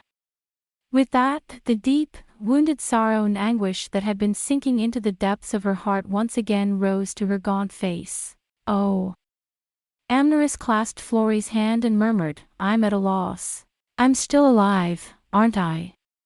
Every time, I don't know what's going on, this time, I think I must be dead, too. And then I realize that I'm still alive, and that I still have to live in this painful world, this vale of tears, and there's nothing I can do about it. Oh, Asturias, why didn't you kill me? Why didn't he? Princess. Flory screamed in terror. You mustn't talk like that. Why? Amneris was rather fascinated by the idea. Then I will feel no more pain, no more sorrow, no more anything. I would be free of everything. Well, why didn't I do that? Now there is no reason for me to live like this at all. So why not? Princess. This time Flory began to shout with real and profound fear. Princess. Why do you look at me like that and make such a reproachful noise, Flory? Is it so strange to you that I want to be with her, that I want to be with her all the time? Isn't that what married couples are supposed to do? When one dies, the other naturally falls ill and fades away, and it was my husband who fell there. Even if our wedding vows were not final, no, that's nothing. We swore to each other that we would consider the other our only husband and wife. A better vow than the one before Saria, a vow known only to those who love. Then, whether the ceremony is final or not, she is my only good man, and I am Aldo Neris's wife, yes, so as his wife I will do what I truly want to do. I will follow her wherever she goes and catch up with her in the Hades of Dole, my princess. No, however distressed you may be, those are not the words of Princess Amneris, Lady of Mongol. Flory can't believe it. Flory shouted. The goddess of victory in Mongol, the Lady of the Ice, the agent of the Grand Duke Vlad, the Princess of Aurra, who would be with her late husband. Then what of Mongol? What of the Grand Duke, what of us? There's Mayor. Amneris murmured, his face pale, his hair shimmering with a light that had not been combed for days and had faded somewhat. Maybe I was always too hard on her and expected too much from her, and that was wrong. Whenever I do, I get frustrated and say harsh things and want to do everything for her instead. But when I'm not around, I'm sure she'll know that she can't rely on her sister anymore, and she'll be a little more aware. She'll be 15 next year. That's the year father was made an associate knight of Emperor Saul. Hi. He was about to say, Princess, when Flory gulped down the words in a panic. Amneris has not yet been informed of the assassination of his brother Muriel, the heir to the throne of Mongol, and the death of her uncle Junas. The signal for a real emergency was sent very quickly to Crystal along the Red Road. 5 days later a messenger on a fast horse arrived in Paro, and only just this morning the officials had heard the details. Until then, however, he had not eaten, and for some time now he had not responded to any words spoken to him, and he had been motionless as a living corpse, but the news had been kept quiet, as if he did not want to upset him unnecessarily by giving him another shocking news. The princess is no longer with us. Your brother will never be 15 again. Now there is only one heir to the throne, Prince Vlad of Mongol, Prince Amneris. Flory apparently gulped down the words, with fresh tears in his eyes. I'm sorry, father, but in any case, if I marry her off, she'll be someone else's daughter, and Amneris will be Paro's Princess Crystal now, Lady Mongol. I think Amneris is gone now, and I think we should give up on him that way. Everyone will support Mirhail anyway. Dear Amneris. Flory has reshaped himself. Lady Amneris is not yet the Crystal Duke. On the contrary, from now on, Lady Amneris will be the only lady of Mongols. But Flory took those words in his stride. Instead, she is. Please be careful. I have heard that in some countries, such as Kitai, it is a wife's duty to sacrifice herself when her husband dies, but that is a custom of a foreign country far to the east, and Amneris is as strong as Ilana. No matter how sad or painful it may seem at the time, in time. What do you mean? Amneris suddenly shouted with anger in his eyes. In due time. Are you saying that my thoughts will be so easily forgotten? You don't understand. I loved her. Even if at first it was your ambition that brought us together, we were going to be husband and wife in truth, in love and in care. You say that my feelings will change in time. Forgive me, sir. I'm sorry for what I did. Scowling, Flory fumed. This anger, however, was a much better sign than that of huddling in the dark, saying nothing, drinking little, and not eating. After all, however much she might wish to do so, Amneris was still very young and in good health, and his body and mind were too young and too healthy to die of despair and grief, since he had always possessed a great deal of human energy and resilience. I was only going to say that I was afraid, considering your position, that the princess might break her body because of the pain you have caused her. That kind of thing. Amneris cried out as he was gradually brought back from numbness into a reviving rage. Why do you care for my body when my heart is dead? Why don't you leave me alone and let me grieve alone? He died before my eyes, under the wedding altar, without even saying my name. Thanks to Bolin, I couldn't even hold him in my lap, let alone spend the night with him. Well, that's because the corpse looked so disgusting, you know. Am I not allowed to mourn my husband's death as much as others? Amneris shouted, not listening to Flory's voice. Do they think that I have no feelings? Tyron, Baran, Gaius, they all come and reproach me for weeping for her and for myself. As if it were a sin for me to grieve for the loss of my beloved husband. Is that why I can't even mourn for half a month? Well, but the princess is different from the rest of us. What makes me different from the others? Amneris shouted. I'm human. I'm just a man. 2 eyes, 1 mouth, 2 ears. I'm not different from anyone else. I'm just an ordinary girl. I love people and I mourn when they die. I'm just a young, insignificant girl with an ordinary, easily distracted soul. So am I. Well, Flory was so shocked that he put his hands to the ceiling. I can't believe that Lord Amneris would say that. Why can't I just call myself a woman? Am I a monster, or am I a doll's daughter? No, no. But the princess is always the proud and glorious Aurra, the perfect child of Aurra, the incarnation of Aurra, the ice princess with the iron soul who never loses control, who worships and glorifies the princess. The princess, our Aurra, is. Oh, God, no. Amneris ruffled his golden locks and clung to the ground. I didn't know anything about it. Ilana of Mongol, the Lady of the Ice, the right-hand woman to the Grand Duke, the right-hand general to the Grand Duke.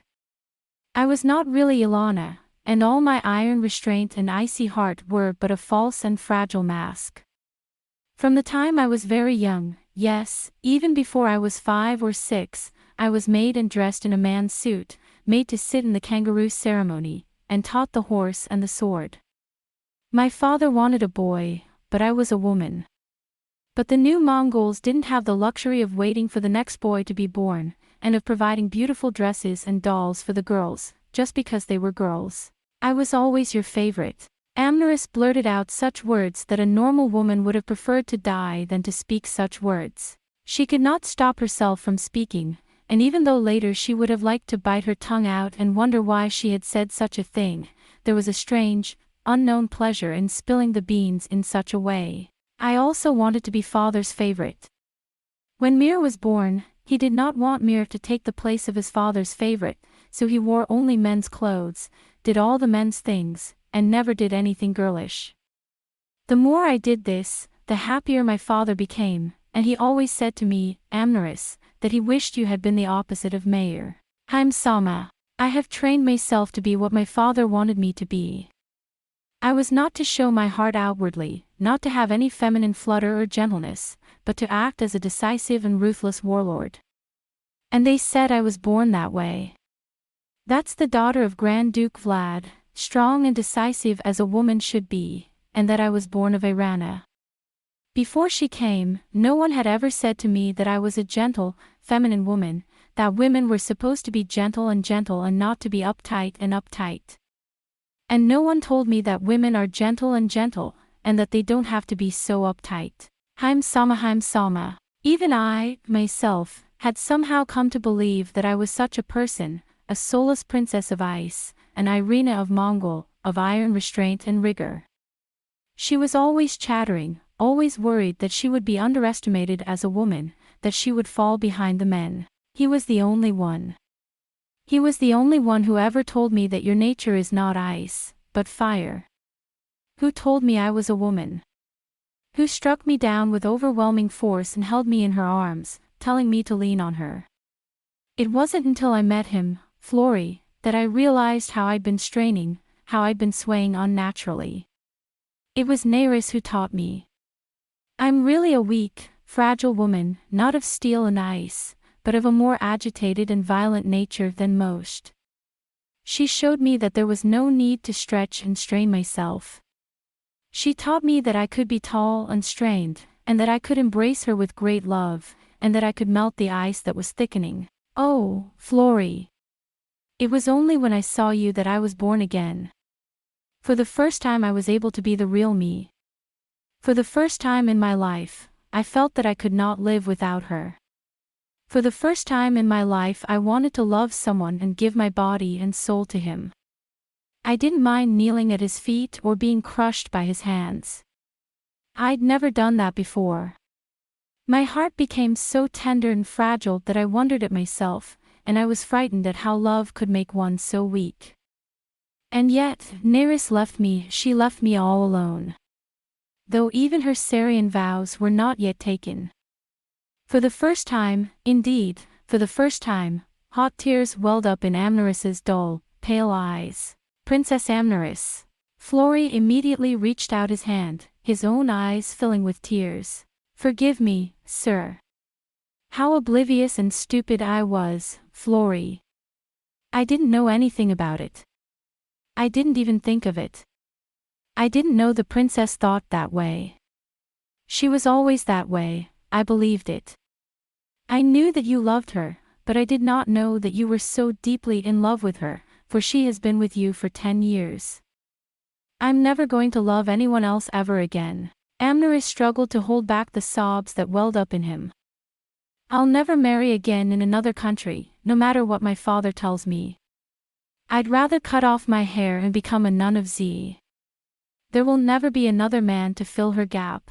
He was like no other man on earth. Flori sobbed. She was so beautiful that when she stood there with her hands on the princess's shoulders, she looked like a picture of lure, and Ilana. They couldn't have looked better. He had the voice and hands of a lure. And though he had such a womanly figure, yet he was as good with sword and horse and bow and arrow as he was with the lure itself, so gentle was he, that he spoke kindly even to us. I will never give my heart to anyone or any man again. With a trembling hand Amneris cut off the sacred sign of Seria's vows. Even if he's dead, my husband is Mr. Neris alone and I am his. Flori, you're my witness. I'll never ever. His lips trembled violently and Amneris tried several times to restrain them, but was unable to do so. Princess. Flori. Flori. Amneris laid his face upon Flori's breast, and at last gave way to the torrent of grief which swept over her. She wept so madly that her clothes were wet. Sir Neris, Sir Neris. Amneris cried aloud, letting all his natural fiery feelings flare up. Lord Neris, why hast thou died? You left Amneris, your Amneris, whom you swore to and held with such strength. I'm not even the Crystal Queen yet, and I'm not even yours yet. No, I will not live alone, Lord Neris, I am dead too, and my heart is with you. My poor princess, my poor Amneris. Flori hugged Amneris tightly, pulling her close to him as if he were trying to protect her instead of Neris. Oh, poor princess, oh, poor princess, oh. So happy, so well matched, oh, Yan, it's too much. It's too much. It's too much. The princess deserved to be happier than anyone else. She was more beautiful and stronger than anyone else. Oh, Flori, why this why? Amneris's tears showed no sign of abating, and Flori was so distressed at Amneris's misfortune that the two girls held each other tightly and wept aloud for ever and ever. The faint moaning began again. Og, a trickle, some kind of tepid liquid dripped onto the cobblestones. Uh-oh. The moaning increased and became a high-pitched cry of agony, and then fade away again. Have you fainted? A frustrated voice said. It's Bolin. Pour water on it. Now, what's the number? Soon, it will be dawn. I see. Damn you, you're giving me a lot of trouble. He spat on the cobblestones in annoyance. Hey, Karslan. Take over. I'll be at the Taurus at noon. I need to get some sleep before then. I'm not strong enough. Yes, sir. Somehow, I managed to get him to tell me before I had to report to the Grand Duke. Baran's cold eyes looked down at the figure strapped to the huge platform in the ticklish cellar. You're more stubborn than I thought. Or maybe you're still too soft on him. You. A faint voice came out of the victim's mouth as water was poured over his head. He seems to have regained consciousness. It was in a room in the basement of Lansvale Tower. Hey. Karslan squared his jaw at the black-cloaked prison guard. Try a different tool.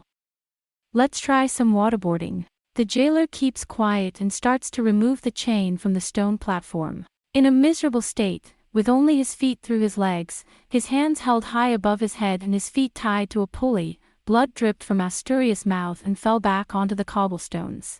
Once the chains are removed, he groans slightly and opens his eyes, and weakly tries to wriggle away, as if he no longer knows who or what is holding him. His bare upper body had been beaten beyond recognition by a whip with thorns planted in it, and his chest was covered with painful blue bruises. His wrists and ankles were also chafed and bleeding. Give me a cold glance at your disgusting form. Now, I'll leave you to it. If at all possible, Get him out of the mud by the time I leave the crystal tomorrow, or today at noon. Okay. I haven't rested for a whole day now. But Karslan managed to keep his words to himself. He knew that this was not the time to be talking about such things. When the jailer reattached the shackles to Asturias's legs and began to hoist the pulley, Asturias's body was hoisted high above the ground, head down. You. A faint moan escapes Asturias' lips again. Nice to see you, Asturias, Karslan said mockingly. In his mind he was thinking, it's a funny thing. Ironic coincidence, isn't it, that once upon a time, when I caught Aldo Neyris on a tip-off from Sarah, I had him hanged upside down in this room with those shackles on.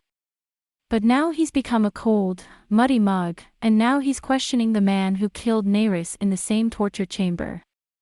At the time, I don't suppose he had any idea that Neyris would die so soon. Karslan, this is no time to relax and enjoy yourself. A frustrated Bolan said sternly. Don't forget that all you need is a confession. Yes, sir. Karslan grumbled, and with a long sword sheath in his hand he slapped Asturias sideways in the stomach. You lost woman, you fool.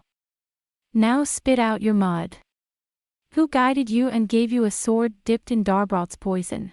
Asturias groaned and blood gurgled from his mouth again. Hey, do it. Carthrin gave the signal. The jailer snapped the chain, and Asturias' body sank into the vat with a splash that echoed through the gloom of his dungeon. Shit. It's always a bad time for me. Hey, you can't kill me. Karslan grumbled as he watched the bubbles gurgling in the trough, the color of blood in them. All right, pull it up. Hey, Asturias. How dare you speak to me? From whom did you steal the Black Knight's armor? You stole. The sound of the door opening was accompanied by a somewhat cynical voice. Gee. Oh, Commissioner Tyron, did you come all the way down here to see? Bolan, who was out of the room, stopped to say. I thought it was left to us Black Knights to question him. No, I thought Bolan might be busy preparing for his departure for Taurus. What do you think? Did the fool spit something out, Carthrin? No, that's still. Karslan didn't like the look on his face. You must be tired. Come on, let us take over for a bit. Come on, Burke. Yes, I suppose so. Maybe I'm a little lax on the blame. What? No, Monsieur Bourlain, I'm just saying that a man who is said to be so Asturias, the captain of the Order of Mongols, would never spit mud. Yes, I'm trying to be stubborn, but I think I'm about to throw up. Hey, Karslan, I've got to go. I'll take care of the rest. Oh, Mr. Bolan. You can just come back and report back later, okay? Karslan looked at the Black Knight's general with an impatient look in his eyes, but Bolan left quickly. An awkward silence fell. Karslan looked at Tyron and Burke, grimaced and brushed his beard. Leave this to me, Commissioner. Soon he'll tell us what's behind all this. It was Karslan who was the first to resist the silence. Tyron looks at the unconscious Asturias, uncomfortable. No, don't worry about it. We're not going to hurt you, you know. If it's torture you want, Karslan, you've got it. Have a good time. Karslan said mumblingly. Do it. I yelled at the prison guard. Be moderate. And don't blame them for killing you, in case they do.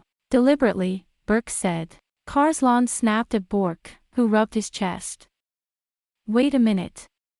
Let him know and then do it again. Pretend you didn't hear me. The little Asturias, the Red Lion of Aurra, has become a miserable thing. Tyron looked pityingly at Asturias, who was dripping water, and said, Poor fellow, if he hadn't been so foolish, he would have been a general leading the Red Guards one day. Tai Lang Witch.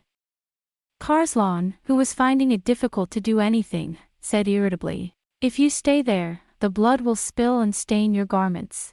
No, I don't care about that. Or is it something else, Catherine? Tyron was very cagey.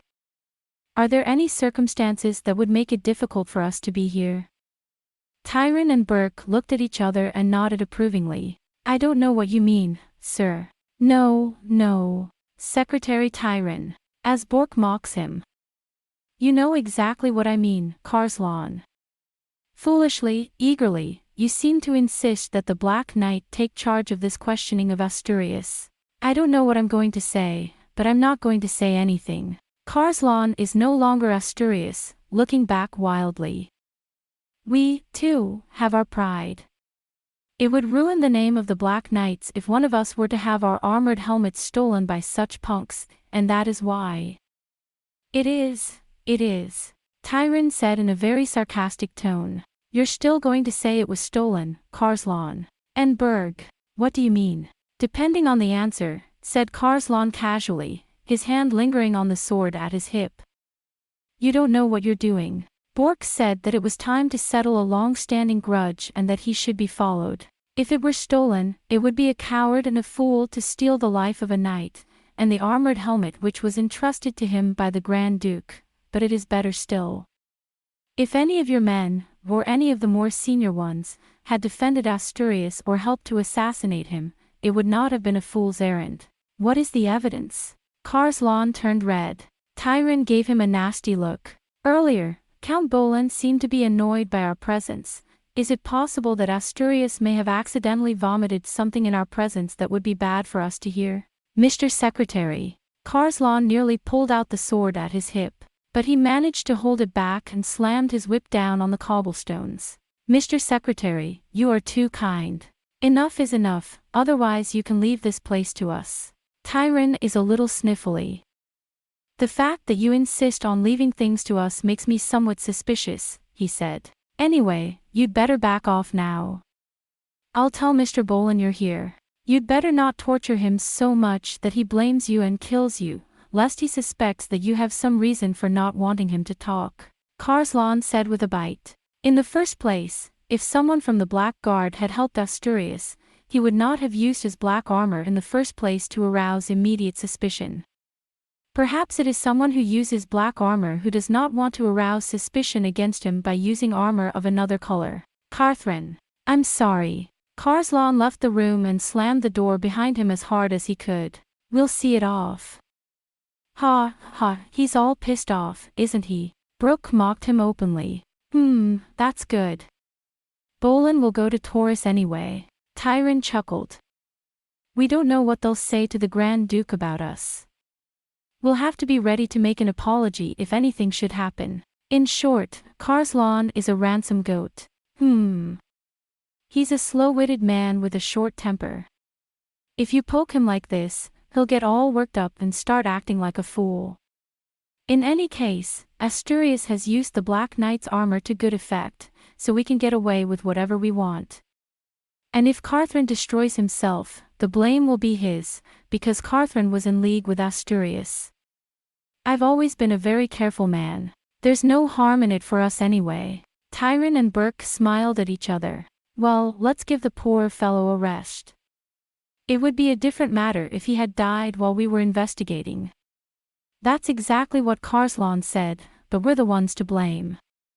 Take him back to his cell and give him a drink. So, Asturias is now free from blame. Asturias, who had been in a state of exhaustion for almost 3 whole days, was so weak that it was a wonder that he was still alive. He was brought back to the prison, where he was given a drink and some treatment for his severe wounds, but Asturias remained limp on his bed of loose stones. Amneris's angry lips, his golden hair, suddenly appear in his eyes, filled with pain and heat. You try to reach out in panic. And then it's gone. And then there was the white quicksand of Nosferus, flowing with a whispering sound, the desperate face of Regan, his best friend, being swallowed by the ID, and the grim face of Count Mars. Overshadowing them all, a huge leopard's head turns around and seems to taunt Asturias with a gaping, red mouth. It's not for you, lad. Come back in 10 years and turn me over. What? Asturias moaned. It was as if his limbs no longer belonged to him. Murderers in Mongol. Murderers. The purple eyes of the smoky dawn gleam, and again the sands engulfed them all. Suddenly, 2 faces appeared on the ground, pointing at Asturias. They did not belong to the Mongols. A young, cheerful face, not unlike Asturias. And then, still younger, but more serious and more firm than the first face, the face of a well-bred young nobleman. Who is this? This is... Yes, Asturias thought, I know this face. Where had he met him, what had become of him? I can almost remember. And there came over them a gush of black ink, and it became a young man in the garb of a mage, thin, with piercing eyes and a sarcastic mouth. Valerius. How could that name have remained in his heart, despite the magic that had been done to it? Asturias. Asturias. Kill, kill, kill, kill. Wah! Asturias exclaimed. And then I realized. Someone is peering over him. Who are you? Are you still here to accuse me? Asturias, with flushed lips, tried to speak and coughed. Oh, just kill me already. I've got nothing to confess, I'm... Dear Asturias. It was a gentle woman's voice. Here, drink this. It will make you feel better. What? What? Who are you? We are on the side of Mr. Asturias. Looking into the darkness, Asturias tried to hold back his pain. A soft hand restrained him. No, sir. You're hurting me. Here, give me some medicine. Right, Asturias said. It's poison. You are trying to throw me out of the darkness into the darkness. No, sir. The woman raises her hand gently. Immediately, a small light like a blue devil's fire appeared in the palm of his hand. You're a witch doctor. Asturias shouts. You can't trust a wizard. Come on, we don't have much time. The woman lifted her veil and revealed her face under the faint blue light. Asturias gasped. The face that appeared was as beautiful as a goddess of the night. Oh, your face, I've seen it somewhere. Asturias groaned. I can't remember. I've been sick all over. Oh, yes, I think you are. Asturias asked me, at the back of the Crystal Palace, for directions to the Tower of Seria. The woman smiled falsely. Oh, it's the lady from the palace. I'm sure of it. Who the hell are you? I have come to help you at the behest of someone. The woman whispered. Now, drink this and join me at... Someone. Who the hell is the one? I can't tell you now. Come on. No. Asturias said stubbornly. I will not be deceived by anyone. He deceived me. He told me he'd arrange for me to escape. Who is he? The maid's dull eyes flashed with a strange light, as if she wanted to suck Asturias in. It's Va. Asturias was about to say something, when a strange look came over his face and he fell silent. Virginia, this is strange. I can't remember. He put a block on it. The woman murmured in her mouth. He turned to Asturias and said gently. You must be tired, Asturias. I will heal you of your fatigue and your wounds. Come. Helped by the soft white hands, Asturias was losing the will to resist. Suddenly his eyes grew wide. Do I wish I could be in the same place as you? Asturias said in a trembling voice. How dare you come into this windowless, masonry cell without opening the door? Oh, so you are the specter of the doll. Never such a... The woman's eyes flashed like a cat's. Someone approaching. As he mumbled, his white supple hand came upon Asturias like a white snake. As soon as the thin needle poked out of the ring and touched his hand, Asturias went limp and broke down. The woman's face, looking down at it, was smiling falsely. Silence reigned. Even a single light had gone out some time ago, and the place was in total darkness, with no light at all. Lansvale Tower. Along with the Tower of Nerva, which houses the lowest of the low, it stands on the northern edge of the Crystal Palace, with the darkest, fuzziest and bloodiest memories of the millennia-old kingdom of magic hidden within its stone walls. It is said that the air around it is always chilly, even in the daytime, because of the clouds and the curse of the dead, and that no one of noble birth, not even the Marquis of Lansbert, who bears the name of the venerable tower, even the Marquis de Lansbert, the great nobleman for whom the tower is named, would never set foot in the tower unless he had to. All sorts of falsehoods are said to mark this accursed tower. It is said that there is only one place in the city of Janus where the statue of the god of Dole is enshrined, and that in the dungeons beneath it, on the lowest level where sinners groan, are the vipers of Danine, the ID of Nosferus, and the great poisonous spiders of Landergia. It is said that the vipers of Danine, the ID of Nosferus, and the great venomous spiders of Landargia abound in the dungeons. Nay, there is a creature, whose name we are not at liberty to mention, to whom even these horrors seem most gentle, and who is farther in their midst, and who is the guardian of the entrance to the kingdom of Dole, which leads from the basement of Lansvale Tower. Some say that it is the dog of Garm, the guardian of the entrance to the kingdom of Dole, which leads from the basement of Lansvale Tower. It is said that Lansbert Tower was built by Lansbert, the great magician of the time, at the behest of Arcandros the Great. In the same year that the tower was built, there was an unusually heavy rainfall in Paro, which swallowed up all the houses and people around the tower. However, this tower was the only one that did not suffer any damage. The river that flowed behind the tower into the city of Paro, which had previously been called the Lana, has since been called the Landsbeer. It is said that part of the river runs under the Landsbeer Tower. Over the millennia, countless high priests, heretics, assassins, disgraced noblemen, disgraced queens and rebellious royalty have been imprisoned, tortured and murdered in Landsbert Tower.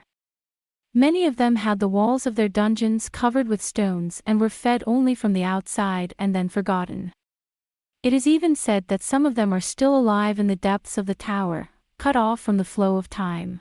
The tower was designed by the famous Minister of Mysteries, Alexandros, but he never tried to enter it.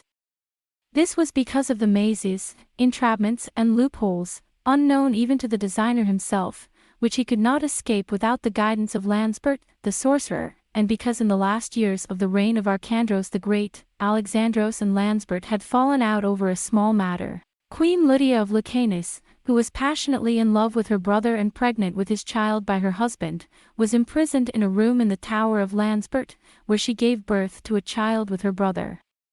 But when the queen took one look at the baby, she went mad and died in agony. The baby was a monster like a caterpillar without eyes, nose, mouth or even limbs.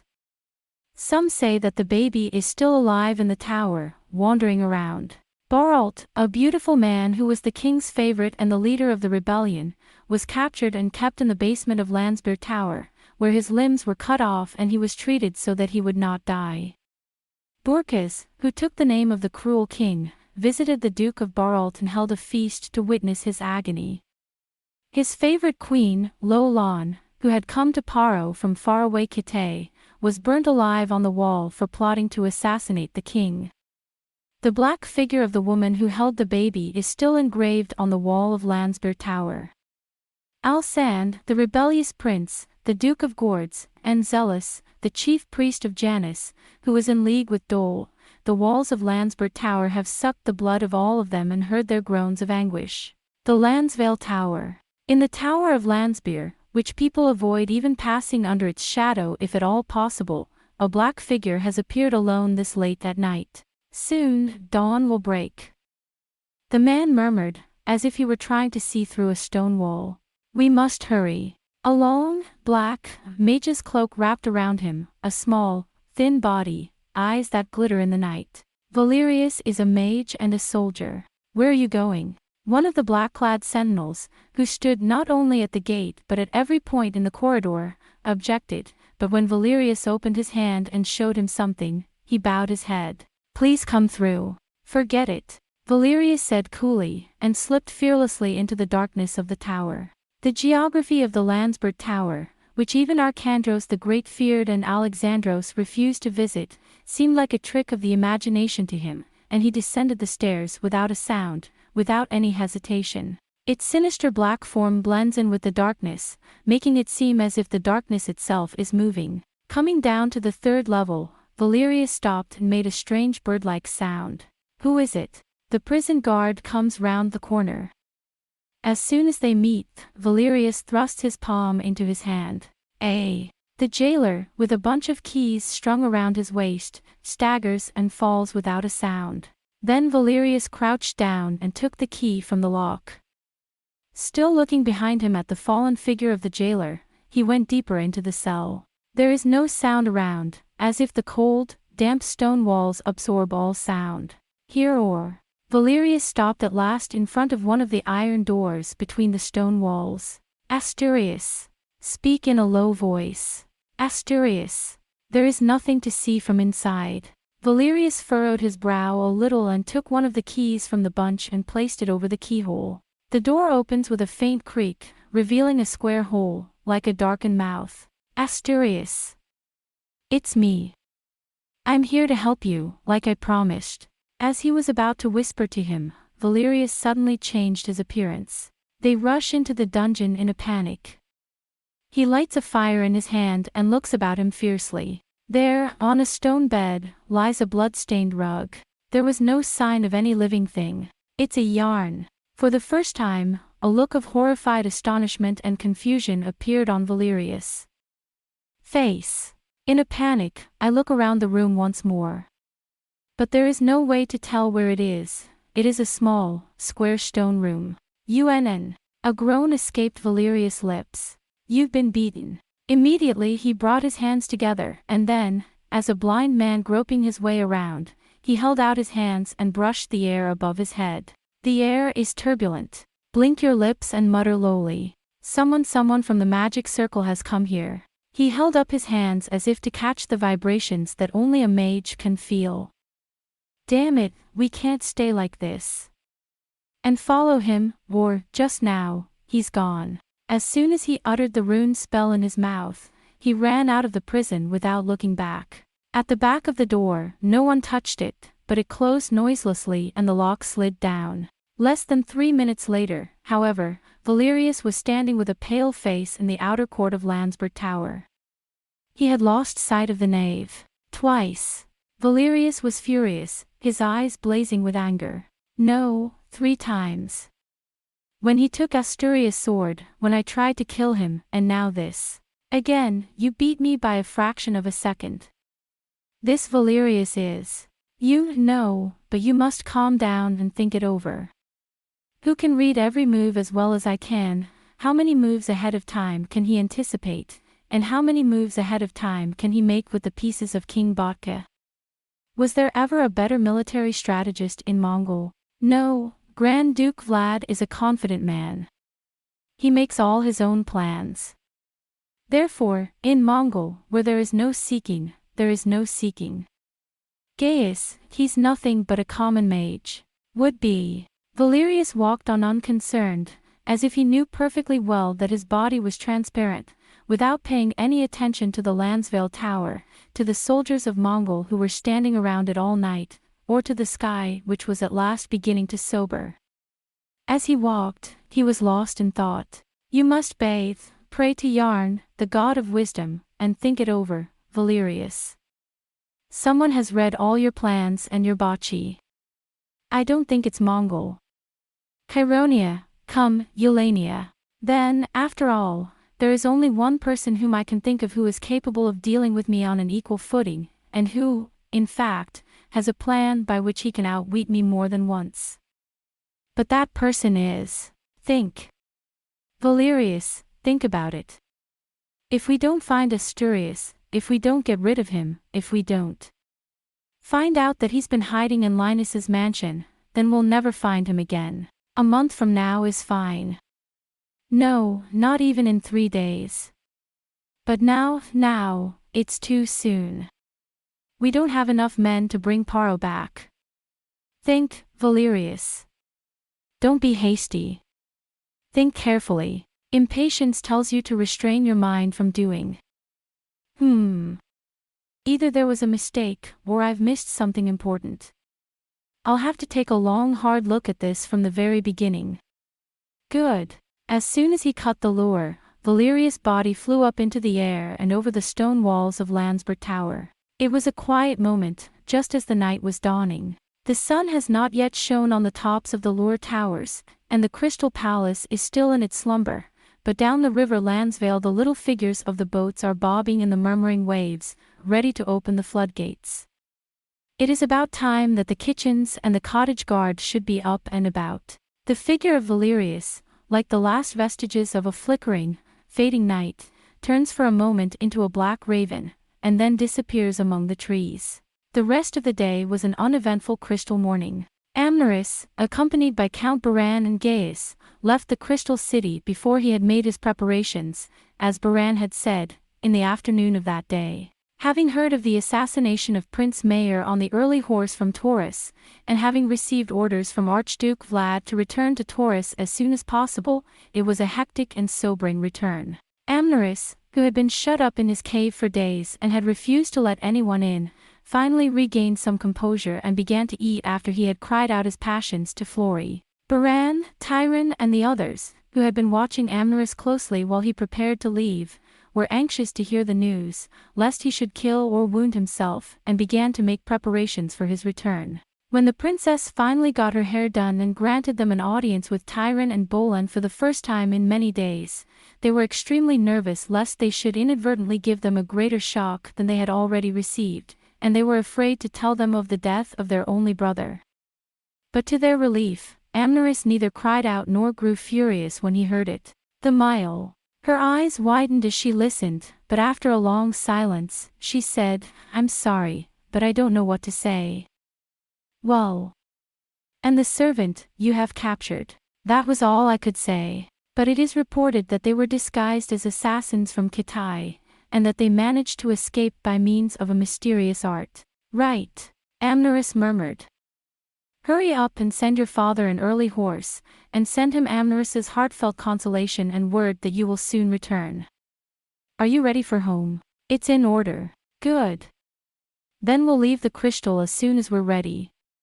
"You may leave." "Ha." It was very fortunate that she was not disturbed by the tears or the cries, but it was also very cruel of her not to raise an eyebrow when she heard of the death of her only brother, the Lady of the Ice, said Baran and Tyron, looking at each other and withdrawing. But Amneris, after the audience, said that no one was to enter except Flori, and he withdrew to prepare for his departure.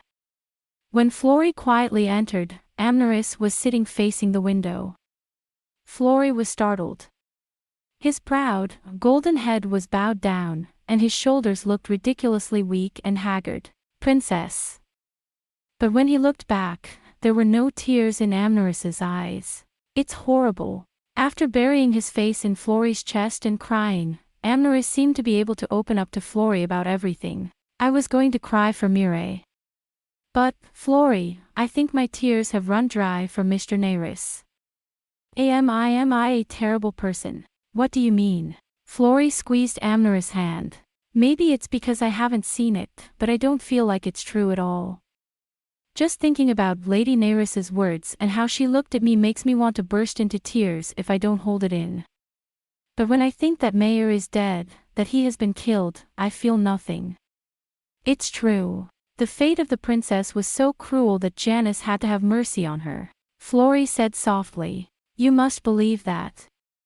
First of all, there is an old saying that bad news should be heard as late as possible. Anyone born into a royal or noble family is doomed to be assassinated at any moment.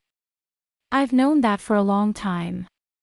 Amneris said, idly fiddling with his hair. "If I'd known she was going to be killed so quickly and so easily, I would have at least said a few kind words to her, like a sister.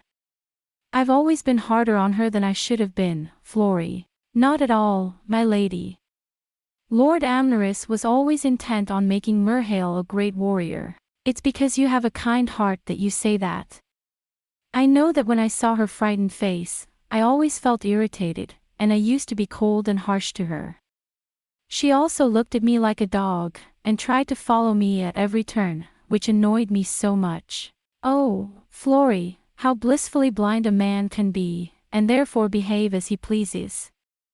If I'd known I'd be dead in 14, I wouldn't have told him to ride and wield his sword. I would have let her die happy, singing and doing whatever she liked. If only we could know when we're leaving someone." Flori reached out his hand, fearing that Amneris would burst into tears. But Amneris did not.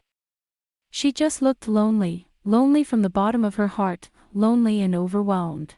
"Mother," she murmured. "Mother, Mrs. Mars, Mr. Neyris, and Mayer, they have all left Amneris. They're all leaving me. How many precious things I've lost in such a short time, and yet here I am, alive and not dead. I have nothing left but my father and the land of Mongols. They're all gone, there's nothing left. Princess. Florrie burst into tears. There's Florrie. I know I'm no substitute for those people, but Florrie is here. Florrie's not going anywhere. I will always be with you, Amneris. Thank you, Florrie. But I'm sure one day you'll go away without me. It seems to me that's my lot. How bleak and dreary is the sand of Nosferus that never ceases to flow. Princess. Florrie took Amneris' hand and held it to his tear-stained face. I'm not going anywhere. I'm not going anywhere. Florrie. Amneris smiled. It was a lonely, languid smile that she would never have given in the past. I'll never forget what you said, Florrie. Amneris said and put his lips to Florrie's hand. Come on, help me get ready to go. I've already told you what to wear, and it's in there. Well. Florrie wiped away her tears and rolled her eyes as she stood up to help her mistress get ready. Princess, are you going to wear this? Yes.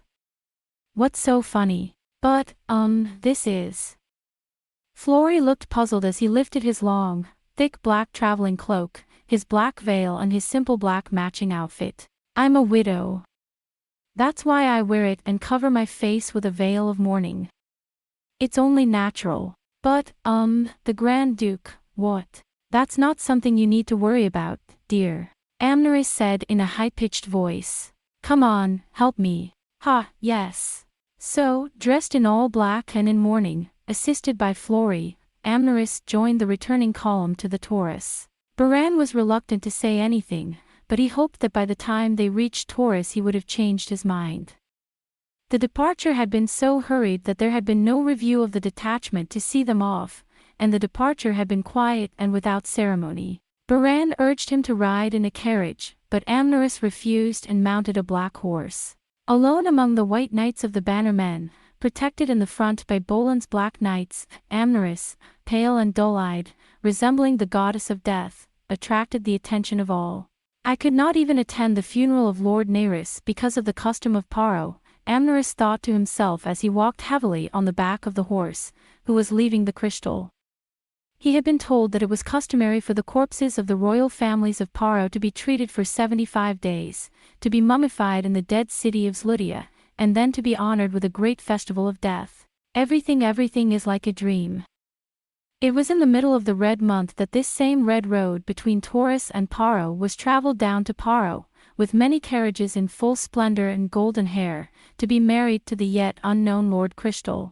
The defeat at Nosferus, the death of Count Mars, and the order to marry before he could say a word about it, made Amneris enter the crystal with no expectations, only the resignation and annoyance of a general going to perform an unpleasant duty. Along the same path, now she returns as a new wife in mourning, having lost the only man in the world who was her beloved husband.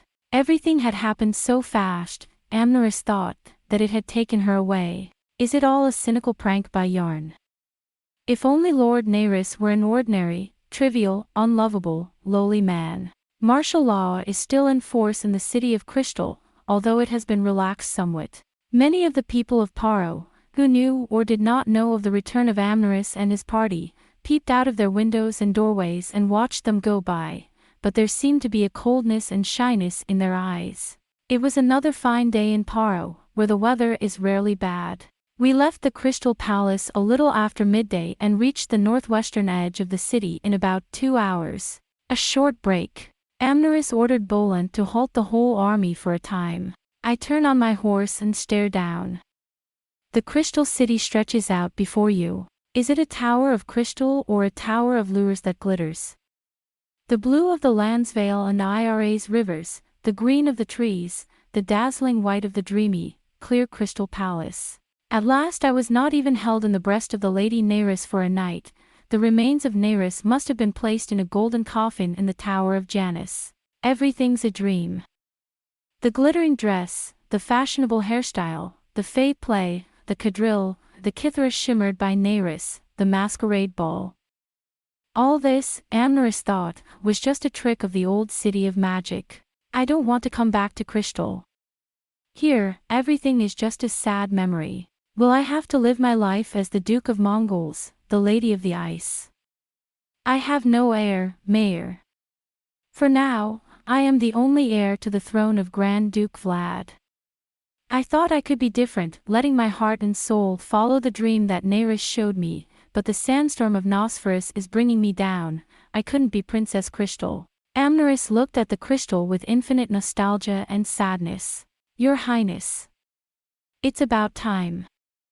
I know. He does not turn his head, but waves to Gaius. The one who called me the Lady of Light is no more.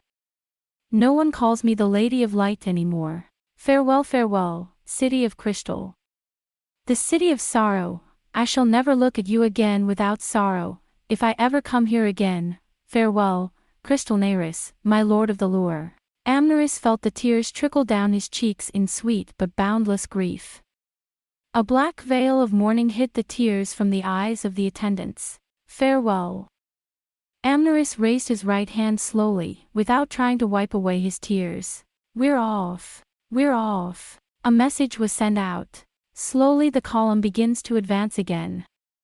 Now the sun has already set, and the city of the old towers glitters as a huge disk of lures.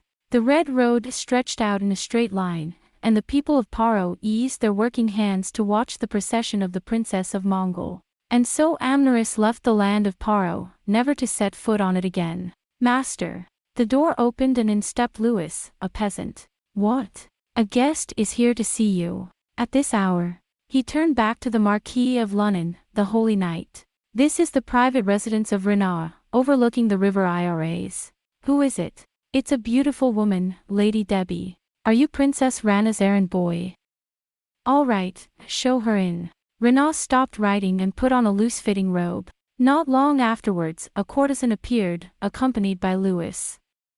She wore the long, loose-fitting robe of the courtesan's habitual attire, a thin cloth slung over her shoulders, indicating the rank of Debbie, a mantle with a fur trim, and a head tied up in a high knot. Welcome, welcome, welcome. Renaud placed his left hand on his chest and made a formal bow. Louis, have a glass of vatcha. Mr. Lunnon, pay the man. I know it by heart. The wine and the cup were brought, and afterwards the people were kept away, but the lady did not speak. Renaud also fell silent, and a strange silence fell. What was the trigger? The courtesan raised her hand and quietly removed her cloak. Her hair is tied up in a lustrous bun and her face is beautifully made up. Renaud showed no sign of being perturbed. We've been expecting you. Did you know that? Ronan. What escaped from his red lips was the laughing voice of a young, youthful man. Aldo Neris raised his hand, took off the pins that bound his hair, and let it fall down his back. Then he took off his tight women's clothes and his spectacles. Even a drunk like me would get sick of wearing this for more than a day. Neris chuckled. Renaud, give me something to wear and some cloth. I'm home. Rather than leave it to someone else, Renaud went out and took care of what had been asked of him. Neris changed her clothes, removed her makeup and threw herself on the sofa as if she were relieved. Would you like a drink? I'll take it. I'm sorry to have to tell you this, Lunnon. Neris held the cup in his hand and smiled. Renaud gazed up at him like a man who had received rain in a drought. I had expected you to be much more distraught than you have been, considering the loyalty you have shown me. I was secretly worried that if you were to lose your temper, I would have to do something about it before you did, but you also seem to be much calmer than I thought. I'm sorry to say this, Renaud said with satisfaction. I am the guardian of the Lady Neris, the Lunnon who has served her for 25 years, protecting and nurturing her. How can I serve as her guardian if I cannot tell the difference between her and a stick? You think I knew that? From the beginning. At first I was fooled by the costumes and masks. Renaud said. The truth is, when I came to you, thinking that Mr. Neris was hurt, my heart was broken. But when I picked him up in my hands, you understand. You can't be in the corner. Lord Neris underestimates himself. Renaud grinned. A slight resemblance in face, general grace, complexion, fragrance, etc., is not to be deceived. If they had any eyes, they would have spotted us at once and we would have been in danger. If I had been struck, I would have made the doctors say that the poison had changed my face. Nerys said comfortably. I can't even tell the face from the face, thank God for Darbroa's poison. But if she can't tell the difference between the man she's in love with and the shadow of the man who took his place, she's in love with. But you've been lamenting for some time. Especially the one. It's probably Mayor. You know. What if the person who made you do it doesn't know? Nerys smiled coolly. Lorca has already gone to Chironia.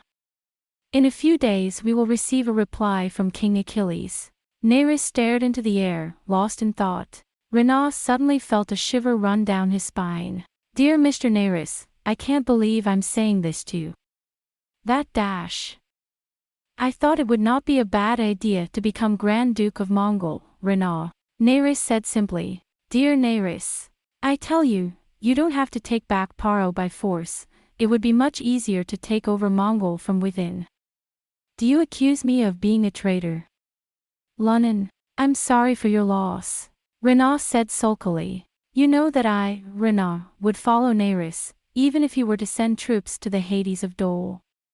It is not for me to question what Nerys does, whatever he does. I have asked you many times to show me what is in your heart, and you have hidden it from me. You never know where you'll find the eyes and ears of Mongol. Nerys laughed and took Runan's hand. It's always better to make a fool of your enemy, but I was sad. I know that Nerys would not have given her heart to such a girl. You are an honest man. It's always on your face. This time, for example, I thought I had treated him very well, as he was grieving over the loss of Lady Nerys. Mongol has no idea how much you care for me. I don't think he was a very good actor. Okay. Spoilt, said Nerys. Anyway, where are you now, sir? As my mother, Debbie. As long as you're a man, there's no way to disguise yourself. It's not safe. As long as we're in the Crystal Palace, we can do what we want. But then again, my instincts are still not so good.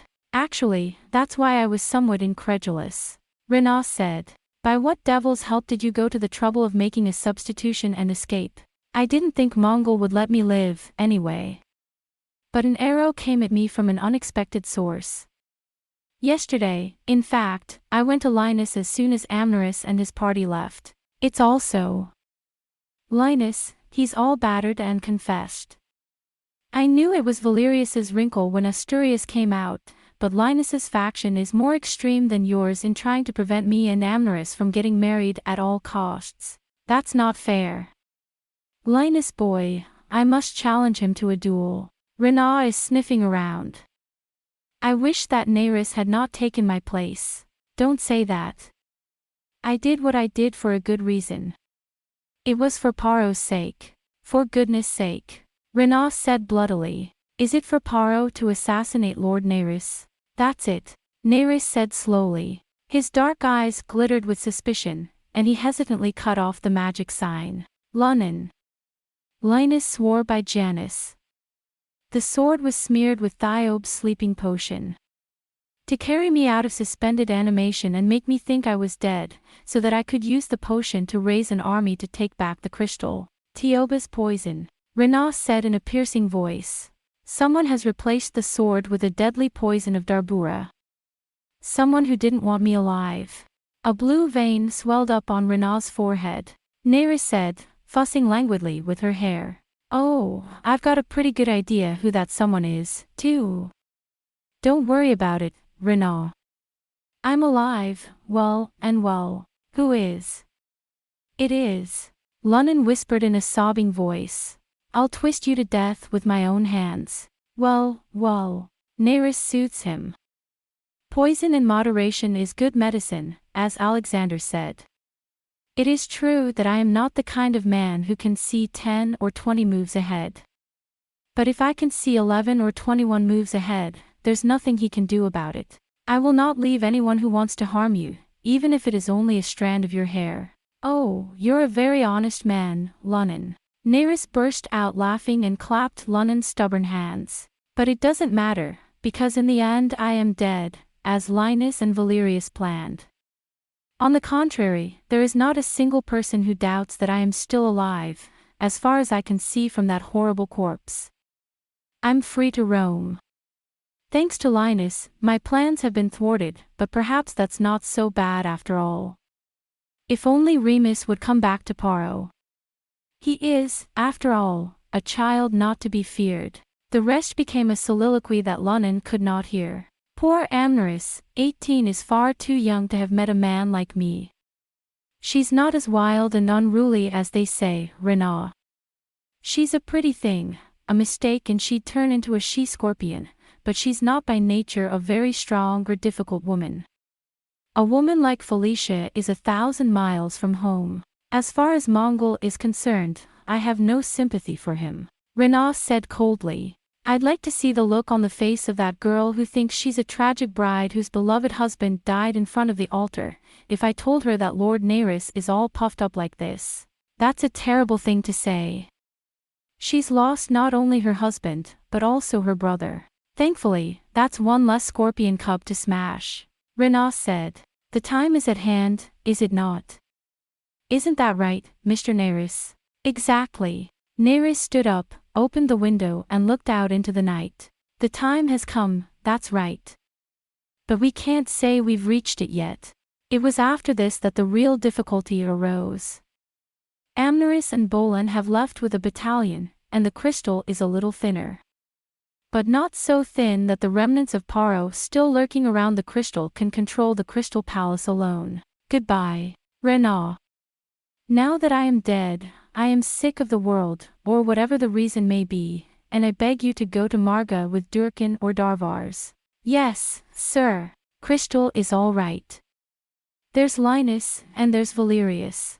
With a strange smile on his face, Nerys faintly deepened his tone. And now I'm fishing in Marga. That's good. Gather as many fish as you can, don't call it catching, just pick them off with a ball net.